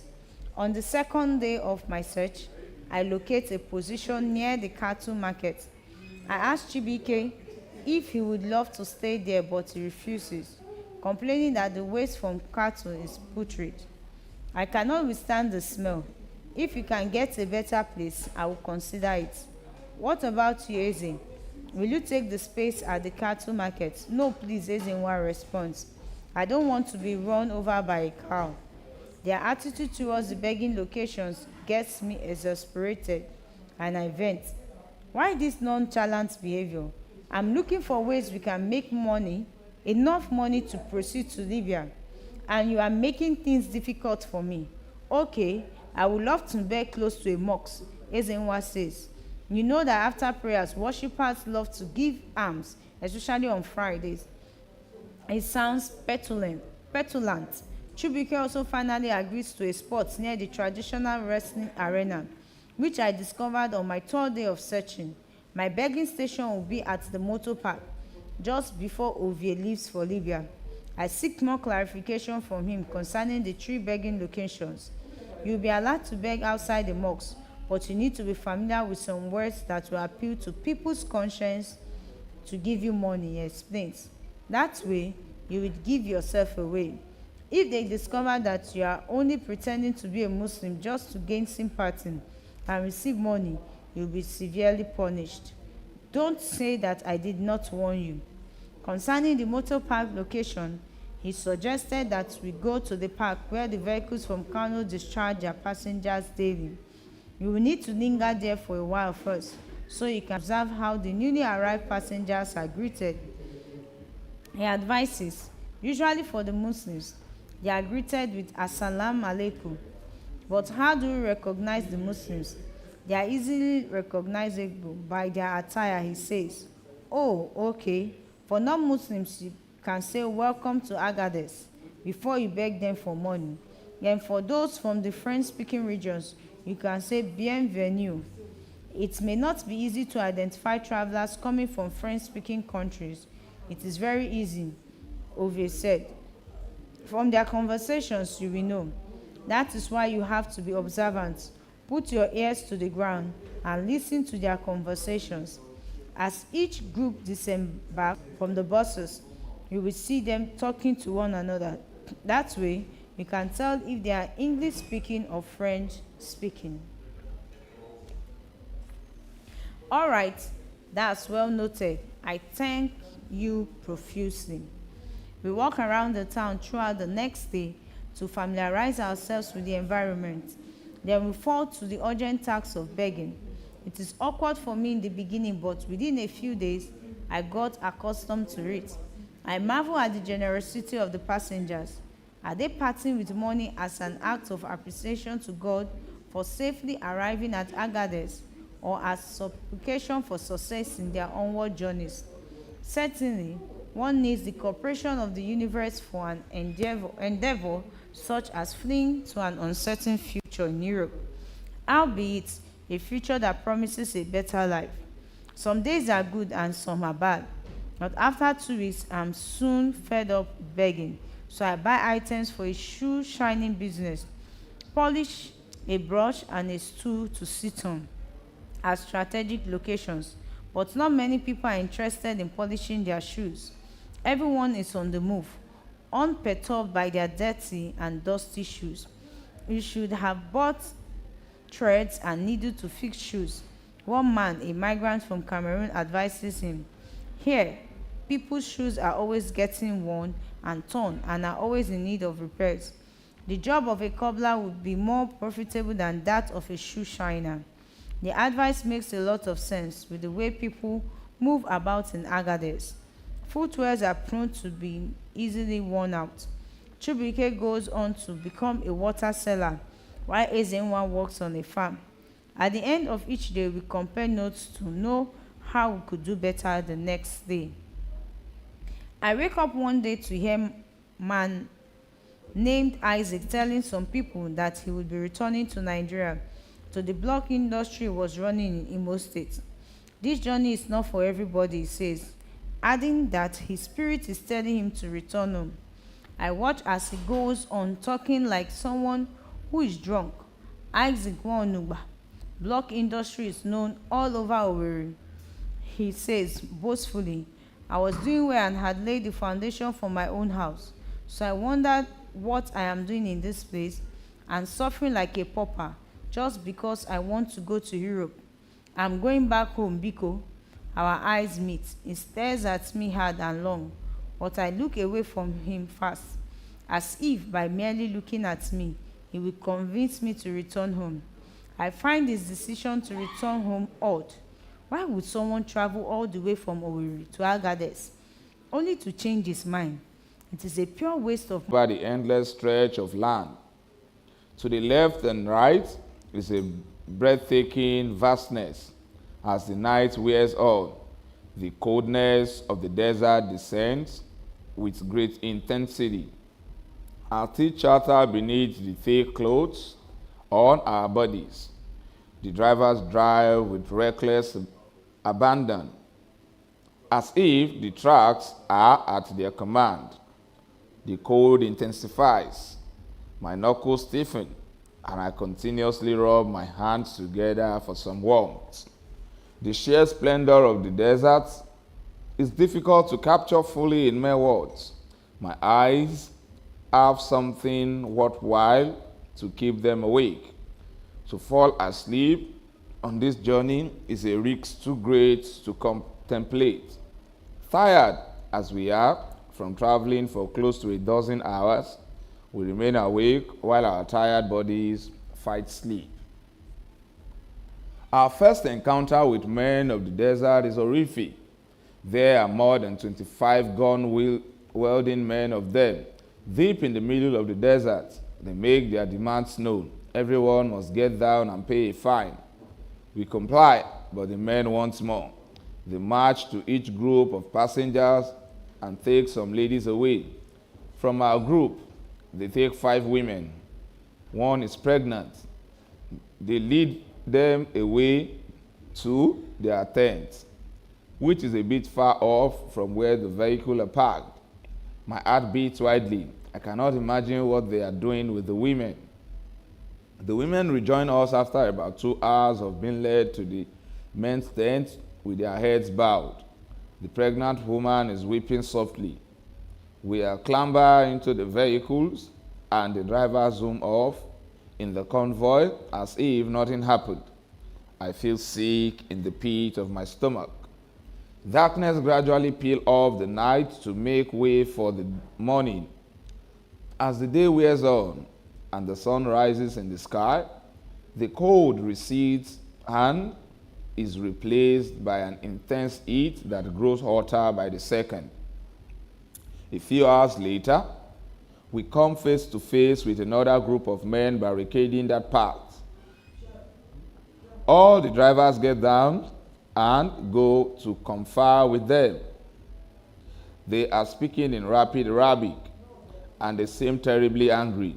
I suspect that they are asking us to return to wherever we are coming from. Without warning, they descend on us with whips and pipes. The wives land on our backs, and we cry out in pain. Only the women are spared, or so we think, until they drag out all the ladies from the confused crowd. They take them away to their tent, meters away. One of the women is taking a cloth. When they finally allow them to return to the van, she walks with spasms of pain and has her arm for support. Both are crying softly, with their faces bowed. My heart goes out to them. I cannot imagine how I will feel if my mother is raped alongside any of my sisters. The thought alone makes me want to vomit. We are asked to get back into the vehicles. The girl struggles to lift her legs. I scoop her up and help her into the healer's van. I am ready to receive lashes of the cane from the guard if they feel offended by an action of carrying the girl up onto the van. Luckily, their attention is elsewhere. I think of Uyosa and Ebube. Were they raped on their way to Libya? Or did Madame Lovina's influence and power exempt them from such ordeal? Whoever advises women to undertake this Sahara journey with a daughter does not love her. A man close to me mumbles. You don't know what they were passing through that made her choose this path. Another voice mumbles in response. No matter what they were facing, this is not a journey for a small girl. The first man insists. There are things that the eye should never see. A mother witnessing as her daughter is being raped, or a daughter seeing her mother being raped. I don't know which is worse. They may never come out of this trauma. I mutter with a deep feeling of sympathy. The side of my back where the whip landed is itchy. I want to scratch the spot, but I cannot move my hand. The vehicle is so tightly packed that there is not enough space to move and harm. We soon come upon mighty sand dunes. The van shakes heavily, rocking to the left and to the right as the driver battles to keep it under control. Dust and sand swell above our heads and descend on our bodies. Trying to shake them off is futile. It is difficult to tell the time of day, but darkness is fast descending again. So we can tell that we are on the second day of the journey. As the vehicle continues to struggle for balance, my heart pumps with fear. I pray that the van does not tumble over. I fear that my lungs, my intestines, and all the content of my stomach would come tumbling through my mouth and be emptied into the van. All we can see is an endless stretch of sand. There are no trees, no shrubs, no plants of any kind. It feels like we are driving to the end of the earth. The heat of the day is as intense as the coldness that descends at night. The two extreme weather conditions interchange seamlessly. The sun, when it rises, is fierce, piercing our skins like jabs of sharp needles, and the cold when it is given our peculiar situation. Yet we hold the container of liquid like our lives depend on them. The convoy comes to an abrupt stop because the driver needs to fill up the tanks. To our relief, we are told to come down and stretch our legs for a few minutes. As we alight from the van, the escort warned that anyone who wanders away would be left behind. 10 minutes, you can urinate, drink water, eat, and off we go. One of the men interprets loudly. Chibuike brings out baguettes, the long thin bread which we bought at Agades. He breaks it into 3 parts, a portion for each of the 3 of us. I bring out the wraps of granules I have and share them among us while Ezenwa hands out the plastic bottle of drinks. All the passengers are busy with different snacks and food they brought along with them: gari, biscuits, coconuts, and groundnuts. Everyone eats hurriedly, and we get back into the vans. One man in our group who wandered off to defecate comes running back just as the convoy recommences the journey. He is just a few meters away from our van. We shout and plead that the driver should wait, but he gives no heed. The man runs after the moving vehicle. He stumbles and falls. He rises again and attempts to run after us, but the thick trail of dust makes it difficult for him. We can hardly see his figure anymore, but we hear his loud crying rings out and echoes in the stillness of the desert. In solidarity with our fellow traveler who is left behind, we wail. Plaintive cries of lamentation arise all around. Muffled voice mourn in sympathy for the man. My heart is heavy with sadness as I think of what would become of him alone in the wide, wide desert.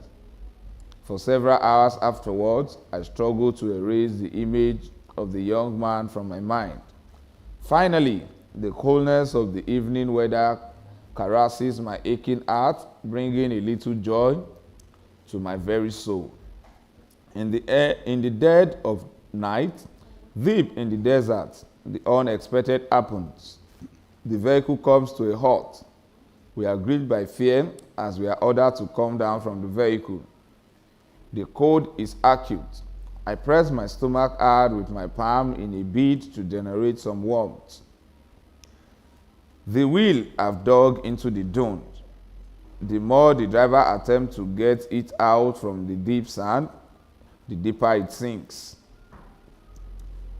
Other vehicles in the convoy do not bother to stop. The ones before us do not know what happened. and the ones following us do not attempt to stop and render help.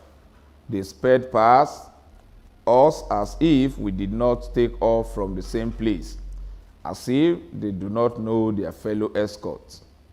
We need to get this vehicle moving right away. The lead small avail. It is impossible to move forward or reverse. We are stuck in the middle of nowhere. We pant as we push, but the heavy illness does not heed to our efforts. Panting from exhaustion, we collapsed on the ground, one after another, but the stinging lashes that land on our backs set us struggling to our feet again. We push and pull the van with all our might. Finally, the tire rewards our efforts. We rush into the van again. This time, the driver drives with more fury and much accelerated speed, causing the rugged van to sway from side to side. The desert is not done releasing its fury on us. The van scratches to a stop again after a few kilometers. The driver and the guards get off to check it. Again, we are asked to get down. That is when we see about 5 dead bodies lying a few paces away from each other. The corpses are at various stages of decomposition. I turn away from the dead bodies and slowly take my gaze to the skies. Osato's image swims before my inner vision. An huge teardrop falls from my eyes. The fan belt has caught. Luckily, there is a mechanic among us who can fix a spare, but we get on our way again. Fatigue has overtaken many of us, yet sleep is an unthinkable thing. The fear of falling off the hills is a powerful deterrent to sleep. After 3 grueling days and terrifying nights, we finally arrive at the first Libyan town, Quatron. The van continues until we get to Sabha. There are shouts of joy all around. It is like coming from a land of the dead to the land of the living. I have never experienced such a huge feeling of relief in my life. Ulo Nna. In Sabha, everyone sponged for information. I am not left out. I always have my ears to the ground, listening to conversation and processing what would be of benefit to me and my friends. Some people offer good, hopeful advice, like the man from Central African Republic who tells us the best way to deal with the Arabs. If you want to be on good terms with them, just try and look helpless before them, he explains. They love to be in control. If they perceive that you are trying to challenge them, it makes them aggressive. So, in all you do, make sure you look docile in their presence. As he speaks, beads of perspiration cover his entire face, making him glimmer in the snaring sun. I take note of everything he is saying and resolve to apply them. Many others offer information that makes one feel dejected. What became clear after a while is that many have abandoned their travel plans and made Libya their permanent place of abode. These ones have nothing good to say to motivate anyone about traveling. Boye is one of such people. I do not like to be around Boye. I hate to listen to him. His endless retell the story of his aborted journey. Listening to Boye can make someone's heart grow cold. He claims he has made 3 attempts to cross the Mediterranean Sea. Since all 3 attempts failed, with their boat capsizing on the 3rd attempt, he gave up his European dream. Unfortunately, we had not gone to any European waters, so we were rescued by Libyan Coast Guard and returned to Libya. He always tells the story with a tinge of sadness. People died. and those of us who were rescued alive were hoping to be taken to Italy, but the guard brought us back here. We were locked up in a detention facility for several months after we were rescued. He always concludes the story by talking about destiny. After that incident, I knew it was not my destiny to live in Europe. I am richer than some people in Europe.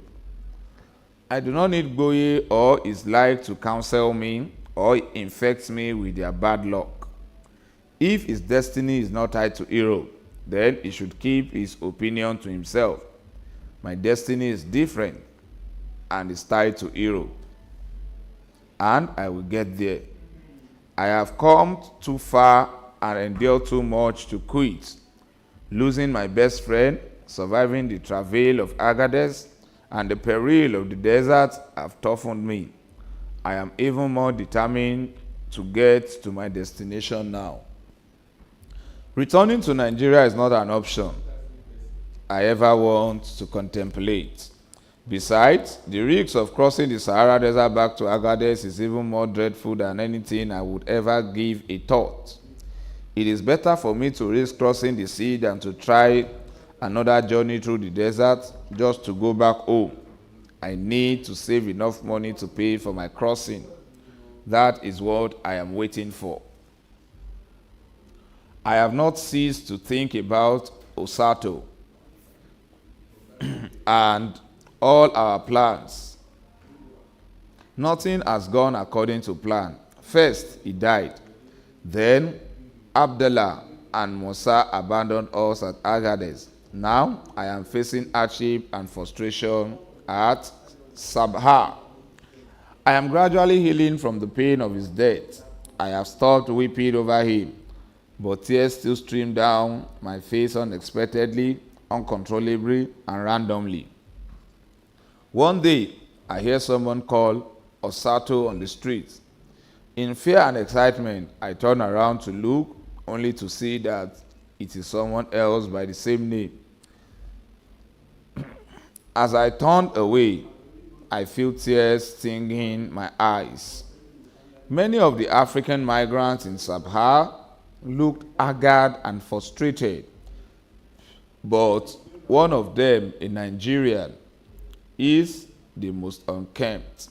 Feelings of pity overwhelm me each time I see him walking past the block industry where I work. He speaks to no one but mortals and begs for money and food. Once I strained my ears to listen. Ulo, I am not sure what that means. He loves to loiter around Ajia Fatima's canteen, which is the most fertile ground for news. She sells couscous rice and bread. Chibuike and Ezenwa and I met at Ajia Fatima's every afternoon by 2 o'clock to update one another on development and piece together any piece of information we believe might help us in any way. But there is usually nothing much to share except the constant lamentation and gossip about whose money got stolen or who got duped. Everyone is stranded. Ajia Fatima is a sweet soul. She is kind to Nigerians and offers us credit until our next payday. I suspect she is a Nigerian, but I dare not ask her. One has to be ever so cautious here. One can never tell what will make another angry or even suspicious. Here, even the most innocent remark can easily be twisted or misinterpreted. I have learned to keep my lips sealed and talk only when it is necessary. I do not have to wait for too long to confirm Ajia's nationality. I walked into her shop one afternoon to hear her rebuking Soji. I will continue to help my people, inshallah, but that does not make me a fool. Her lips are quivering as she speaks. She is upset as she points at Soji.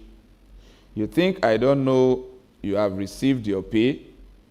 Your fellow workers from the factory have paid me what they owe me, but you want to keep eating on credit. Her voice rises higher as she scolds Soji. I have never seen Ajia so angry. I am sorry, Ajia. I promise to pay you everything by the end of the month. Soji's plea seems to anger her even more. Don't tell me that nonsense, Fa. She is almost screaming. If you don't pay for all the cockles you have eaten on credit, I won't serve you anything today.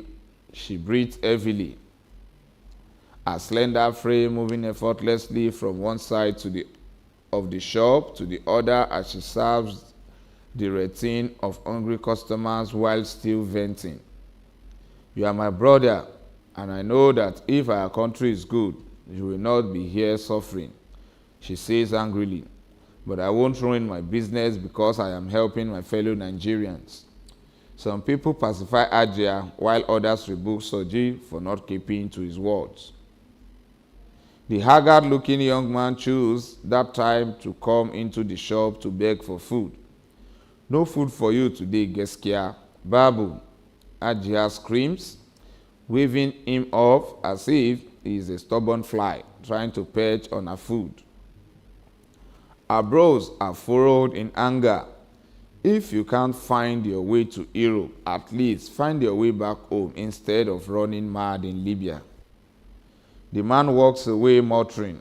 Some of the men waiting to buy bread burst into laughter, but one man calls him back and offers to pay for a loaf of bread for him. He grabs it gratefully and leaves, still muttering, Ulom Nam.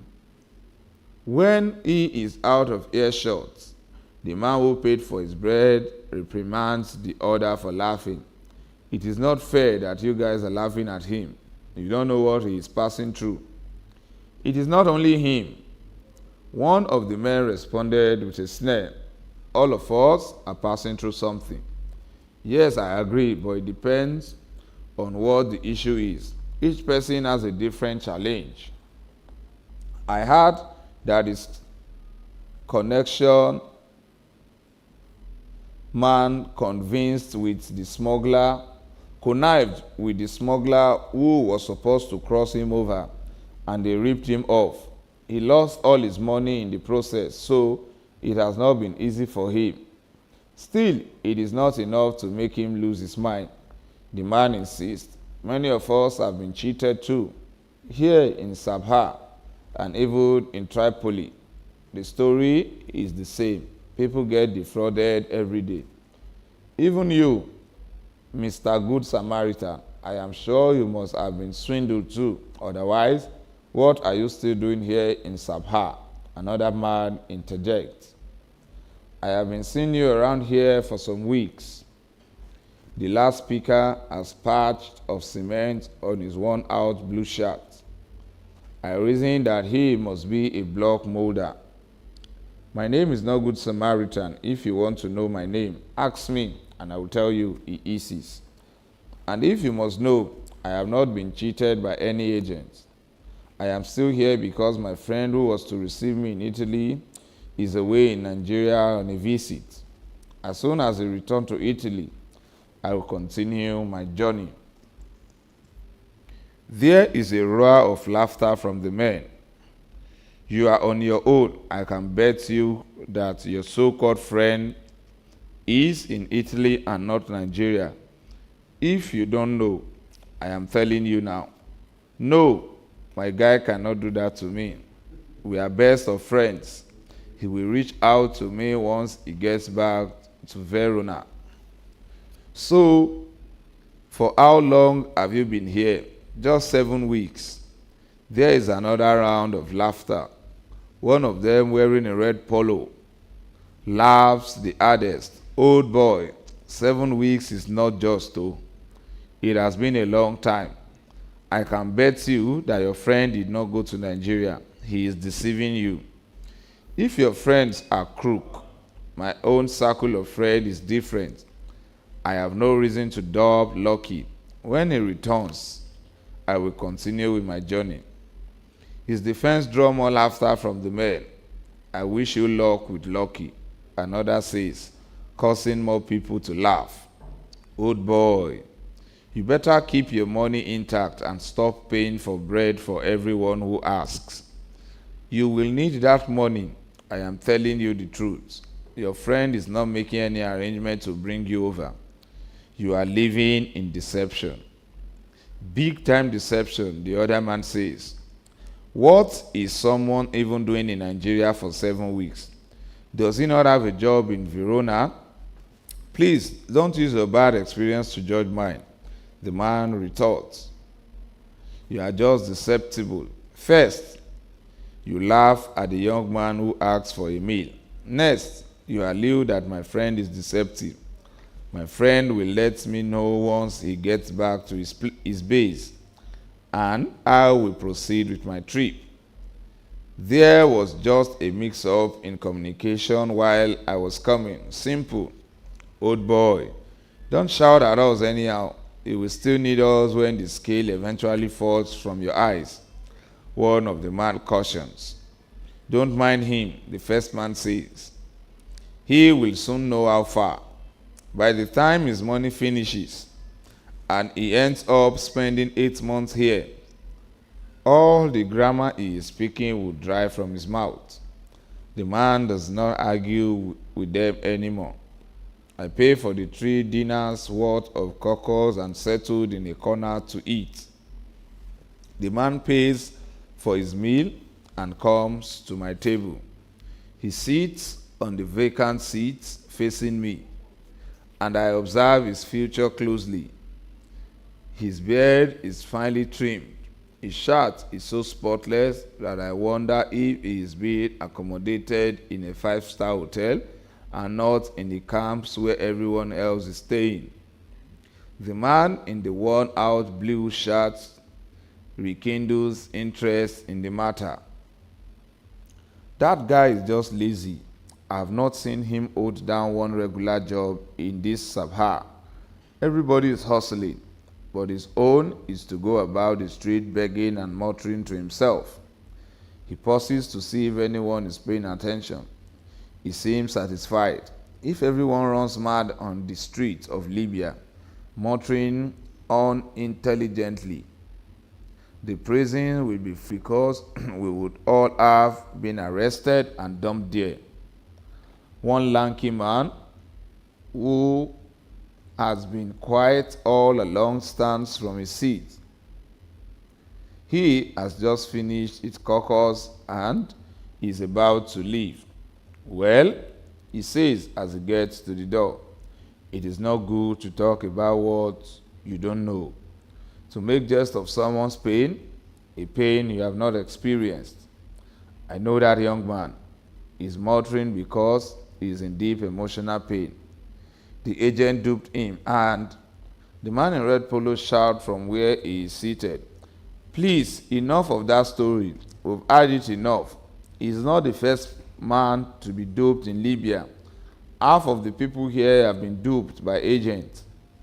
He should work hard and raise some money to continue his journey or return home. Allow me to land first. I have not finished talking, and they are already boiling, the lanky man states. The thing is that the guy cannot go home. He sold his father's house to make his journey. Right now, his parents and siblings are homeless. I notice the look of shock on their faces.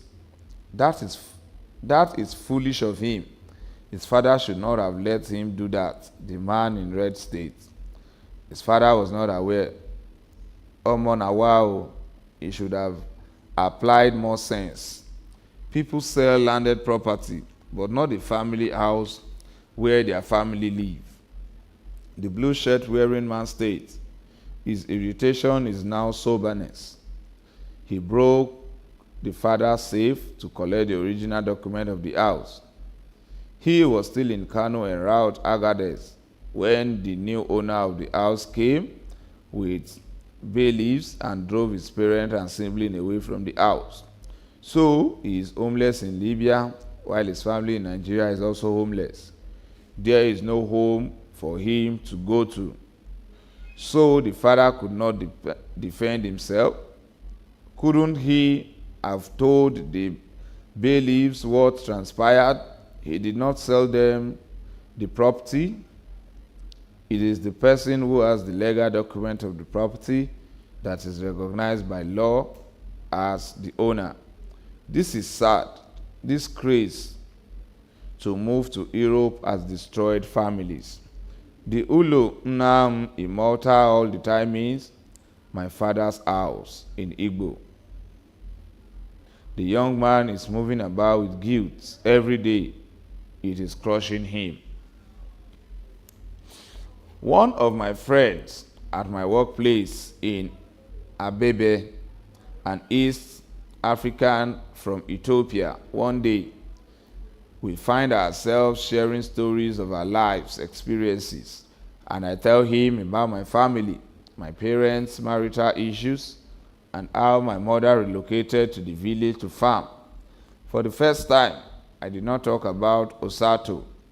You are lucky your mother could easily resort to farming, he says. In Ethiopia, land is insufficient, so it makes our situation more difficult. At least, you in Nigeria have a farmland to fall back on. He also tells me about his journey to Libya and his indecision about where to move from here. Getting to this place was very difficult. It was a very rough journey. It cannot be rougher than my own journey, I respond with a forced smile. I think it is a bit easier for those of you from West Africa. I don't agree with you, I say. If you know how dangerous it was crossing the Sahara Desert, if you see the corpses that later depart, you will shudder. I think we were. How many days did that take you? He laughs. You should ask me how many weeks, not how many days. Abebe is tall, and I always have to look up to maintain eye contact with him when we speak. 2 days after this conversation, Abebe stops coming to work. No one knows what happened to him. In Sabha, it is impossible to not be aware of an impending raid.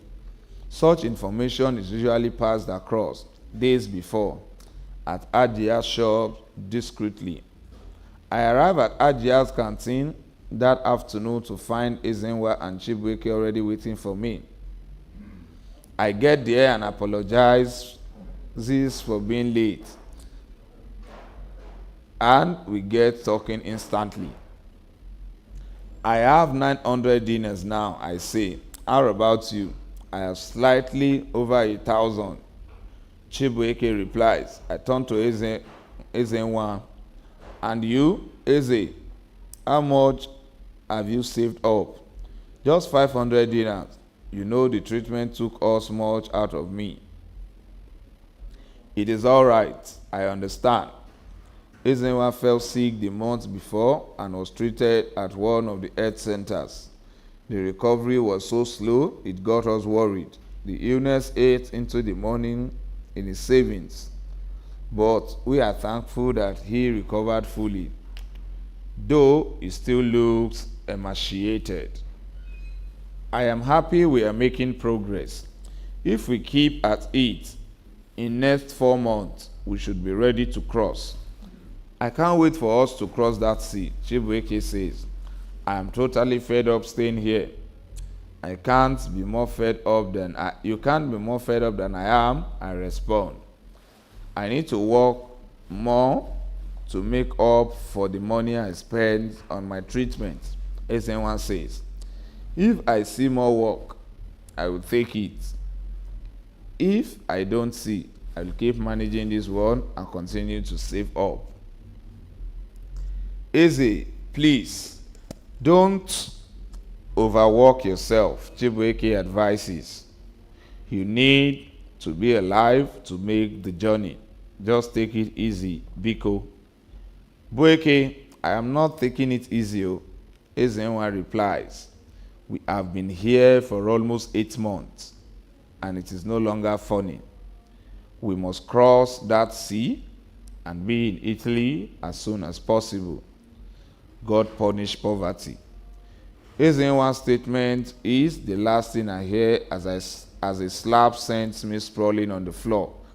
There is pandemonium and screams as batons eat people and various parts of their bodies, head, shoulders, knees, and back. There are frenzied movements. Ajia's pot and pans fall off the table and land on the floor and on top of each other. I can hardly see as we are dragged into a van, tears and blood blinding me in the process. When I open my eyes, I am lying on the bare floor. Thank God you have opened your eyes, Ezenwa says. They hit you badly, Chibuike states. I am glad to hear familiar voices around me. Eze and I only sustained mid injuries during the beating, Chibuike adds. What happened? I asked with the small strength left in me. Ajia was accused of enabling illegal migration in Sabha. Everyone who was there at that time was rounded up and brought to this detention camp. For the first time, I envy Osato for dying. He has been spared all the sorrows and suffering that I am now passing through. Foreigners are bundled off to the detention camp for the flimsiest offenses: street scuffle, wandering, petty stealing, idleness, and absenteeism from the workplace.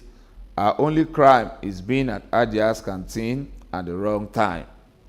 It is easy to identify fellow Nigerians amid the hordes of detainees at the detention camp. There are people from other West African countries like Ghanaians, Ivorians, Togolese, and Beninese. From East Africa, there are Kenyans, Ethiopians, Eritreans, Ugandans, and Zimbabweans. There were also people from the Central African Republic. It is a confluence of creed and races, a replica of Agadez. I have never been in prison, and I am pained that I got thrown into one when I committed no crime. Every day is a nightmare. When I look at the faces of the people at the detention facility, I see anguish, suffering, pain, regret, confusion, and desperation.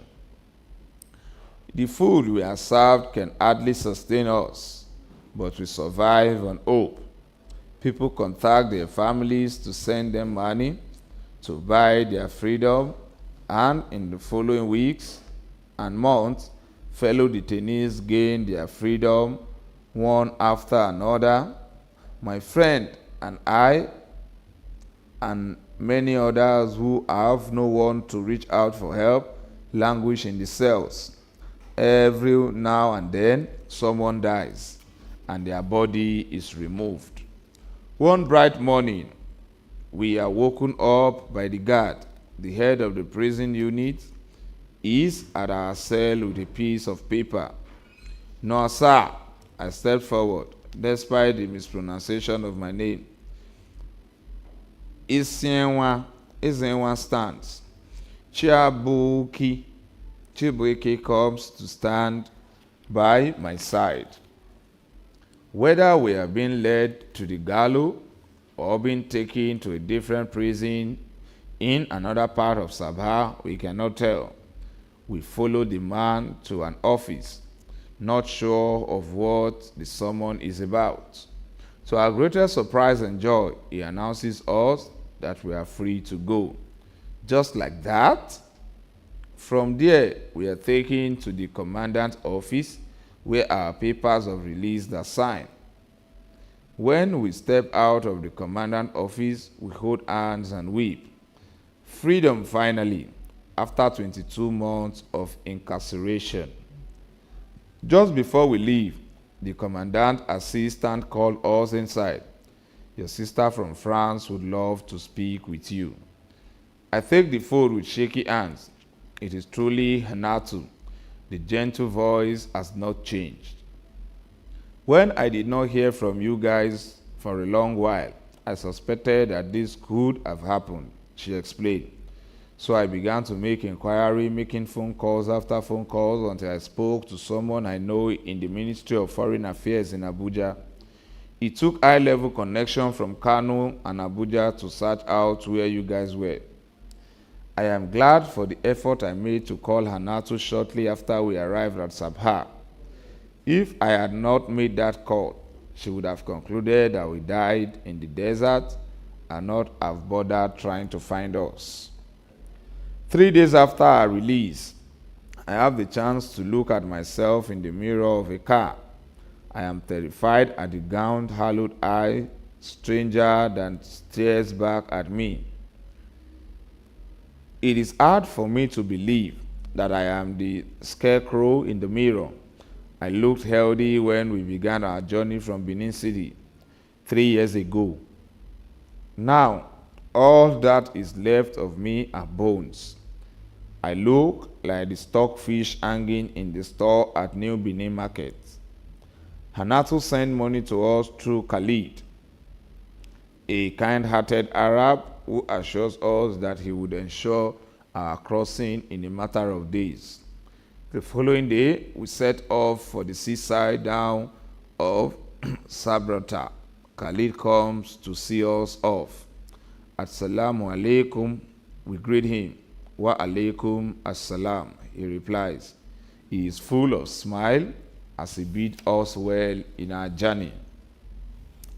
Upon the waters, we arrive at Sabrata in the night and are taken to the point from where we would take off the following night. I am shocked at the immensity of the Mediterranean Sea. I muse darkly when I recall my swimming practice at Ekpoba River. My swimming skills are not matched for these skills needed in a boat if a boat capsized on this sea before me. Ekpoba River is child's play in comparison to the Mediterranean Sea. It takes about 8 hours to cross from Libya to Italy. The connection man explains, but things can happen to cause delay. People have spent 2 days at sea. 2 days? Yes. What could cause the delay? If a rescue ship does not come on time, what will you do? The man asks. You won't jump into the water. All you can do is keep hoping and praying. Odikwa risky, Ezenwa explained. Yes, it is risky, Chibuike agrees, but we must take the risk. We met one another on this journey from our take-off point in Benin City. Chibuike says to Ezenwa and me, I would say that Providence brought us together for a reason. Then he swallows hard, as if the word has stuck to his throat. We know how risky this journey is, Chibuike continues. Usato's unfortunate death remains fresh in our memories. But there is Nosa who can take the news of what happened back to Usato's people. What if it had happened to me or Chibuike or Engine? Nobody will be able to relay the message to our families. They will just be hanging on hope forever. So what exactly are you trying to say? Ezenwa asked.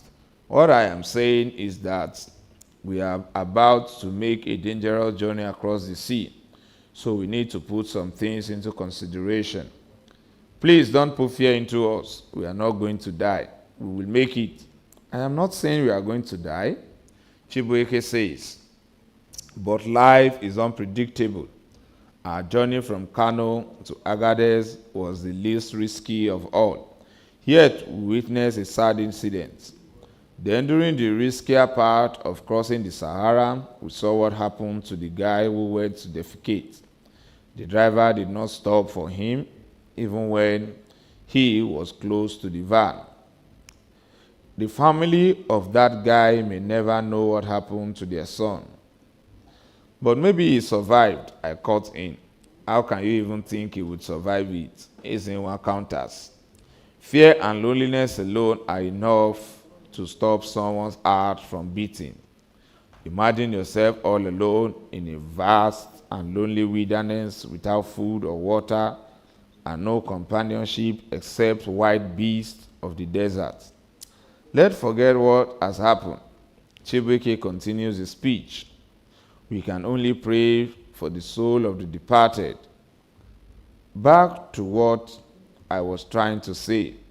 I want us to make a vow to one another that in case the worst happens to any of us during the crossing of the Mediterranean Sea, whoever survives and arrives in Europe safely should communicate with the family of the departed ones and find a way to support their family. The idea is good, but which kind of support are you talking about? I query. Both emotional and financial support. It's okay, I say, but look at me. I have not been able to reach Osato's family. I have not offered any support. I have not even told them what happened to their son. It is not your fault. We all know how it has been. But this last leg of the journey is taking us to Europe. Once you settle, you can contact them. The floatable rubber boat called Lakpa Lakpa is waiting, its engine running. In the dead of the night, passengers begin to surge in. There are arguments and agitations as the connection men busy themselves ensuring that only those who have paid are allowed to the boat. It is chaotic. The struggle to get to the boat almost leads to a stampede. However, the boat is filled to the brim. Within minutes, a Congolese woman is clutching her little daughter with one hand and holding a bag with the other. The girl, who is about 5 years old, is afraid of the water. She runs off. Then easy, the woman shouts, running after the girl, who continues to run farther away from the waterside. Finally, the mother grabs the girl and does not let go of her hand until they get back to the boat. Over 250 immigrants are now on the floatable water boat. The wooden floor of the boat looks like it was constructed in a hurry. Finally, the engine starts running. Passengers hold on to one another in fear and trepidation. Some others are muttering prayers, Christians and Muslims alike. The uneasiness and nervousness are unmistakably stamped on the faces of the passengers, especially the woman and children. The man who is reading the compass points out and tells us where we are set at sea. At every point in time, but only those who are close enough to him can hear him. Every time, every now and then, the frightened little girl let out a cry, and her mother tightens her grip on her. After more than 8 hours, confusion broke out on the face of the compass man. He muttered that he has lost his bearing and the boat is still on the African waters. By daybreak, the passengers are clearly agitated. More babies join the little Congolese girl to cry, and all around there is noise in different languages. The boat is still floating, but it is apparent that the compass has become a useless guide. Finally, the sun rises high in the sky, bringing a little warmth to drive away the cold that is eating up our inside. If we are captured by the Libyan Coast Guard, we would be in trouble. One man to my left mutters in exasperation. Almost a whole day gone, and we have not even got into the European waters. A Nigerian lady shouts in Yoruba, Oluwa ṣàánú mi o, ẹ gbà mí o, God show us mercy, we cannot perish in this water. Take it easy, madam, I say to her, we will not perish in the water. There is no cause for alarm yet. You say yet. Does that mean the cause of alarm will soon come? No, ma, it won't. I am shaking with fright, but trying extremely hard to maintain my composure and present a bold face. This is not the time to openly express fear. A Senegalese woman screams, Seigneur, I petite, repeatedly, her voice drawn everyone else. Many people start talking at the same time. The woman with the child raises her voice and shouts, Mon Dieu, and began a tirade of prayers in French. A Malian man, a Muslim, pulls out his prayer beads and starts chanting. The man with the compass appeals to everyone to be calm. How can we be calm?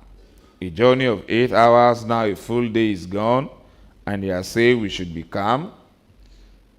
It is the Nigerian woman. So what do you want to do now? Maybe we should be shouting and people in Italy will hear us and come to our rescue. Madam, you cannot shout when you are still on African waters. If the Libyan Coast Guard get at us, we will be returned to Libya and deported to our countries, if not killed. The warning quietens everyone. The boat continues to float. Around mid-morning the next day, the compass man announced that he has picked up the signal again. We are on Europe waters now, he announced. We are at Malta. Exclamation of joy rings out through the boat. His next announcement, hours later, triggers even more excitement. The compass is showing that we have entered Italian waters, he says with glee. There are screams of excitement and instantaneous round of applause. Joyous exclamations break out on the boat in different languages, mostly English, Arabic, and French.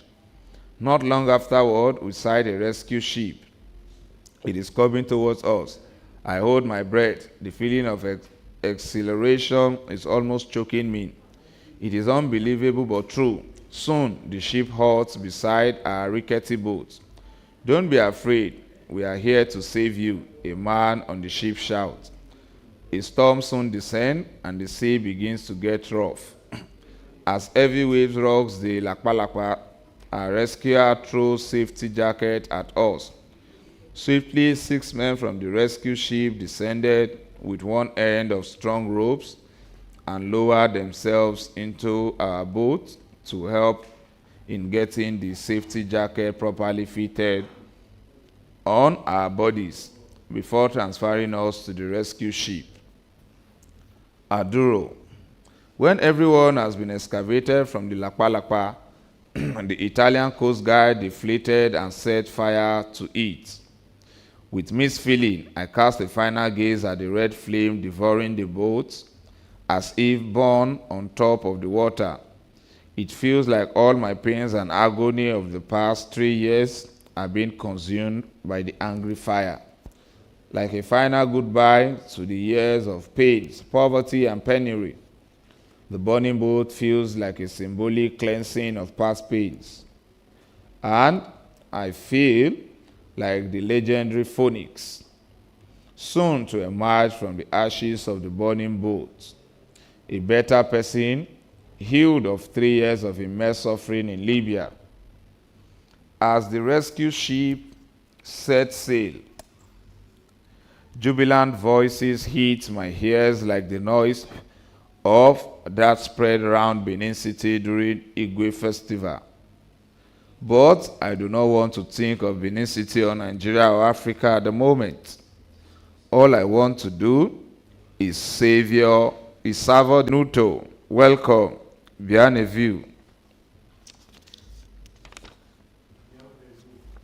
I am elated that the banners on the walls welcome us into Italian, English, and French, respectively. Volunteers from the Italian Red Cross, humanitarian agents, and officials of the Italian government are on the ground to receive us. They address us in different languages: Italian, English, French, Arabic, Portuguese. People mill around the one speaking in language they understand.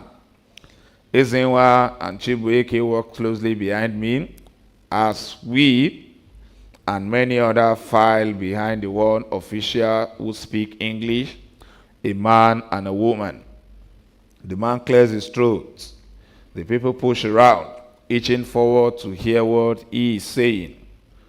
Welcome to Italy, he starts, his voice soft and gentle, unlike the loud and ferocious voices we were used to in Libya. I inch forward as much as I can, a bit closer to the small raised platform where the official and his colleagues are on. I do not want to miss a single word. Right now, you are in Lampedusa, an island in southern Italy. I try to memorize everything he says, but the exhaustion from the sea journey makes it impossible. The lady takes over. I am Rosa, a member of the Italian Red Cross. Her voice is softer than her colleagues. A woman steps forward, stepping on my feet in the process. She blocks my view. For a moment, I cannot see Rosa. I quickly shove her aside and regain my position. Rosa speaks with passion. Her face reads sympathy and compassion. We have an humanitarian crisis at hand as a result of the large number of immigrants who pass through the peril of the sea, trying to get into Europe. She pauses for a while to catch her breath. We are doing all we can to discourage people from making this treacherous journey. She continues, however, we understand the extreme difficulties that many people are facing in many countries, in Africa, and other places in the world. We don't want people to keep making this dangerous journey, but we continue to assist in the rehabilitation of those who have been rescued by the courageous guards. Spontaneously, we clapped, unable to contain our joy. The atmosphere is charged with excitement. I hug Chibuike and Ezenwa. There are tears in our eyes, tears of joy. Gosh, a journey we started in January 2000. Here we are at last in November of 2003. Ezenwa says, wiping his tears. Finally, our feet have touched European soil, Chibuike says, as the breath breaks into a dance. I laugh at his funny dance steps. What a bad dancer you are, I tease. After our details are captured at the registration desks and our biometrics were taken, we are told that we will be moved to a refugee camp at Sicily. We are ushered into a ferry and it soon sets sail. It takes about 5 hours because before we got the destination. When we disembarked, gleaming white buses and police officers were on ground to move us to the camp. At the camp, we are ushered into a big building. It is a 2-winged hostel, one for females and another for males. We are allocated to different rooms and given fresh, clean clothes to change into. The rooms are crowded but decent. The bathrooms are clean, and there is adequate and regular water. I drink so much water that day that I fear my stomach would burst. Even when I do not feel thirsty, I cannot stop guzzling the liquid, which has been like an elusive gold coin to me. Ever since I left Benin City, I lie on the soft mattress apportioned to me, and it feels heavenly to lie on, unlike the hard, cold floor that I have slept on the past 3 years. Chibuike and Ezenwa were allotted different rooms, but we all are happy. I need to familiarize myself with the new roommate. So I get up from my mattress and go to the man in the bed corner facing me. Hello, I am Nosa from Nigeria. May I meet you? I say, stretching out my hands for a handshake. He laughs. Nosa, I am Akigbe. No need for long introduction, he says and laughs. I remember you very well, he laughs again, a short laugh that conveys sadness. I look at him closely and remember the fresh, chubby face at Ajia's Fatima's canteen at Sabha. The once fresh face now bears wrinkles, and he looks emaciated and gaunt, in place of the neatly cut hair in a bushy, unkempt hair. What happened? He smiled. It is a side smile. Every details of the arguments in Ajia's shops come flooding in. He is confident that day was I. His words were wrapped in a cloak of trust. What happened to your friend in Verona? Betrayal and disappointment happened, he sighed. Lucky never communicated with me again. You, what? That was it. I got stranded in Libya. But why did you not move on? Why did you wait for so long before making the crossing? I said I got stranded. My money was stolen. All my money, everything. I was robbed just a few days after I bought bread for that guy. It was in the night. I was attacked. Everything I had on me was taken. It must be those guys in the canteen that day. Yes, I was flippant with my tongue that day. I said things I shouldn't have said. I gave myself away, so I became an instant target of attack. Oh my goodness. So you mean you just arrived with us today in the same Lapa that was burnt on the coast at Lapendusa? Yes, the same one, he said. I even saw you when you were taken off from the seaside at Sabrata. You were seated close to the man reading the compass.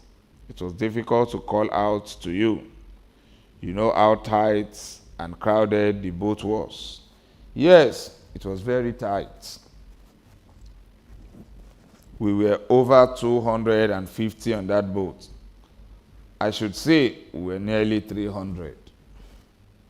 So, what are your plans right now?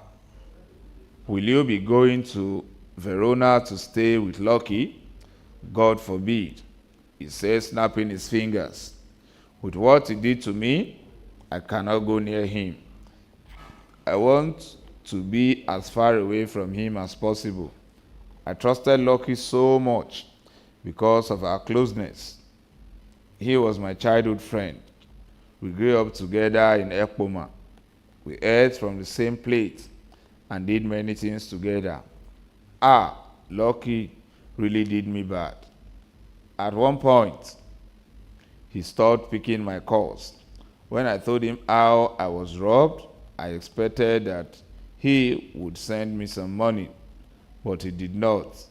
I was just stranded in Sabha. But are you sure everything is all right with him? What if he fell sick or something? There may be a reason he behaved the way he did. He is well. Nothing is wrong with him. The last time I managed to speak with my younger brother, he told me that Lucky was building a big hotel in Ekpoma. And he treated you that way? Why? I know he's fierce, Akigbe said. He knows that when I enter Europe, I will do better than he. Lucky can be petty and jealous. He wants to be the most popular boy in Ekpoma. I was told that last Christmas, he distributed rice and vegetable oil to the widows in the community.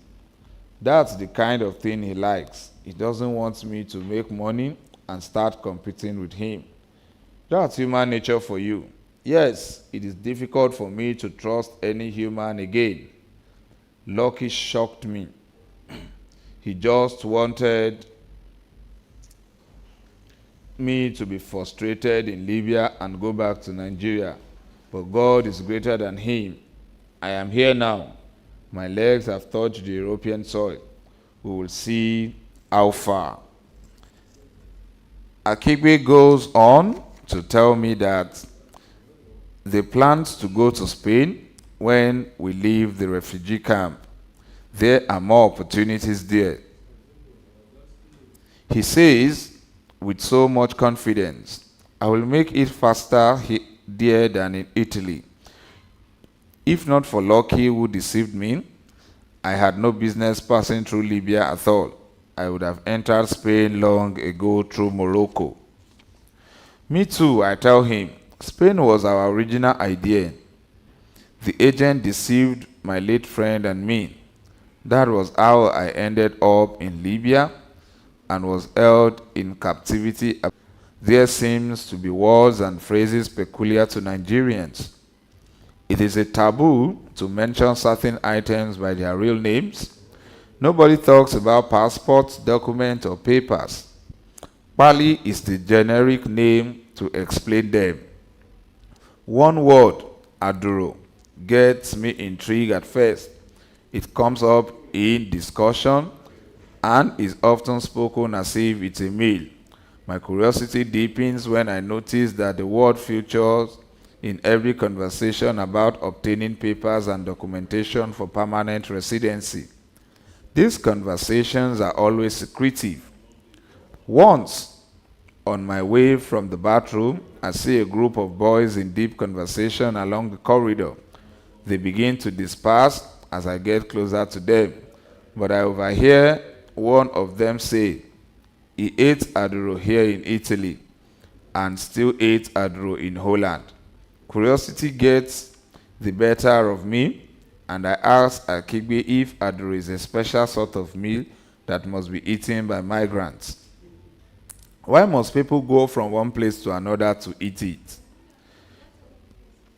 The small chuckle that follows gets me embarrassed. No, sir, Aduro is the reason we are in this refugee camp now. He pulls my left ear close to his mouth and whispers, Aduro is asylum.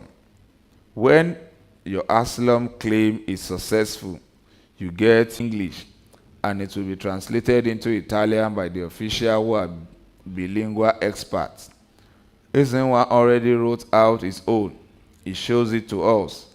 Our stories may be similar, but we need to be careful not to copy one another's stories verbatim.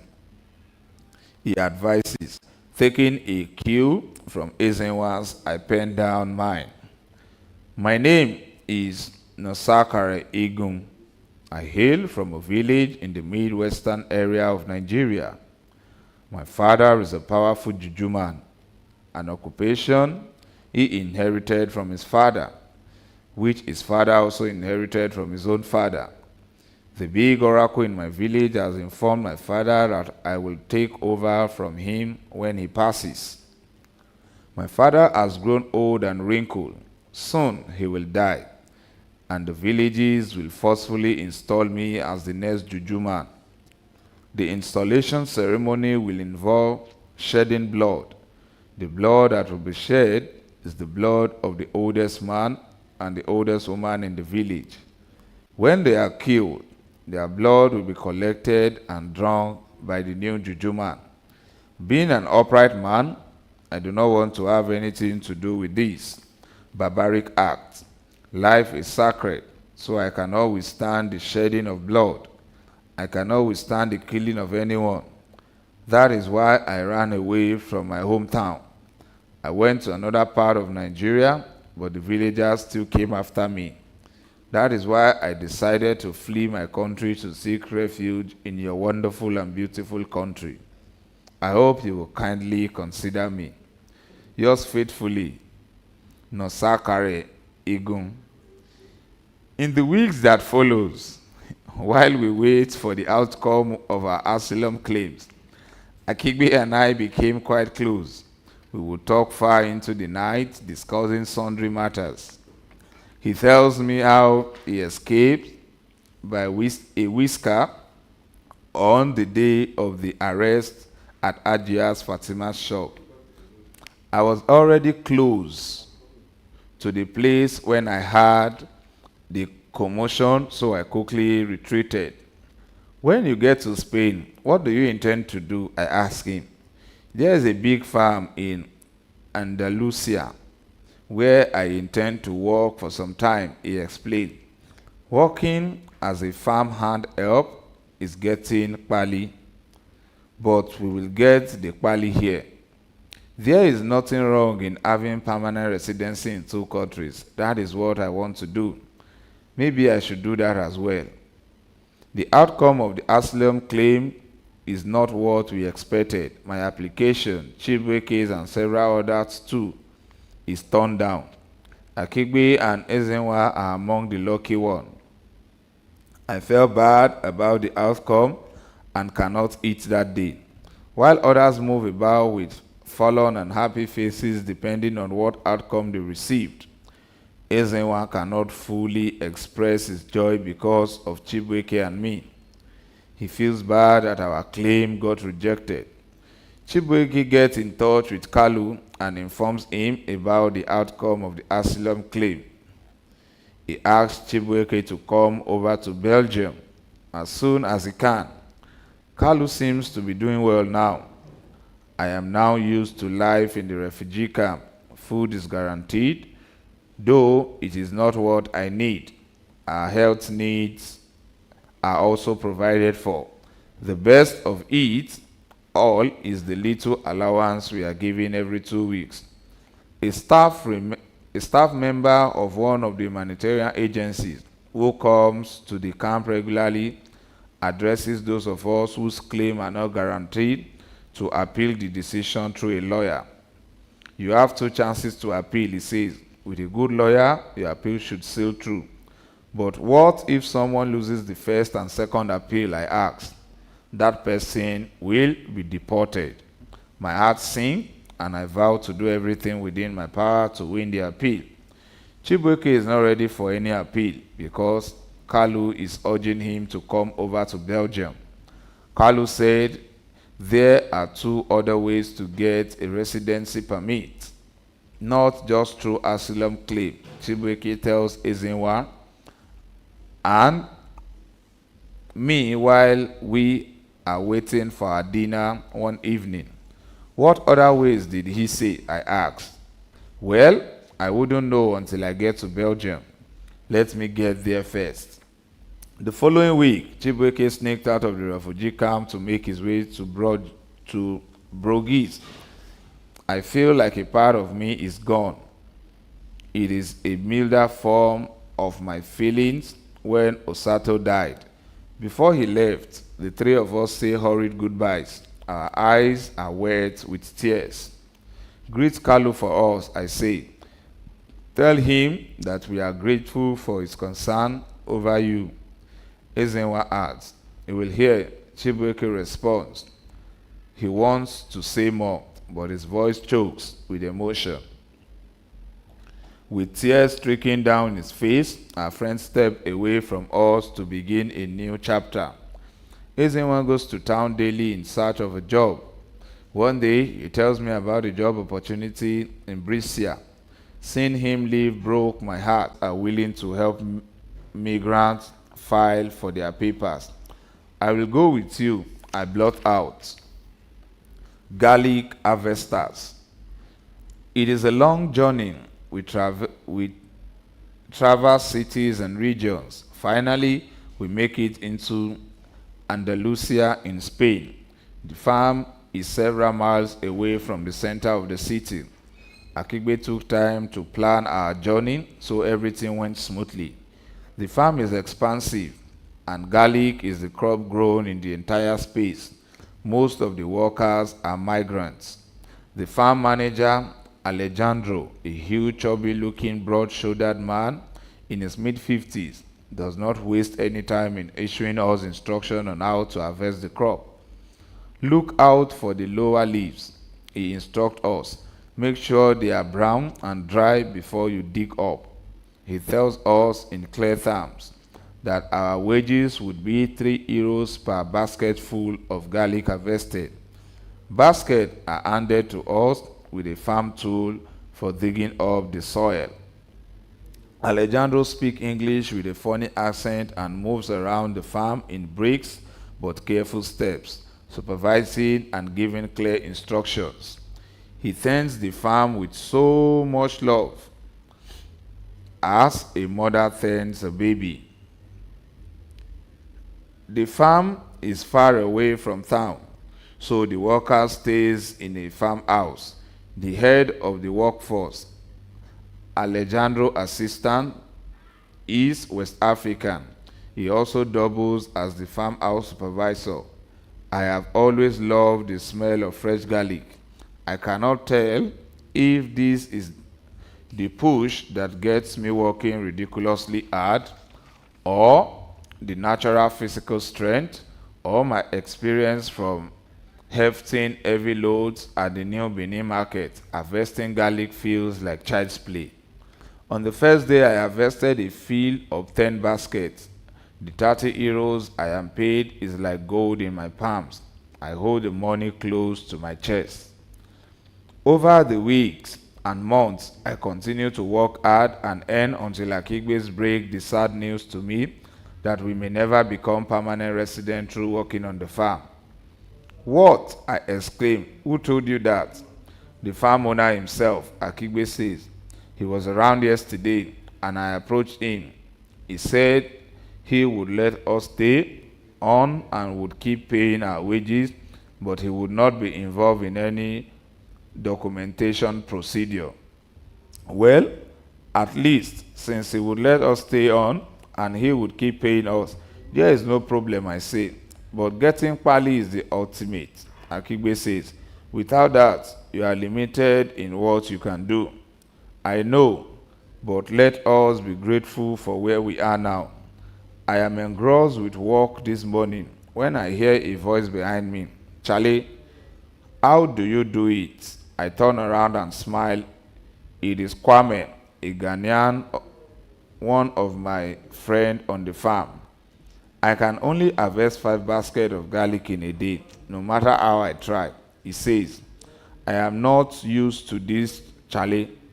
But first, Kwame, I say, I want to know why you assume that my name is Charlie. I am not Charlie. My name is Nosa Kare, Nosa for short. He laughs. Of course, I know you are Nosa.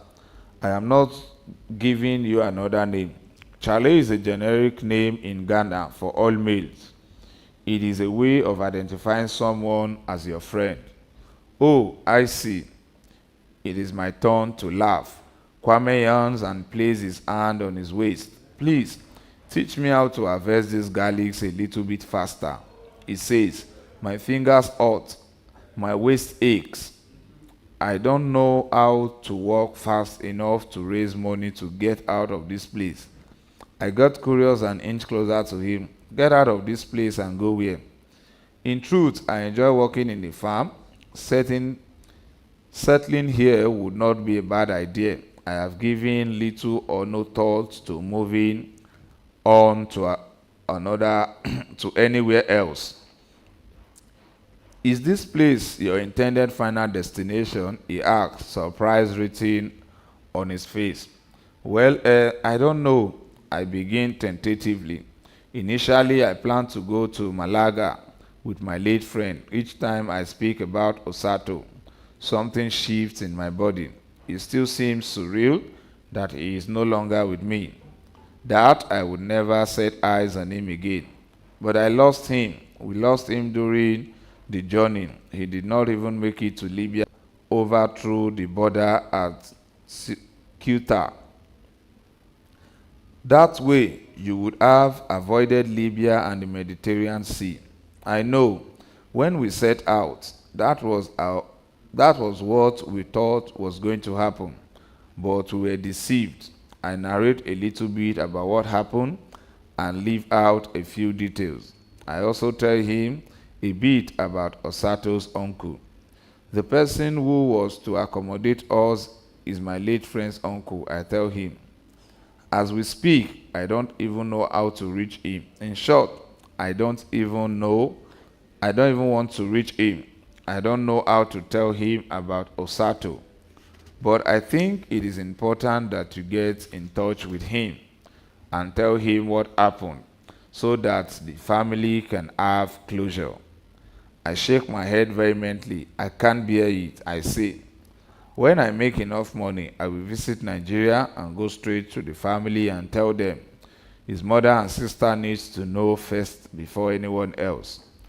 But the anxiety they will be going through right now, he says, taking the thoughts out of my mind. I can't imagine it. I know, but even my mother, it was only recently that I communicated with her and my sister.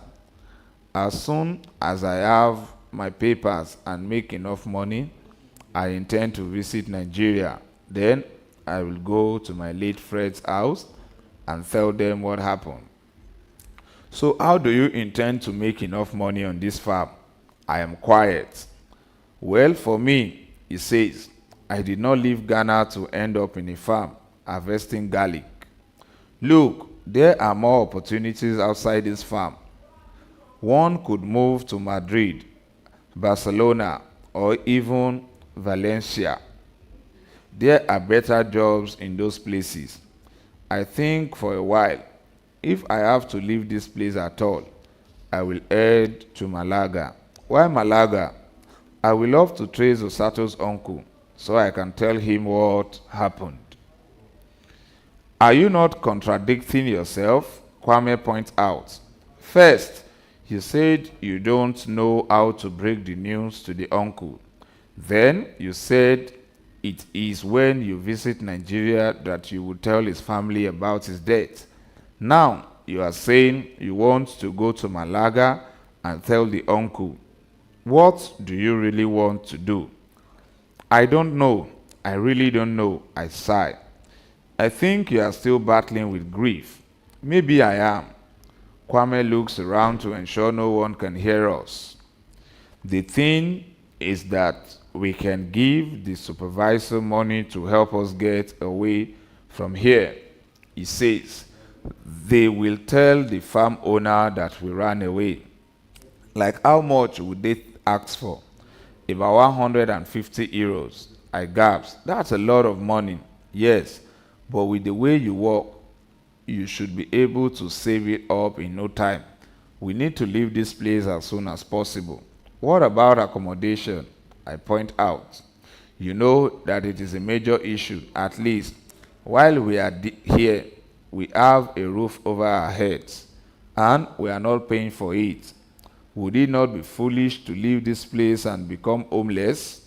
No, sir, you won't be homeless, he says, and think for a moment before brightening up. Do you know what? I have a cousin in Malaga. He lives there with his girlfriend. I will search through my diary and get his phone number. At least we will have a place to stay for a few days in Malaga before we move on to the ultimate destination. I ponder on Kwame's proposition. I do not know whether it is a clear idea.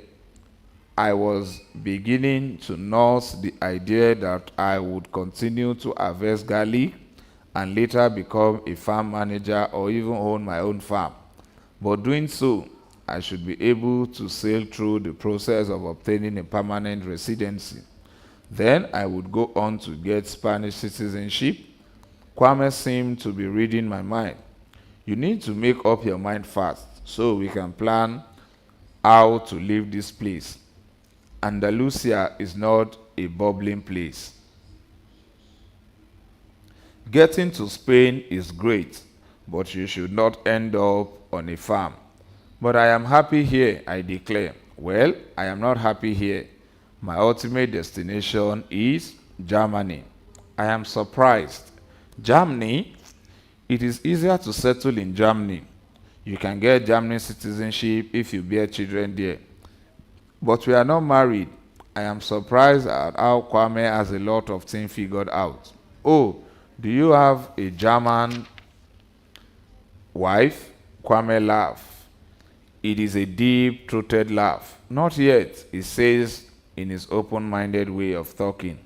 But I intended to do so once I get to Germany. My guys will help me arrange it. Arrange? You have to wise up, Charlie, he says. That is what many Africans in Germany end up doing. When you marry and have children there, every month your child will receive some euros from the German government. So even if you don't have a job, at least you and your wife can feed from child support. They do that in Ireland too. Many of our people are running to Ireland to have children. If we cannot get to Ireland, at least we are closer to Germany from here. Charlie, let's leave Andalusia first and get into the happening cities of Spain. Then we take it from there. But how do we go about it? That is what I am trying to tell you. Do you see some of these supervisors? Many of them are Nigerians. Don't mind that some are pretending. They will just say that they are from West Africa, as if West Africa is a country. They don't want you to know that they are Nigerians, so that when you start negotiating with them, you won't bring in sentiment. True to Kwame's word, when we speak to these supervisors, he says he would oblige us on one condition, that we give him half of our daily wages, pending when we leave the farm. I am convinced then that he is truly a Nigerian, especially when Ego Dinkpa unconsciously escaped his lips. It is a good deal, Kwame agrees immediately. I am angry with him. It is easy for him to agree to part with half of his wages because he does not earn much daily, because he hardly fills up to 3 baskets.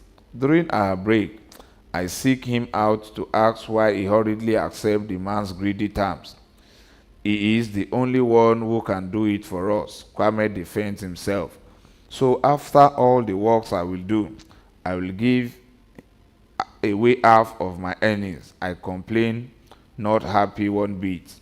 And you know, I cannot even lie about its outcome. He is my supervisor. Is anyone forcing you to work your ass off? He asks. You can minimize your effort. Work less, Charlie, work less. Some people are born smart, and everything they say is filled with so much wisdom.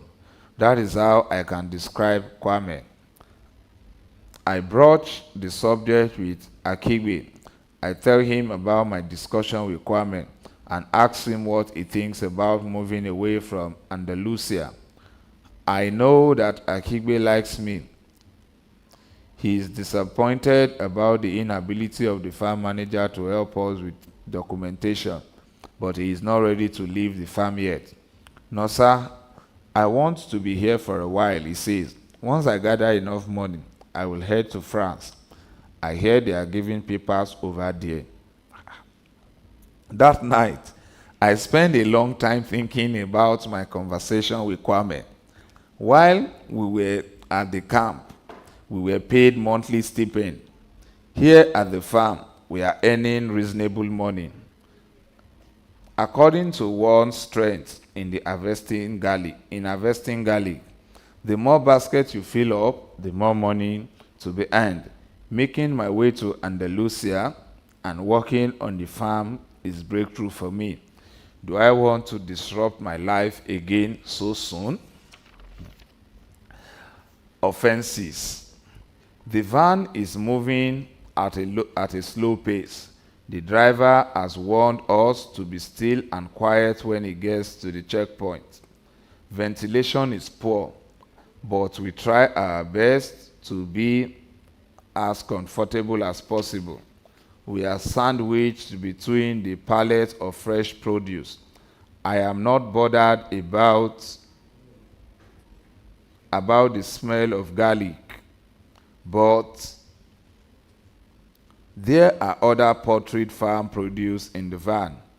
Kwame said it would have taken us less than 2 hours by train, but it was best to travel in the van conveying farm produce to Malaga because we might be asked for identity cards on the train. After about 5 hours of slow movement, the bus gets to the last delivery point in Malaga. The driver tells us to get down and leave quickly before the warehouse manager comes to take stock of the delivery. We scrambled down from the bus and walked down the road. So where exactly is your cousin staying with his girlfriend? I asked Kwame. Are they coming to pick us up, or should we just go to locate the address by ourselves? He hesitates before responding. Charlie, there is a little challenge. What challenge? The issue is that my cousin's girlfriend may not agree to accommodate you. His words feel like a thunderbolt in my ears. I try hard not to scream. Are you kidding me? I am sorry, no sir, he says. I am sorry. I thought my cousin owned the house. I didn't know it was the girlfriend's apartment. She is the one paying the bills.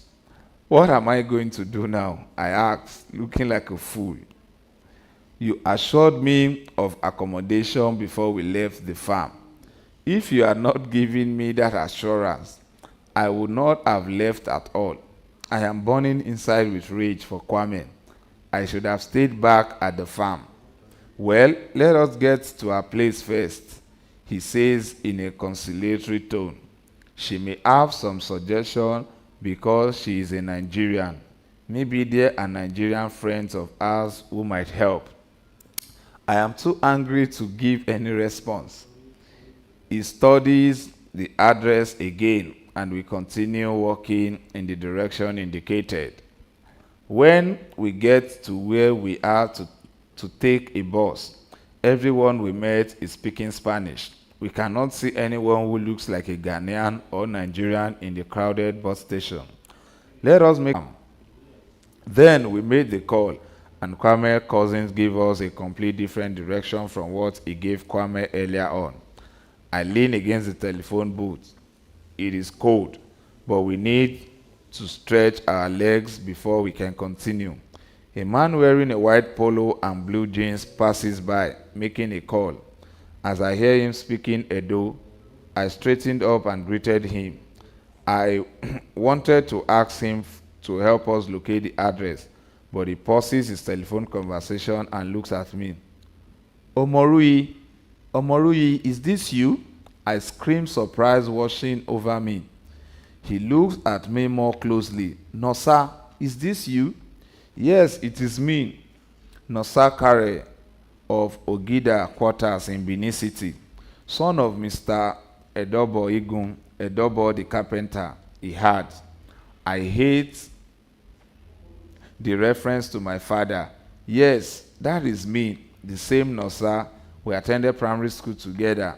It was your enrollment and Ngozika that motivated me. Ah, sweet memories of childhood. I remember you very well. You once represented our school in a debate or so, and you won a dictionary. You had a reputation then for reading and studying the dictionary like a textbook. We both roared into laughter. Kwame started looking at us sheepishly.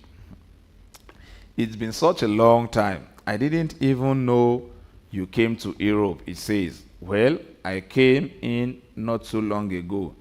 And even you, I didn't know you were in Europe. I have been here for a long time. But Nosa, what are you doing here at this time of the night in this cold weather?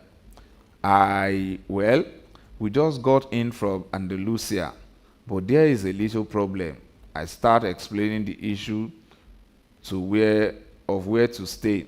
The person who promised us, Nosa, the weather is chilly. We need to get out of here. You need to know where to put your head tonight. That is it, isn't it? Let's go. Can I ask?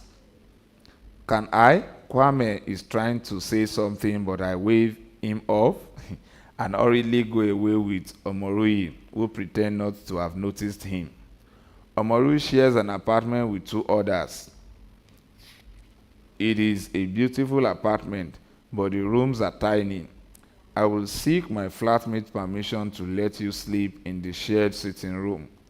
He tells me, you have seen how tiny my room is. Two people cannot sleep on that small bed. He brings out a bowl of stew from his fridge and puts some rice on the rice cooker. As we eat, we talk about many things. I tell him every detail of my journey, from when I left Benin up to the moment I met him some hours ago in the street. He feels deeply saddened about what happened to Osato. Life, it sighs. One moment someone is here, the next moment the person is gone. He sighs again. So that chubby looking boy is gone. Oh, you know him? I asked surprised. He did not attend the same primary school with us. He became my friend in secondary school. I know he was not in our primary school, but I knew him. His sister was my classmate in secondary school. I have forgotten her name. Uwa. Yes, Uwa, that is her name. He laughed softly. I wonder what is amusing him. As if he had read my thoughts, he goes on. There was a time I asked her to be my girlfriend. And did she accept you? I asked curiously. He chewed his food slowly and swallowed it before answering me. She shunned me, and instead of accepting my fate, I felt emboldened and traced her to their house some days later, hoping to get a better response. He laughs again and shakes his head. When I knocked on the gate, it was Osato who opened the gate. I pretended that I came to borrow a textbook from his sister. You know what happened next, eh, no sir? How can I know what happened when I was not there? She came to the gate to check who was there. When she saw me, she queried her brother, Osato, why did you open the gate for this fellow? She gave me the insult of my life and warned me never to attempt coming to their house again. I smiled and pictured Osato in my mind, holding the gates of their house open and Owa issuing a warning to Omorui. I miss him so much, I murmured, tears well up in my eyes. Omorui seeing me fight back tears, changes the topic. You should not have left Italy, he says. I got my papers in Italy and I might even relocate back there. I left because of the failed asylum request and the false assumption that working on the farm in Spain will facilitate my papers. Well, nothing is carved on stones, he says. Make yourself at home. But when Ochuko and others are around, just try to stay out of their way. 2 days later, Omorui informed me that his flatmates are complaining about the high usage of electricity.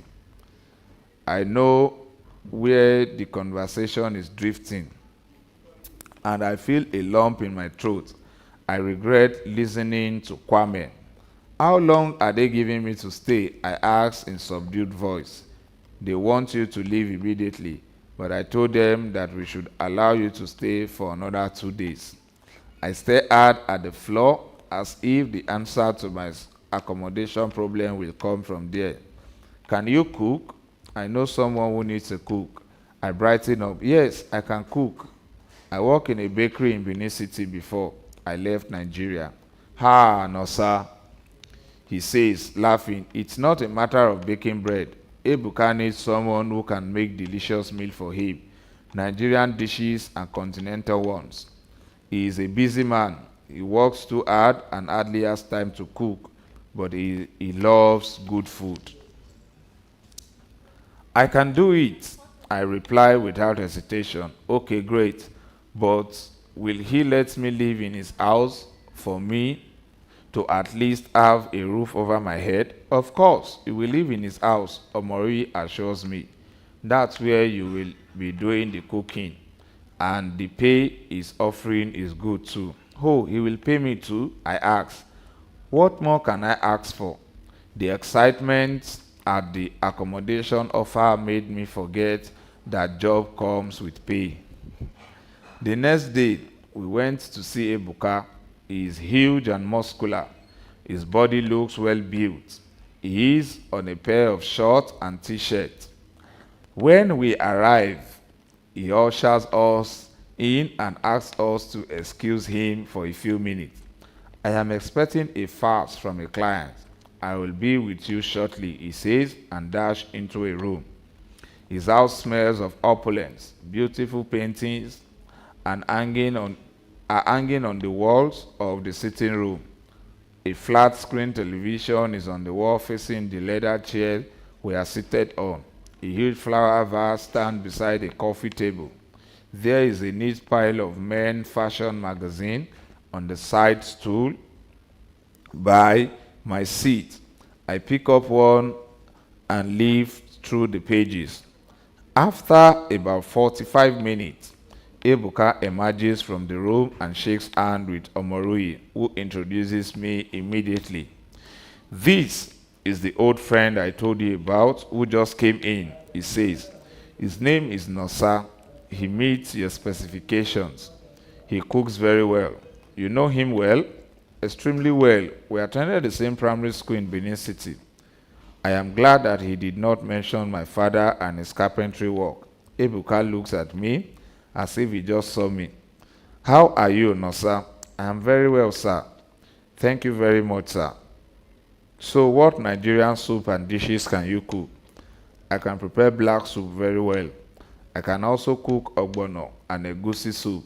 I can cook jollof rice, stew, beans, pottage, and yam porridge. Okay, sounds good. You can't prepare bitter leaf and nsala soup? No, sir, but I can learn. I like your honesty, he says. Along the line, you can also learn some continental dishes and local Spanish meal that are eaten around here. Okay, sir.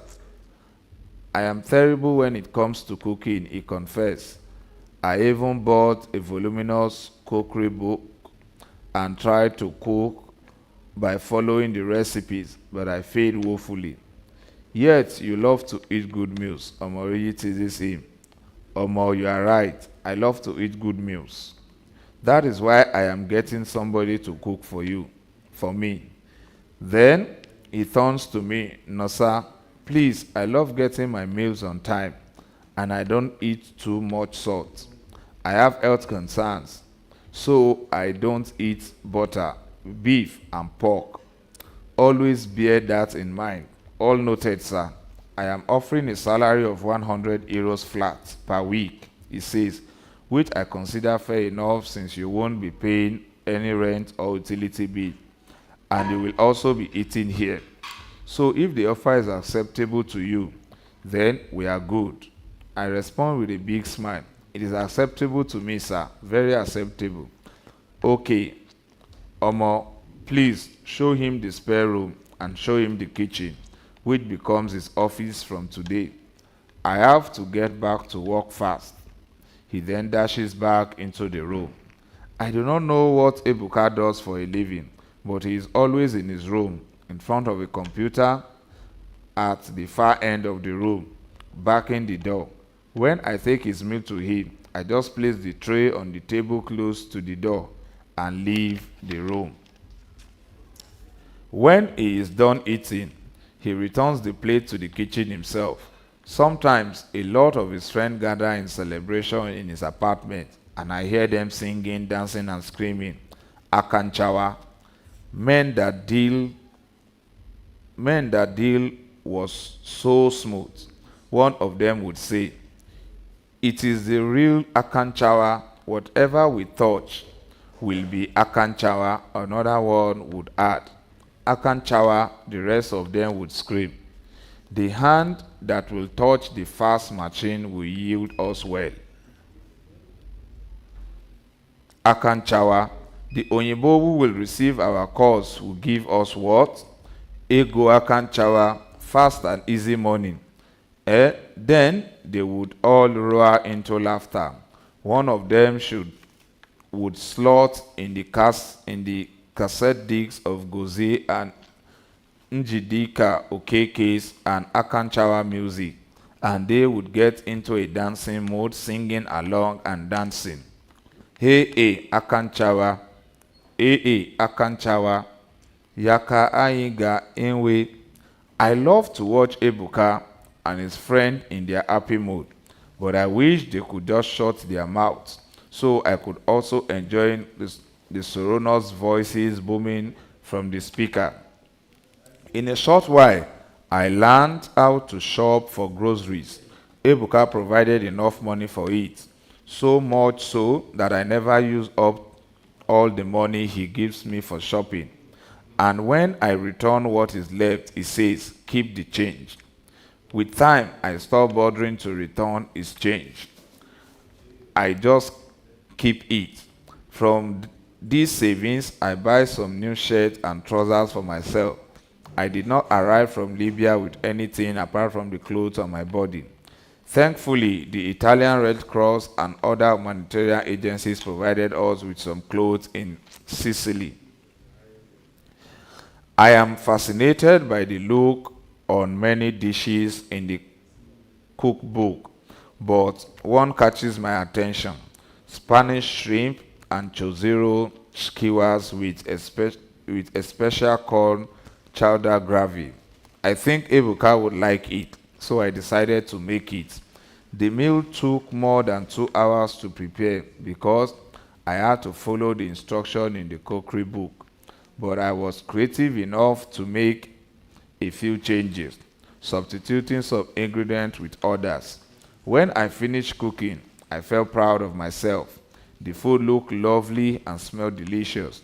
I dish his food, place it near on a tray, and place the tray on the palm on my left hand. As I go to serve him, I imagine myself as a waiter in a restaurant. I smile. Just as I'm about to knock on the door of his room, I hear a lady's voice behind the closed door. So I retract my right hand, which I already held out to knock on the door. The lady's voice startles me. I did not know what a woman was in the room with. I did not know that a woman was in the room with him. I did not notice when she came. I was in the kitchen for a couple of hours, and no one enters any of the bedrooms without me noticing it because the kitchen door is opposite the rooms. I stand at the door for a moment, not to eavesdrop on a male and female adults in the bedroom, but to contemplate whether to go back to the kitchen and dish more food. He would surely want his visitor to eat. Ebuka is not a stingy person. He loves to make everyone around him happy. But I am still curious about the kind of job he does that keep him in his room all day, poring through the computer and making phone calls. The next word gets me worried. My grandmother is the oldest woman in my entire state, and her burial requires that 100 cows be slaughtered. I am upset with the lady already. Where does one expect Ebuka to produce money for 100 cows? She is not even married to Ebuka, yet she is making such a huge demand. I decided then not to dish any additional food for her, so I walked back to the kitchen and dished my meal. It tastes so delicious that I soften up and add more to Ebuka's food. Afterward, I wash up and go to the sitting room to watch the European League matches, wondering what is going on inside the room between Ebuka and the lady. I am curious to see what she looks like. If she is tall or short, fair or dark. I muse about how she would be in bed. She must be very good for Ebuka to be spending such a long time with her. My musing ends abruptly when the door clicks open and Ebuka comes out. I am surprised to see him fully dressed. The woman does not come out with him. I stand as I greet him. Good morning, big bros. Morning, Nasa. How are you? Very well. He walks to the kitchen and I follow him. He opens the fridge and takes a bottle of water. He does not bother to get a glass as he usually would. Instead, he drinks directly from the bottle. He must be very tasty, being with a woman in a room for a long and can dehydrate a man. He must be very tired. What did you prefer? He asked. Spanish shrimp and chorizo skewers combined with vegetable kebabs and mint pesto. I tell him I marinated the fish skewers with garlic cloves and olive oil before I grilled them. I am proud of myself. Mastering how to prepare foreign dishes so fast is not an easy feat. Noza, this story of how a simple question about what you cooked. This long story for a simple question about what you cooked. I have lived in Spain for over 6 years, but I am quite confused by what you just said. I am hungry, that's all. He opens the plate. Good, it looks good, but this is too much for one person. I can't finish it.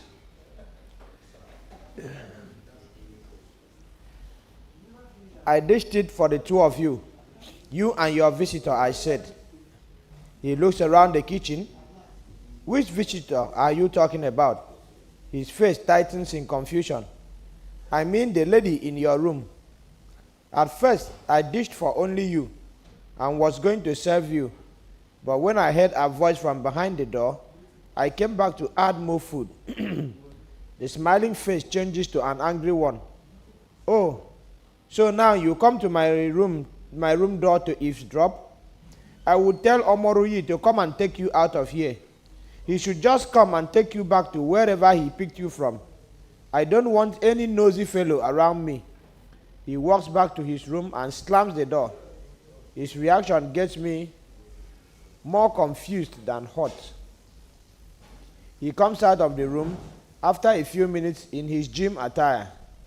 I watch from the corner of my eyes as he goes into the gym room. Soon I hear the treadmill. I think fast. If he is serious with his threat, then I might as well step into the room and see the mysterious lady in there. I will just open the door and pretend that I want to clean the room, and then apologize for intruding and tell her I will come back later to clean the room. I will pick up the cleaning towel and march to the door of his bedroom. I pick up the cleaning towel and march to the door of his bedroom. I give the door a gentle push and go in. There is nobody there. I peer all around the room, but there is no human being, male or female. There is a fax machine in the corner of the room. I go close to it and see a list of names, phone numbers and emails, mainly Hotmail and Yahoo email addresses.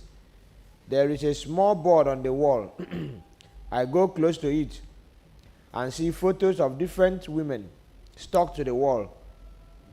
There are both white and black women of different shapes and sizes. Gege, I heard myself exclaim in Edo. I know that this man is into something bad. No wonder he is so secretive. And I know that you, Nozakare, poke your nose a lot into what is not your business. No wonder you are so restless. I turn around to see Ebuka by the door. If looks could kill, the disdain on his face would have knocked me dead. I fall to my knees. Uncle Ebuka, please pardon me. I am sorry. Who is your uncle? Certainly not me. You are leaving my house. I am sorry. Forgive me. You see, all you newly arrived immigrants, he hisses. One gets into trouble trying to help. I know your type. Your type would put someone into trouble. No, sir, I will not.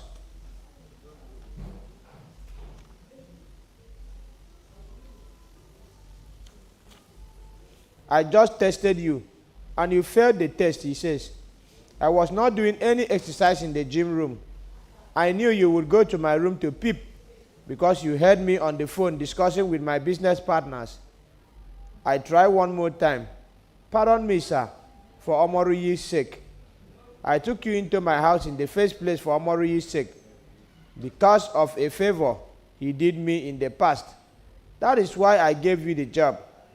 But that does not mean I will tolerate your nosiness. Just carry your busybody out of my house. I pack my stuff and he let me stay in the corridor to wait for Omoriyi. When Omoriyi comes around 7 o'clock in the evening, he goes into the house to meet Ebuka.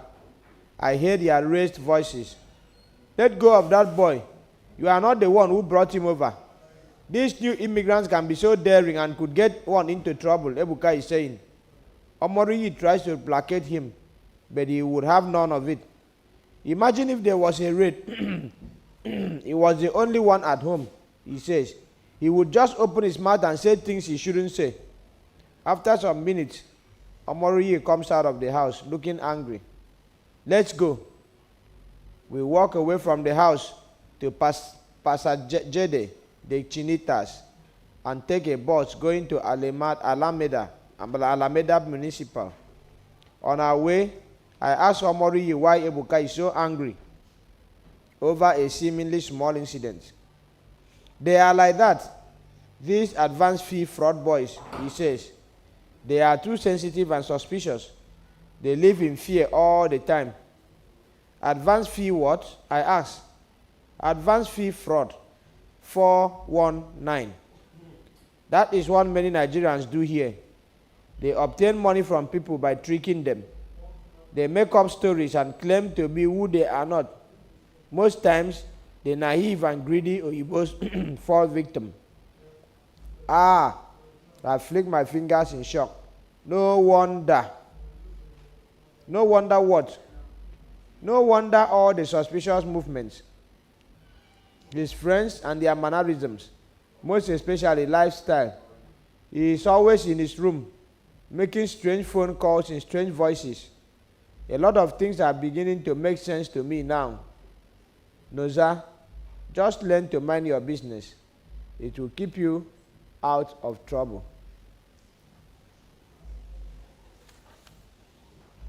An odd job description.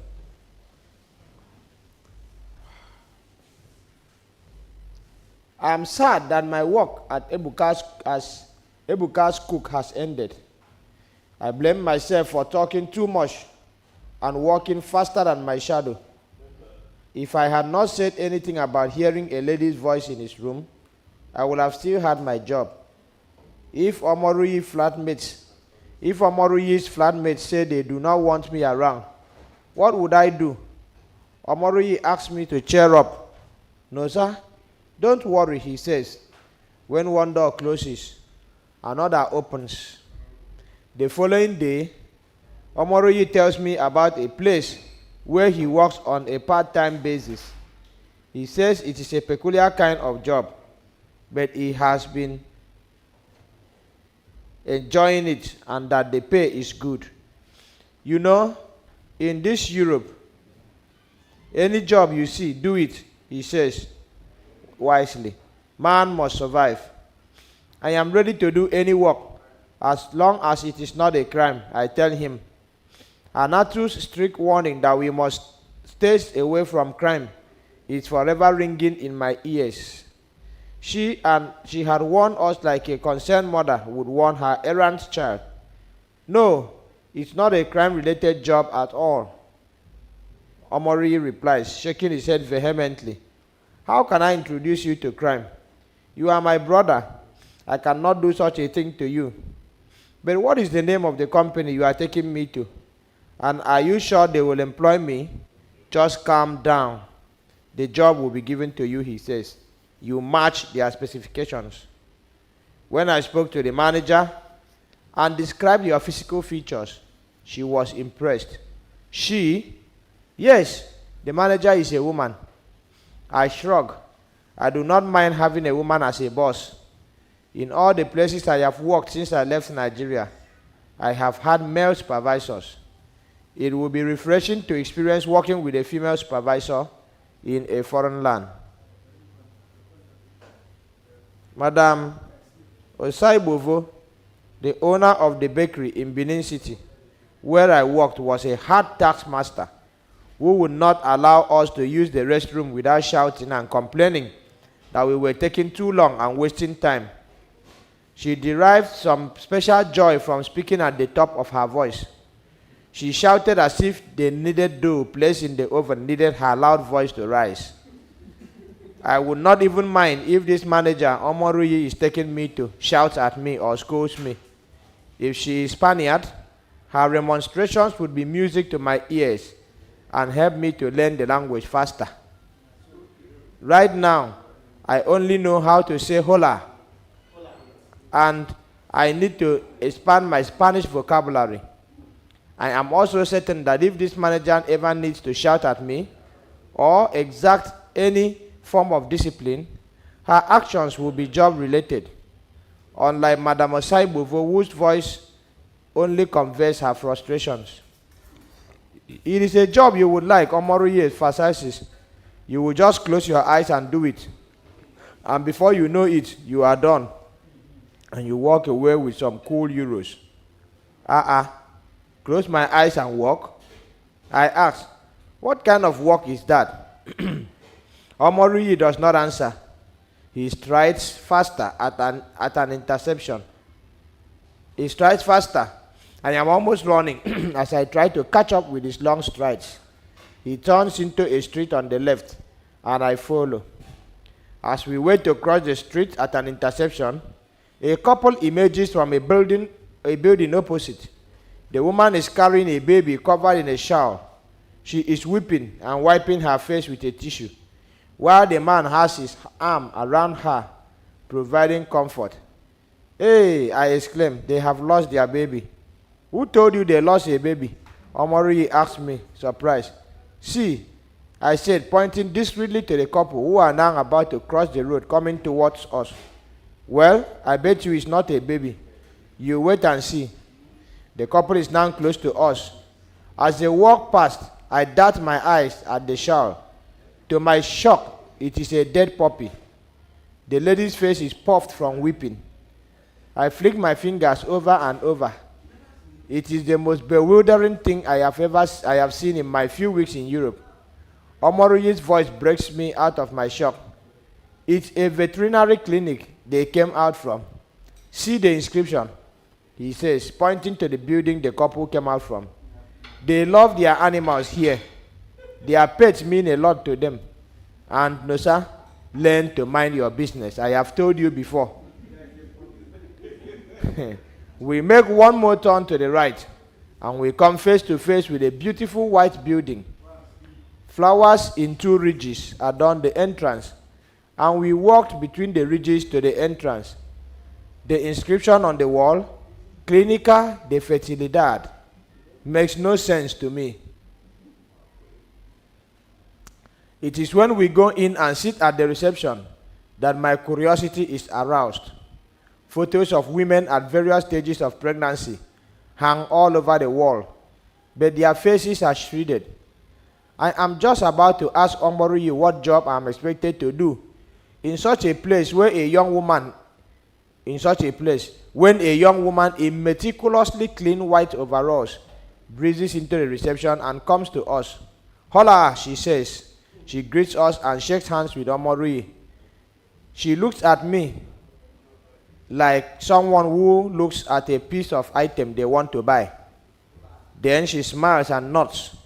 It looks like a nod of approval. She extends her hand to me. I assume it for a handshake, but she pulls me toward a private room, with Omoruyi following. In the room, she speaks in Spanish, and Omoruyi interprets. She is happy to meet you. You will need to fill out this consent form. They will then run some very important tests. If the tests all come out good, they would be ready to commence immediately, Omoruyi says, trying to catch up with her rapid-fire Spanish. What consent form? Ready to begin what? I asked Omoruyi in Edo. My look of bewilderment must have indicated to the lady that I was not briefed about whatever role I was being employed for. She looked from me to Omoruyi, who then begins to give the full explanation. Noza, you need to recognize that technology and science have made it possible that nobody could be called childless again on this earth, except the person who chooses to remain so. Almost say exactly what you brought me here for. I almost snap at him. Stop going around in circles. It is out before I realize it. For a moment, I regret being rude. I hope I have not offended the white lady. But she is smiling. She gestures that she wants to step out while Omoroyi briefs me.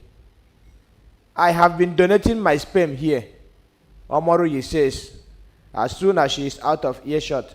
And that is what I brought you here for. It is a job you can use to keep body and soul together. I require sugar mummies. I believe I will soon fall in love with someone who will love me in return. I don't want to catch any sickness by dipping my manhood into every... Hear me out first, he says impatiently. You are not going to be making love to women. Well, not physically. You are going to be imagining it. All they need is your sperm to help fertilize eggs so that some people in need of children would get children. His explanation does not convince me, but I am in dire need of money. And fearing that I might have offended him by my harsh reaction, I mellow out. So what do I do now, I ask? Just be calm. They will put you through the entire process. The lady returns and takes me to another room where they take my blood samples for a test. I also undergo chest x-rays and eye tests, and my blood pressure is checked. While we wait for the test results, I try to engage Omoroyi in further discussion, but he avoids my gaze. His eyes are fixed on the television, airing a musical show. Shortly after, another woman appears. She is smiling more broadly than the other one.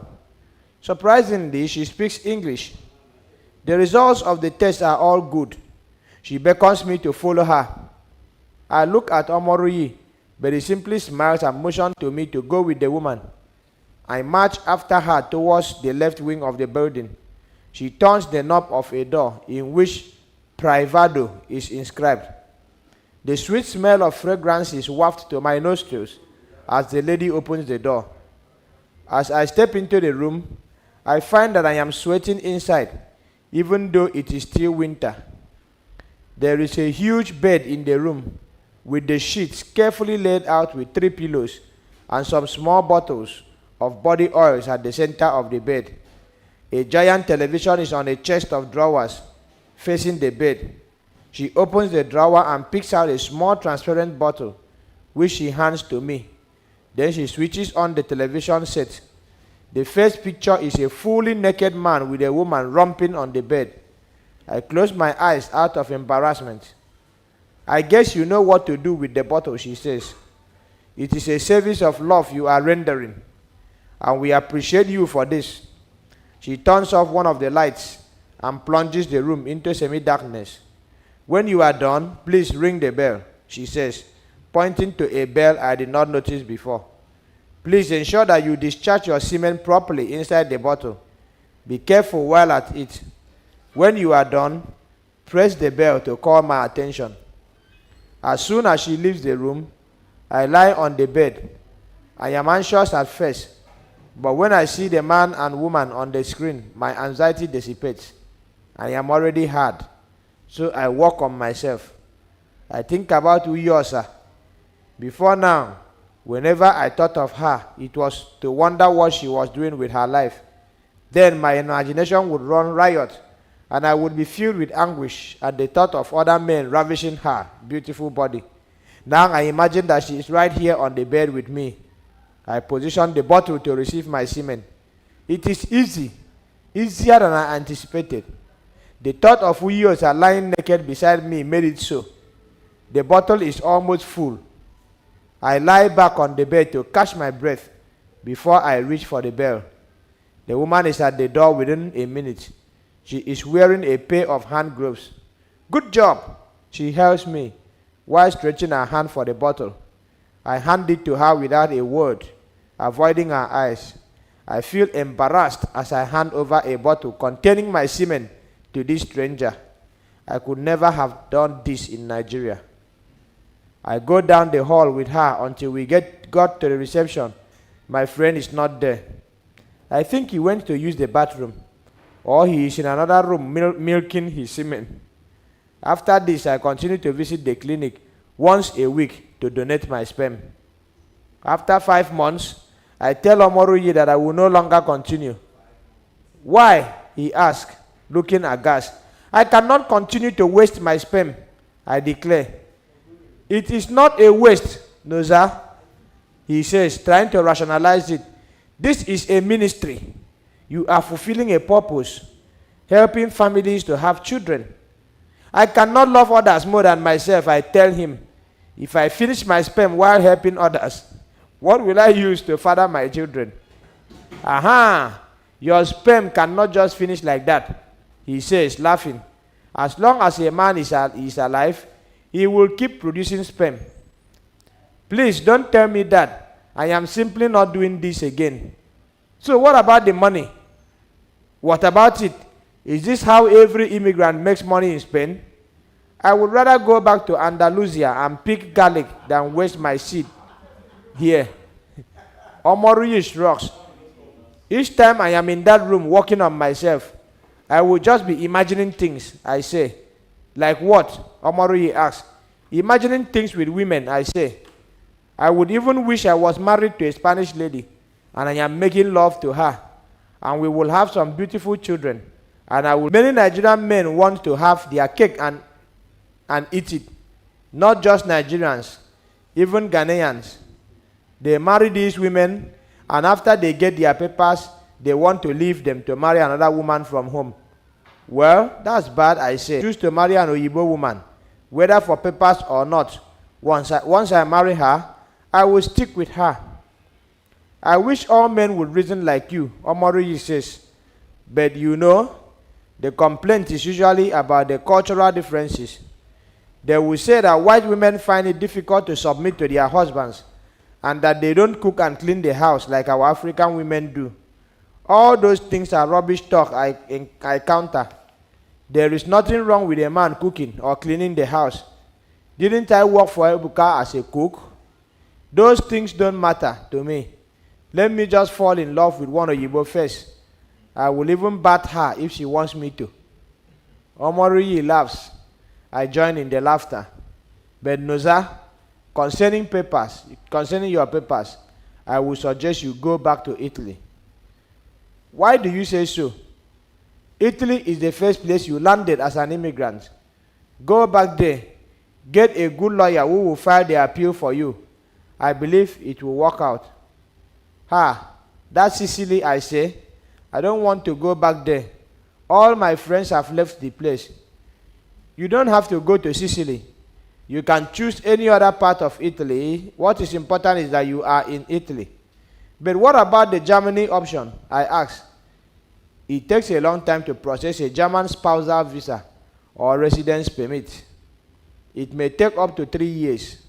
Within those 3 years, if the woman changes her mind, it means you just wasted your time for nothing. What about the other countries of the Schengen region? Like which ones?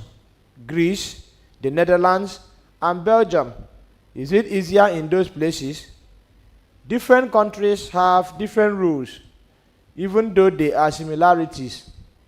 But as I said earlier, I advise you to go back to Italy. I am also considering moving to Italy. Which city do you have in mind? Milan. I hear it's very expensive to live there.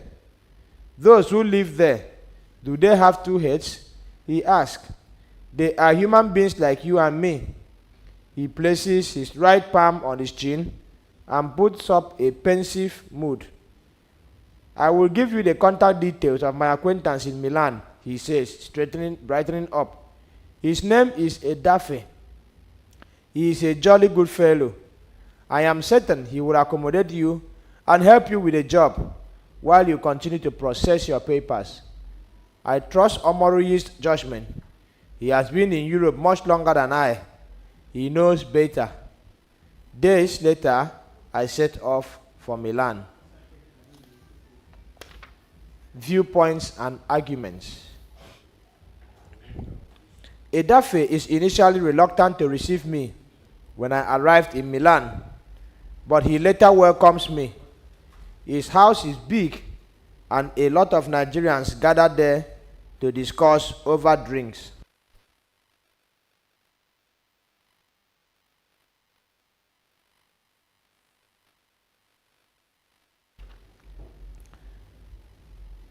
Their discussions always lead to unending arguments.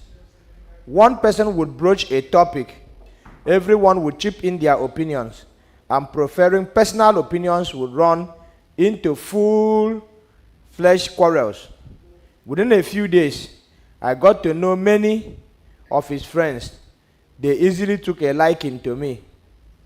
I hear that the Edo State governor's wife is planning to visit Italy, Stephen says, one evening when he comes to see Edafe in the company of two other acquaintances, Odion and Ifeanyi. Stephen is always the first to broach topics for discussions, which would later turn into arguments. He is one of Edafe's closest friends. What is she coming to do? Ifeanyi asks. He sounds irritated, as if the intended visit of the governor's wife is a personal burden to him.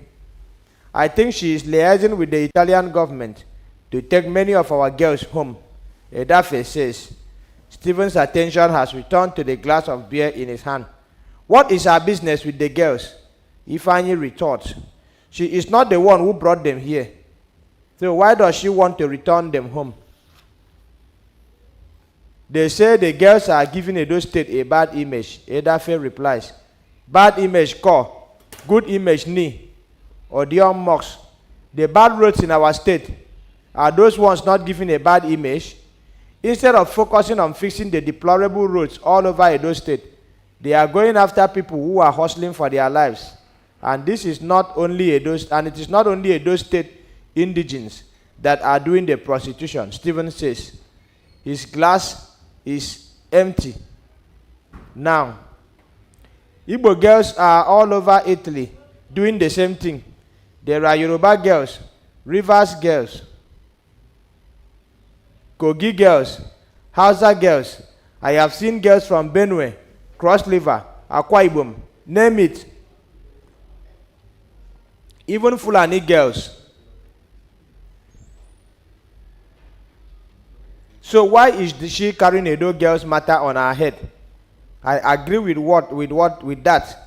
It is not only Edo girls. I agree with you that it is not only Edo girls, but among people doing wrongs here, Edo girls are in greater numbers than any other ethnic group in Nigeria. Let us tell ourselves the truth. The Esan and Edo girls in these prostitution things are many. Go to the streets of all the major cities at night and hear the language being spoken. You would think you are in Ring Road. Every ethnic group has their ills. Odion says, Igbo boys are dominating in advanced fee fraud in Spain. Have their governors' wives tried to call them back? What about the Yorubas doing drugs? So what exactly are you saying? Edafe asked. I am saying that every group has their happy wahala. It is not only our girls. Happy wahala indeed, Stephen says, laughing.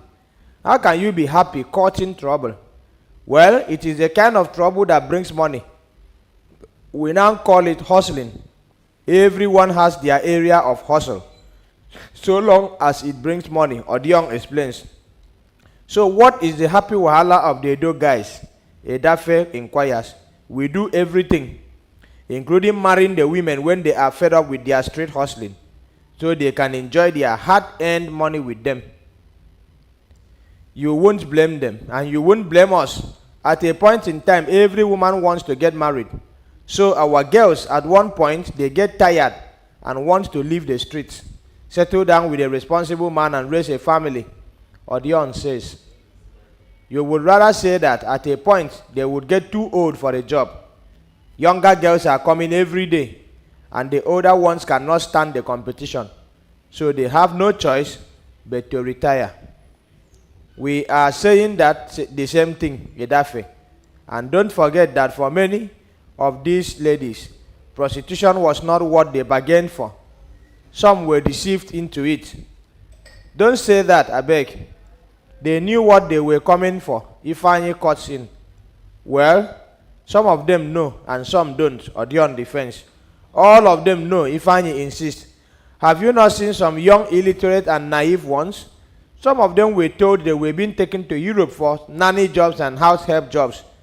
It is only when they get to their destinations that they realize that they have been deceived, then they would have no choice but to comply. Odion's voice is rising as he keeps up with his line of argument. Ifeanyi takes the debate through another angle. It is greed that is causing all this, he says. How can small girls of 16, 17, 18, and 19 years want to own big properties in Nigeria? They want to build houses in Lagos, Abuja, Benin City, and Port Harcourt. It is their greed and avarice that makes them come to Europe. Greed or hunger, Odion fires back at him. My dear, don't say what you don't know. The anger in his voice is obvious now. Well, I don't blame you. He continues so to fire back at Ifeanyi. You came into Europe with a student visa. You have not tasted hunger. You have rich parents who could afford to pay international school fees. That is why you are castigating other people, saying that they are greedy. I am not castigating anybody. I am just saying as it is. And to correct your statement, I didn't just come on a student visa. I won a scholarship to come and study in Amsterdam. My parents are not as rich as you think. We are of average income in my home. So I went all out to look for a scholarship. But you finished your studies in Amsterdam. Why did you not go back to Nigeria? You came over to Italy rather than go home because you want to remain in Europe. Is it not the same greed? Tempers are beginning to rise, and I know that this might degenerate into something else. The beautiful evenings always end sourly, but this evening, it is the arrival of Lord Zeus that ends the argument. The men dare not argue or talk carelessly when Lord Zeus is around. They hold him in high reverence. He is the richest of them all. I get a job at a local bakery a few weeks after I got to Milan, but Edafe tries to talk me out of the job. After a few weeks, Edafe says he wants me to be involved with their business. What business is that? I ask, my heart beating fast. Street business. I hope it's not drugs. I don't want to be involved in any illegal or dirty business. Edafe is furious. You entered Europe through the desert, and you dare to call a business dirty. Your journey from Sahara, is it legal? He is not ready yet, Odion interjects. When he is ready, we will know. But the free feeding and free accommodation ends this weekend, Edafe says. We cannot be feeding and accommodating you with money from a business you call dirty. I am shocked at his admittance of being a drug peddler. Edafe makes good his threat. When I returned home at close to midnight that Friday, after my shift at the bakery, I do not find the key at the spot where it is normally kept. It is a chilly winter night, and I stand outside for 1 hour with the hope that he would come back soon. Being stationary does not help one's body in winter, so I began to pace. My gloved hands are inside the deep pockets of my winter jacket. Both the jacket and gloves are gifts from Lord Zeus, one of Edafe's friends. My teeth are knocking against each other. I cannot tell where winter is worse, Italy or Spain. The bitter cold has penetrated the coat and the 2 layers of my shirt and singlet. Now it is hitting my hungry stomach, but I am nauseous. I have to do something, and fast too. I think of the neighbors in the opposite building. They are white folks, and I have never exchanged any conversation beyond a hurried or casual ciao when we bump into one another at the street corners. Most of the Nigerians that I know on our own block keep 2 jobs, a permanent night shift and a day job. I know that they hate to be disturbed when they are taking their in-between job naps. My best option is the opposite block. I make my way gingerly across and pause to summon some courage. I see light seeping out of one of the apartments. and I am glad that the occupants could still be awake and may not feel so bad about a stranger showing up at their door to ask for help. All I need is a chair to sit on indoors and maybe a hot cup of coffee while I await Edafe's return. There is a doorbell, but I reckon it would be more respectful to knock than to press the bell at that time of the night. It is past midnight. My fingers are stiff. They hurt as I tap on the door. The light is quickly turned off and the music stops playing. All is quiet.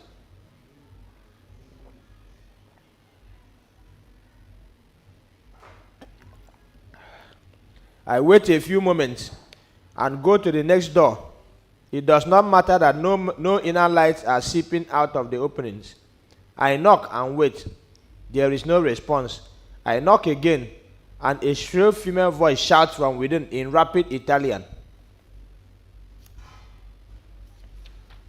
I do not need an interpreter to tell me that she is asking me to move away fast, or that she has invited the police. Polizia is all I need to hear to back off. I should not have bothered seeking help from my white neighbors. I hurriedly leave the block. Their irritation with us, the black folks, is glaring, but I do not blame them much for their stance. I was told that the neighborhood used to be peaceful and quiet until black immigrants, mostly Africans, changed the narrative. The area is now notorious and constantly draws police attention. The police force, Carabinieri, are always in the area, conducting raids, trying to hunt down drug lords and their gangs. There is also the crackdown on operators of prostitution rings who are exploiting minors, and arrest of the prostitutes themselves whenever they engage in their never-ending street fights over white clients. Some of the whites have moved to other calmer places with less black presence. The few who remain avoid us like a plague. So why did I expect them to open their doors to me and offer me a hot mug of coffee? It is not their cup of coffee that Edafe locked me out. I blame the freezing weather, which has numbed me. Its harshness is capable of driving someone to a little insanity. I need to think straight, even as the cold travels through my entire body and settles in my feet. Walking has become cumbersome, as there is no life left in my limbs. I can only move as fast as my heavy legs can carry me. I limp back across to our block. Without further delay, I tap gently on several doors. Some of them have doorbells, but I feel it is more respectful to knock. Two ladies open their doors simultaneously. Please, can I just stay in your apartment till my friend returns? I plead. One of them looks at me suspiciously and slams her door shut. The other lady beckons on me to come, and I make a dash to her side, lest she changes her mind. Her apartment is cozy and warm. There is a sofa and two single cane chairs in the sitting area. The smell of cigarette hangs heavy in the air, almost choking me. She offers me a seat and moves to the kitchen, where she sets a kettle to boil. Tea or coffee? She calls out. Coffee, please. Thank you. So why did your friend lock you out? She asks as she returns with 2 mugs of steaming coffee. She is tall and heavily built. Her dark skin gives a beautiful contrast to the white painted walls of the apartment. While she speaks, I notice the gap in her front teeth. It does not appear to be a naturally endowed gap. It looks like it was knocked off in an accident or a fight. Why were you outside? She asks again. Her accent reminds me of Kwame. I had a little argument with my friend yesterday, I say, and I came back from work to see the apartment locked. I didn't even know he was going out, and he did not keep the key for me where he usually kept it. I don't know whether he is still angry with me or he genuinely forgot to keep the key. I regret saying so much to someone I hardly know. I will not give her for what was the cause of the argument between you two. It is about cleaning the house. I lie.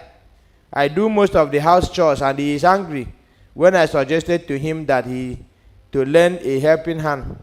She gives no response. I have a feeling she knows I am lying. I am only following the trend. Here, just like in Spain, people tell a lot of lies. Many of the migrants bear multiple names. They lie about their work, their age, and many other things. I am grateful that she allowed me into her apartment. That is all that matters. She does not need to know deep details about me, and I do not want to know about her either. Thank you for letting me in. That cold was about to kill me, I say. She sips her coffee, then sets the mug on the table and reaches for a pack of cigarettes from a drawer. She extracts a stick and lights it. Do you care for one? No, ma, thank you. Don't address me as ma, please. She sounds offended. I am at a loss as to what to say. I sip my coffee. It tastes delicious and intoxicating. We have not been introduced. Well, my name is Vida. She takes a puff from her cigarette and exhales deeply, setting her mug on the table beside her. And you? My name is... I hesitate. My name is Sam. She coughs her lips as if she knows I lied about my name. It makes me uncomfortable. I feel ashamed that I am telling lies to someone kind enough to bail me from the cold.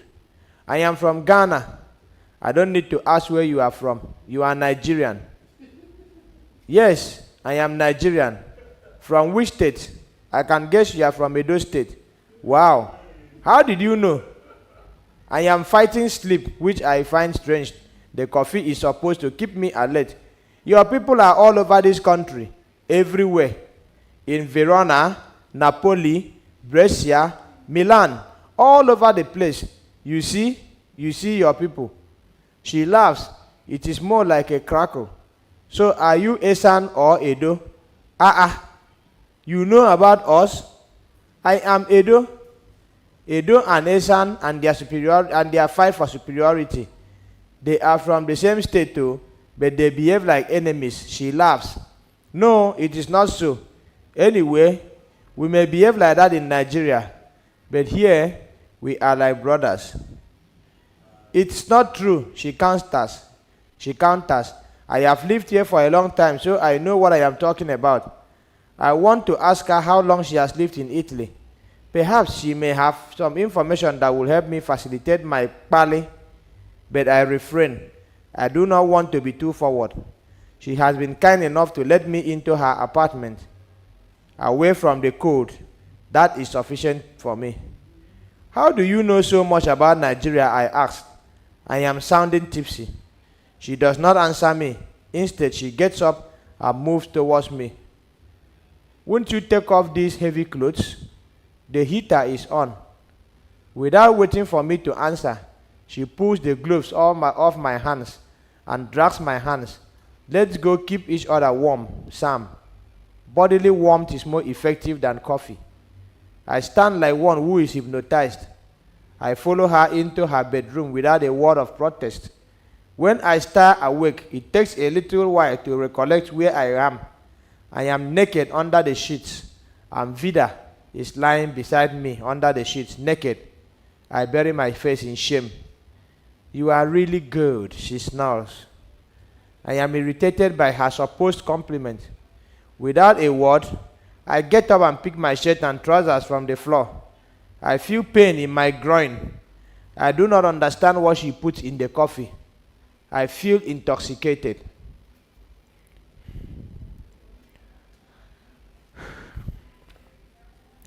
And I cannot recollect what happened. But I know I was delirious as I recollect mounting her naked body while I slipped in and out of consciousness. I remember her moaning and screaming and biting me. My penis hurts as if pepper mixture was poured on it. I feel like one who was attacked by a mad dog. I am heading for the door when she says, "You have not paid me." I turn to look at her. I am filled with hatred and disgust. If looks could kill, then I am sure the look I gave her would make her drop dead right there. Paid you for what? For my services, she lights a cigarette and put. Which services exactly? I hiss and make to leave, but the door is locked. I locked the door. When you pay me, I will unlock the door for you to go. What's all this? I thought you were just being kind to me by letting me into your apartment for a few hours. Yes, but you ended up devouring me all through the night. I have not slept a wink. So you want to enjoy yourself and walk off like that when I am not your wife or girlfriend? Come on. Please let me go, I scream. My friend should be home by now. I need to shower, eat, and prepare for work. She ignores me and busies herself with a cigarette. I can see that getting angry with her will not get me anywhere. All right, how much am I to pay for the services? Now you are making sense. It is 20 euros. Can I bring the money tomorrow when I get my pay? She laughs in an annoying, shrill manner. I don't work on credit. Never. It's not done. But I did not ask for this. I only asked for shelter from the cold. You took advantage of me and you used me. You should be the one to pay me. I mean, you are like a sugar mommy. You are almost my mother's age. And shut up and pay me my money fast, she says, charging towards me, eyes blazing red. You go about knocking on the doors of older ladies at midnight, and you are here talking trash. Is my house a refugee camp where people come for shelter? If you are looking for shelter, then why not find your way back to the refugee camp that you came from? I fumbled through my pockets. I only have 10 euros. Please, this is all I have on me. I will bring you the balance tomorrow. She hisses and snatches the money off my hands. Then she unlocks the door and pushes me out. Next time, I won't take this amount from you. It must be 20 euros complete. Nothing less than that. Who is doing next time with you? Old hag, I curse under my breath. I run up the stairs to Edafe's apartment. I can hear some noise from inside. That means he is around. I am glad the door is slightly open. I go in. He is smoking with some of his friends. Lord Zeus is there too. I greet them, but they give me no response. I move towards the room, but Edafe pulls me by the trousers. Naija, take a seat. We need to talk.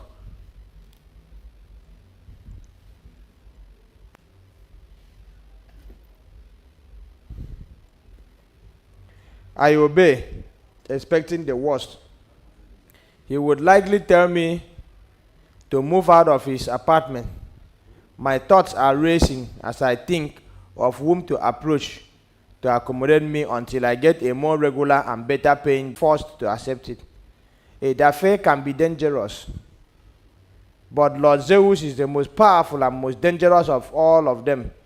When he started to question me, I feel like a man drowning in the river.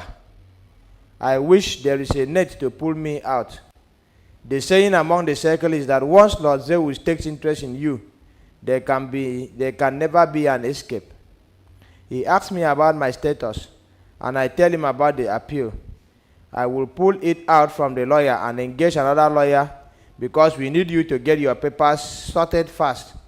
I do not know whether to be happy or sad. I thank him all the same. He has more questions for me. Can you drive? No. I will enroll you in a driving school and pay for your driving lessons immediately. I will also get you a car because you will need it for urgent deliveries. Edafe and the rest of the men are engrossed in their smoking and drinking. They pretend to be uninterested in the conversation, but I know they are listening. I call Omorui later that night and tell him everything that had transpired that day. Omo, I am scared. I feel like running away. Why are you scared? These drug cartels, I am afraid of them. I don't want to have anything to do with them. In short, I want to run away. Relax, my brother, just relax. This is what a lot of people do. And where do you want to run off to again? Better settle in a place and make your money. You left Nigeria in 2000. This is true. So you have to make money and build yourself up. Omori's words do not reassure me. I try to protest again, but he cuts in. I will be coming to Milan soon. I will see you. Then he hangs up. The next day, Lord Zeus sends one of his boys to give me 1,000 euros. The bearer also has instructions to take me to the mall and help me shop some new items of clothing. I have never handled such a huge amount since I came to Europe. The young man enters, ensures that the entire money was spent on new clothes, shoes, cufflinks, and sunglasses.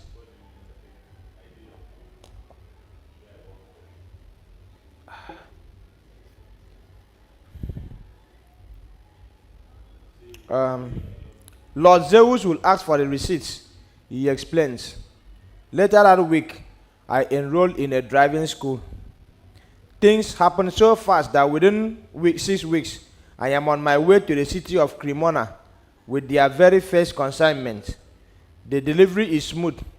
When I return and hand a small bag filled with euros to Lord Zeus, he pulled out a 500 euro note and gives it to me. That's for a job well done, he says with a cackle. You see, there is no dirtiness with money. It becomes a weekly thing, delivering drugs to sub-dealers in different cities: Brescia, Napoli, Cremona, and Verona. Soon, I become Boss Zeus's biggest boy. My fears soon dissipate, and I begin to look forward to deals and more deals. Hanatu's warnings no longer hang like a cloak. Omori is planning a trip to Nigeria. I am happy that someone I trust would take money home for me. I have not saved up much, but I keep aside 250 euros each for my Iye, Osato's mother, Owa, and my sisters.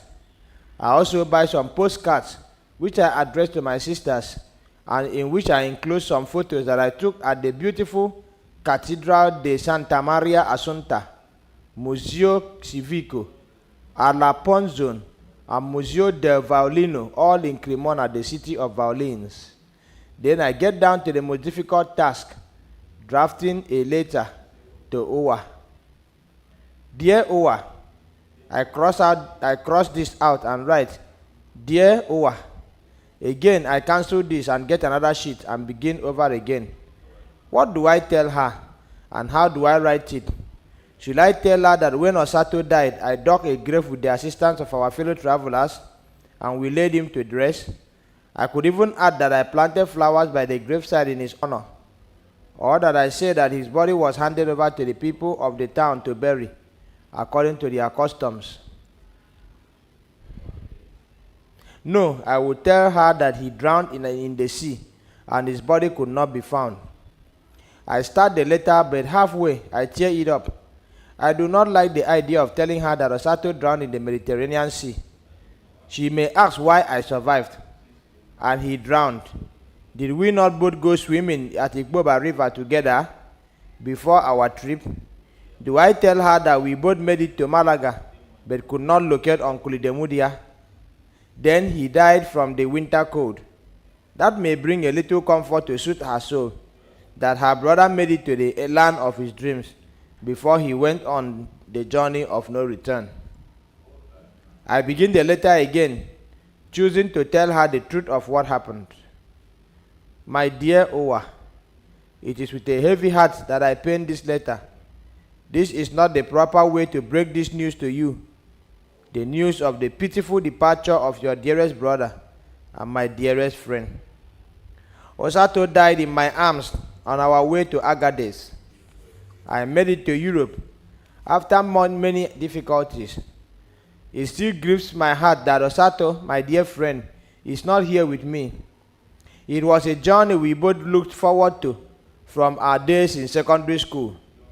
Sadly, the journey took Osato away from me, from all of us. He was buried where he died, in the outskirts of the town of Tanout, close to Agadez, in the country of Niger. It has taken me 4 long years to break his silence, to break this silence. I beg for your forgiveness. The last 3 years have been hell for me. I was imprisoned in Libya for close to 2 years.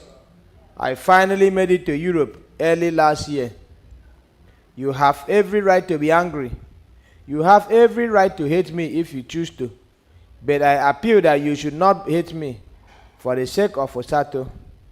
Whatever happens, let us uphold his memory, which is a common bond that we share. You cannot deny the love and bond I shared with Osato. He was the closest person to me in this life after my Iye.